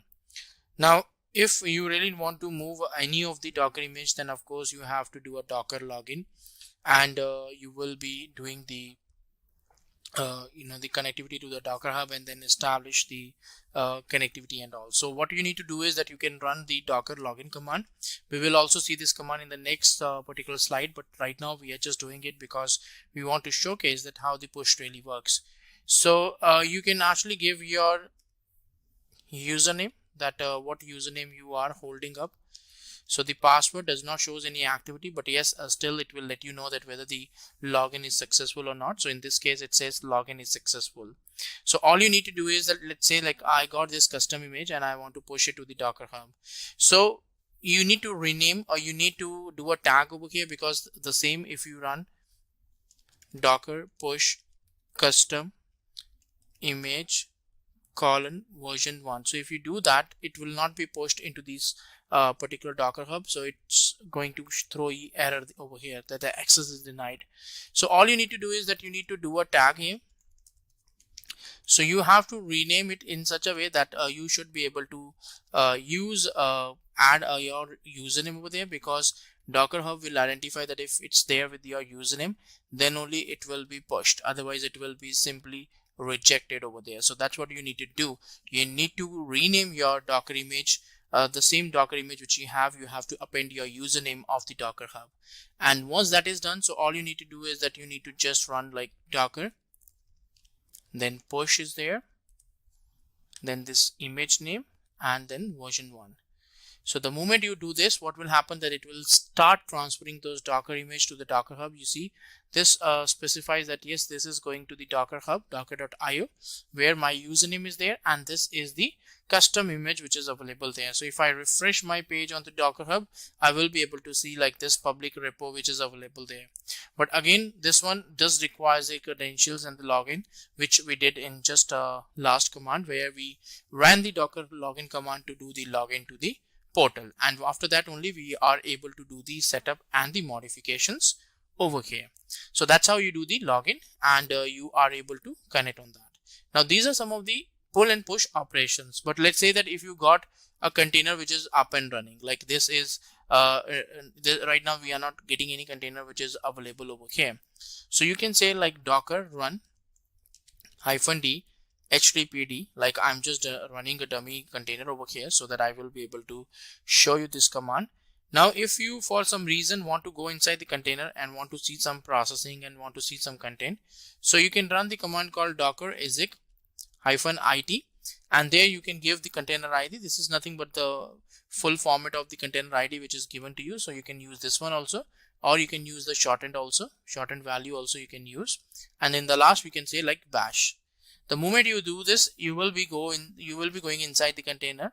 You see that this is the host name which is being shown as the container ID. You can do a like ps-ef command, and it will throw an error that the ps command is not available because you are running this command into the docker container.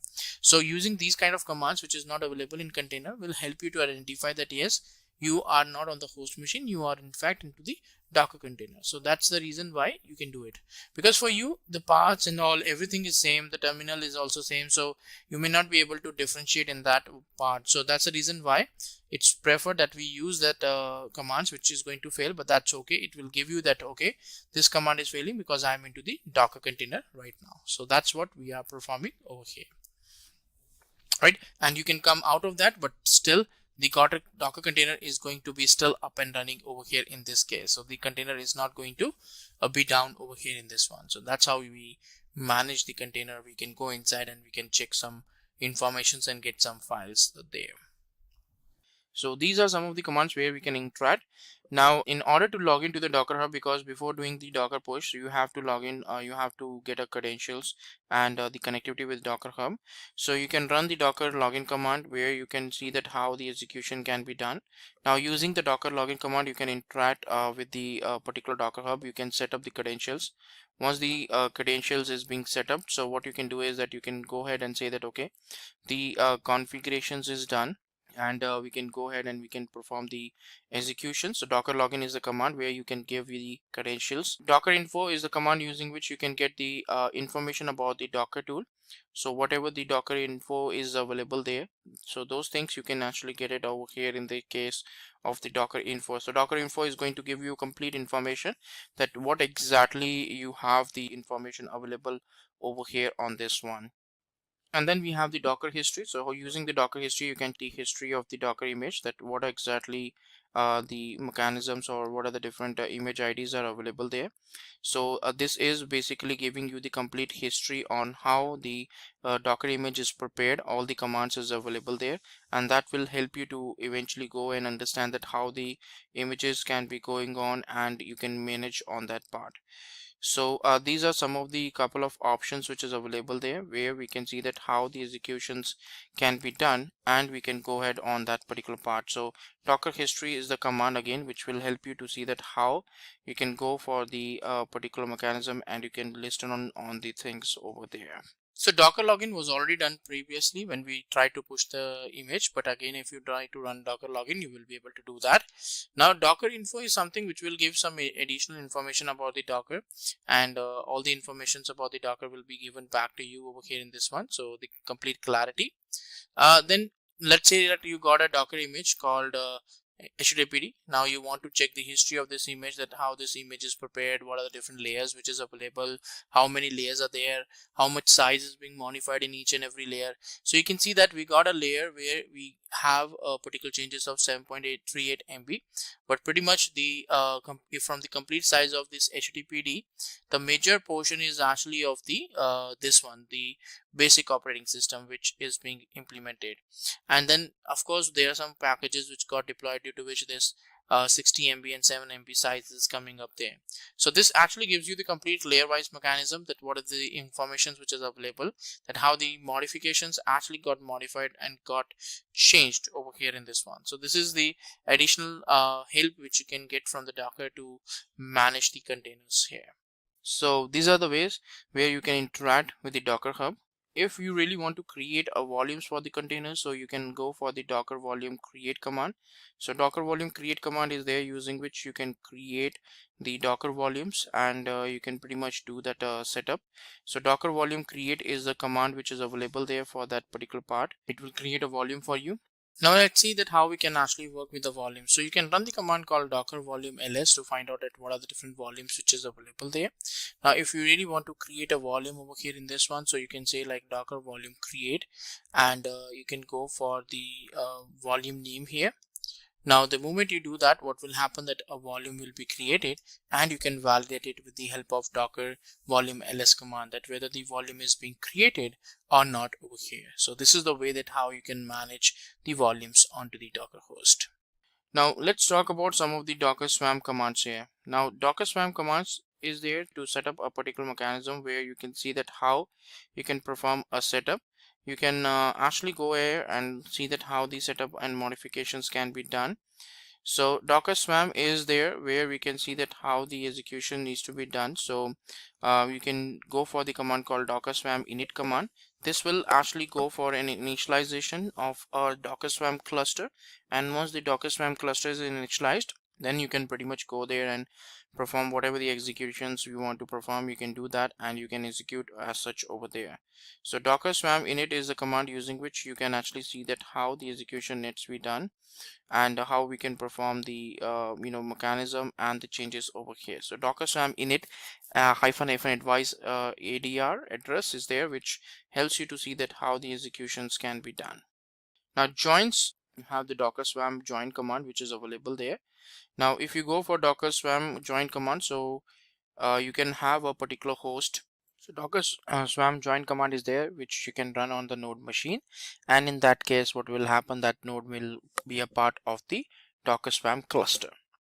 And then if you want to leave from the Swarm cluster, then you can go for Docker Swarm leave command, and it will be simply removed from the Docker Swarm cluster there. Some of the couple of commands using which we can initialize or we can remove from the Docker Swarm cluster here. So Docker Swarm is already being initialized or is being created when the moment you do the installation of Docker. So Docker Swarm init is the command using which you can initialize a Docker container. Now once you initialize over here, so after the initialization, you got a command which you want to add it, like you want to run it onto the Docker Swarm cluster. It will act like a worker node so that you will be able to deploy the containers on top of that. Also, if you want to join it as a manager, so you can also get the join token again, so it will give you the proper command. Now if you run like Docker node ls, so you will be able to see like what are the different nodes which is available there. And for any reason, if you're not comfortable with that and you want to reinitialize your Docker Swarm cluster, so all you can do is that you can say like Docker Swarm leave -f, and you will be left out of the Docker Swarm. And now if you want to run like Docker node ls, you will not be able to get that output because it's saying that there is no particular Swarm manager which is available. So you can run Docker Swarm init, or you can run the join command to connect to that specific node, but we have already left it and nothing is available over here. So that's a way that how you can manage like what are the different Docker Swarm commands we can typically run to manage the Docker Swarm cluster. Now let's talk about the Docker Compose commands. Now Docker Compose commands is actually there using which we can create multiple containers. It's not only one container which we can go for multiple creations of the containers with the help of Docker Compose file. So Docker Compose -version is the command which we can give you the version of Docker Compose which is being used. So here we use a particular YAML format file which will help us to create the multiple containers. We define the services, that what are the different containers we want to create here, and then with the help of a docker-compose.yaml file, we can create or we can have that particular Docker Compose file set up over here in this case. So docker-compose.yaml file is used to do the setup and the modification, so that you will be able to have the modifications done, and you will be able to find out a particular multiple containers gets created all together. So Docker Compose is the way that how you can do the setup. How you are going to run the Docker Compose file? So in that case, you're going to run the docker-compose up command, which will help you to set up like how the compose can be done. And once you are done with the docker-compose up command. So using this, the compose will be done and the containers will be up and running. So these are the commands using which we can manage multiple containers using the docker compose one. So let's try to run some commands related to docker compose. So docker-compose -version will let you know that what exactly version of docker compose is installed into your system. So you can run typical apt command to do the installation. So docker-compose is the package name which you can install so that the executables and the package can be installed into your system onto the server. Now all we need to do is that we need to create a docker compose file. So what we need to do is that we need to create a docker-compose.yml file is the default name of the YAML file which we want to create here. That's a standard name. So once you create this, all you need to do is like you need to put some values, attributes. The very first one is the version value, that what version of this particular attribute you want to create here. Let's say that I want to create a version 2. So I will configure here that yes, the version 2 is what I require. I want to set up over here in this one. Now again, if I want to configure that what are the different services we want to run, because services is the main thing which we will be running on this machine, on this server here. So that's what we require. So then we need to put for a particular service called web. So web service we want to search and we want to run. And then again, we need to take care about the spacing because that's a very important part. And we need to provide the values of the image and all these configurations here, so that you should be able to set up like how the images and how the Docker images can be built up over here. So web is the service which we want to deploy, and then of course the image is the attribute which is there for the web, that yes, Nginx is the one which we are trying to build up. Now you can give the ports configuration also, so you can say like ports, and inside that you can say like what port mapping you want to perform. So you can say like 8080. So, or sorry, 80 is what you can dash for the Nginx because it runs on 80 port. But now I have to run like 80 port. I want to dash that port over here in this one. So I can specify that 80 port should be available in this one. So I'm going to save this one here and I'm going to run a command called docker-compose up. Now this will run the containers in the interactive mode, but if you feel that I want to run in the detached mode, so you can say like -d also, which will of course run these ones into the detached mode and it will be executed. So it will process your docker compose file, and since you have used a standard name called docker-compose.yml, so it will automatically pick that docker details and start creating the container. Docker is a popular DevOps tool used to automate the deployment of applications in lightweight containers so that applications can work efficiently in different environments. Docker was initially released in 2013 and since then has become the go-to solution for containerization. In this video, we have compiled the most important Docker interview questions that you might face in a Docker or DevOps interview. So without further ado, let's get started. So let's go through, and you're going to be asked to explain what the architecture of Docker is. And Docker really is the most popular containerization environment. So Docker uses a client-server architecture. The Docker client is a service which runs in a command line. And then the Docker daemon, which is run as a REST API within the command line, will accept the requests and interacts with the operating system in order to build the Docker images and run the Docker containers. And then the Docker image is a template of instructions which is used to create containers. The Docker container is an executable package of applications and its dependencies together. And then finally, the Docker registry is a service to host and distribute Docker images among other users. So you'll also be asked to provide what are the advantages of Docker over virtual machine. And this is something that comes up very consistently. In fact, you may want to even extend it as having what are the differences between having a dedicated machine, a virtual machine, and a Docker or Docker-like environment. And really, the arguments for Docker are just absolutely fantastic. First of all, Docker Docker containers occupy significantly less space than a virtual machine or a dedicated machine. The boot up time on Docker is significantly faster than a VM. Containers have a much better performance as they are hosted in a single Docker image. Docker is highly efficient and very easy to scale, particularly when you start working with Kubernetes. easily portable across multiple platforms, and then finally, for space allocation, Docker data volumes can be shared and reused among multiple containers. The argument against virtual machines is significant, and particularly if you're going into an older environment where a company is still using actual dedicated hardware and haven't moved to a cloud or cloud-like environment, your arguments for Docker are going to be very, very persuasive. Be very clear on what the advantages are for Docker over a virtual machine, because you want to be able to succinctly share them with your team. And this is something that's important when you're going through the interview process, but also equally important, particularly if you're working with a company that's transitioning or going through a digital transformation where they aren't used to working with tools like Docker. You need to be able to effectively share with that team what the benefits are.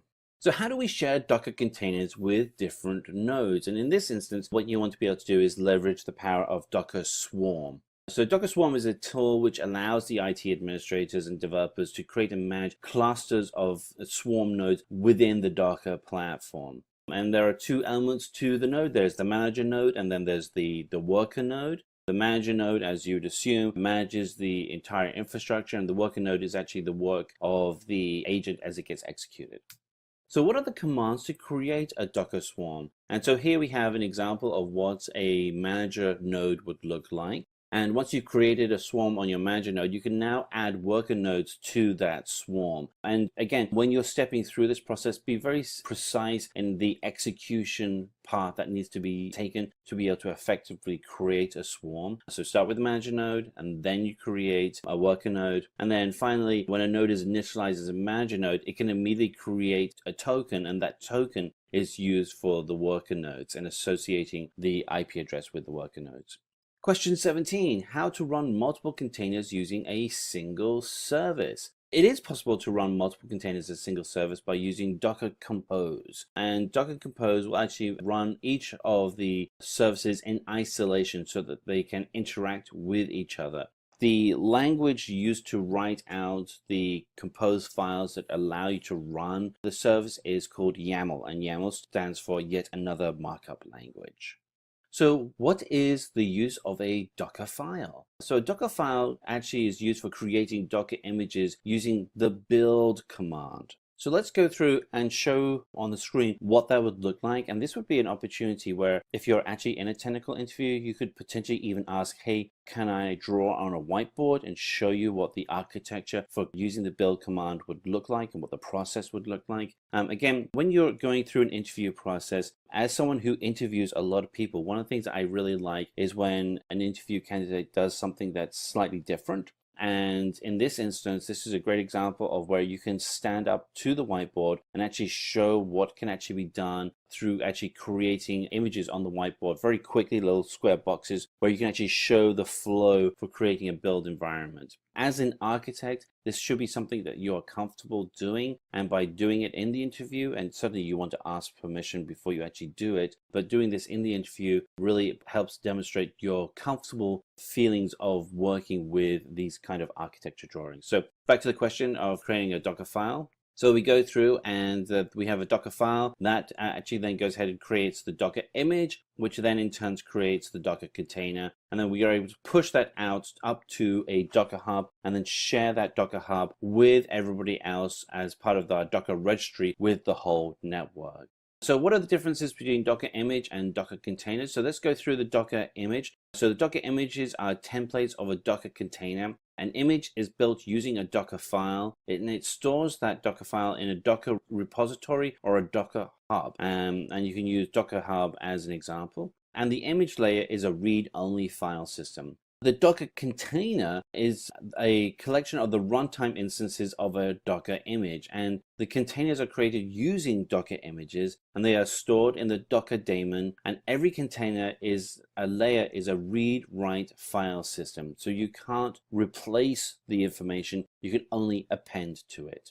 So while you can actually use YAML for writing so a question you're going to be asked is, instead of YAML, what can be an alternate file to build Docker Compose? So YAML is the one that is the default, but you can also use JSON. So if you are comfortable working with JSON, and that is something that you should be get comfortable with, is You want to be able to use that to name your files. And as a frame of reference, JSON is a logical way of being able to do value paired matching using a JavaScript-like syntax. So you're going to be asked to how to create a Docker container. So let's go through what that would look, and we'll break it down task by task. So the task is going to be create a MySQL Docker container. So to do that, you want to be able to build a Docker image or pull from an existing Docker image from a Docker repository or hub. And then you want to be able to then use Docker to create a new container, which has MySQL from the existing Docker image. Simultaneously, the layer of read-write file system is also created on top of that image. And below at the bottom of the screen, we have what the command lines look for that. So what is the difference between a registry and a repository? So let's go through that. So for the Docker registry and repository, for the registry, we have Docker registry is an open source server-side service used for hosting and distributing Docker images, whereas in contrast, for repository, it's a collection of multiple versions of a Docker image. In a registry, a user can distinguish between Docker images with their tag names. And then finally, on the registry, Docker also has its own default registry called Docker Hub. For the repository, it is a collection of multiple versions of Docker images. It is stored in a Docker registry, and it has two types, a public and private registry, so you can actually create your own enterprise registry. So you're going to be asked, what are the cloud platforms that support Docker? Really, list them all. We have listed here Amazon Web Services, Microsoft Azure, Google Cloud, Rackspace, but you could add in there IBM, Bluemix. Could put in Red Hat. Really, any of the cloud service providers out there today do support Docker. It's just become an industry standard. So what is the purpose of expose and publish commands in Docker? So if we go through, expose is an instruction used in Dockerfile, whereas publish is used in Docker run command. For expose, it is used to expose ports within a Docker network, whereas with publish, it can be used outside of a Docker environment. For expose, it is a documenting instruction used at the time of building an image and running a container, whereas with publish, it is used to map a host port to a running container port. For expose is the command used in Docker, whereas for publish, we use the command -p for when we're doing our command line used in Docker.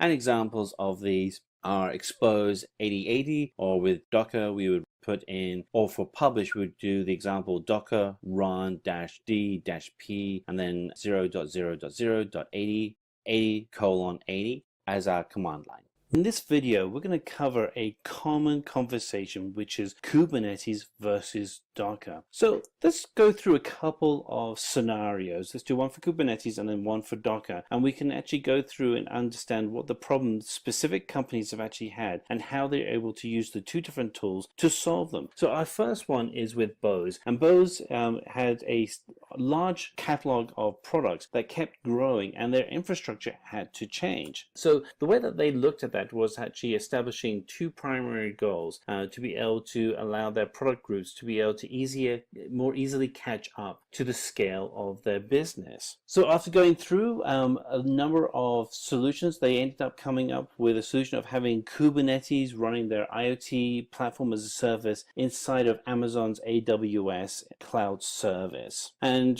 what you'll see with both these products is they're very cloud friendly, but here we have Bose and Kubernetes working together with AWS to be able to scale up and meet the demands of their product catalog. And so the result is that we were able to increase the number of non-production deployments significantly by taking the number of services from being large, bulky services down to small microservices, being able to handle as many as 1,250 plus deployments every year. An incredible amount of time and value has been opened through the use of Kubernetes. Now let's have a look at Docker and see what a similar problem that people would have. So the problem is with PayPal, and PayPal processes something in the region of over 200 payments per second across all of their products. And PayPal doesn't just have PayPal, they have Braintree and Venmo. So the challenge that PayPal was really being given is that they had different architectures which resulted in different maintenance cycles and different deployment times and an overall complexity from having a decades-old architecture with PayPal through to a modern architecture with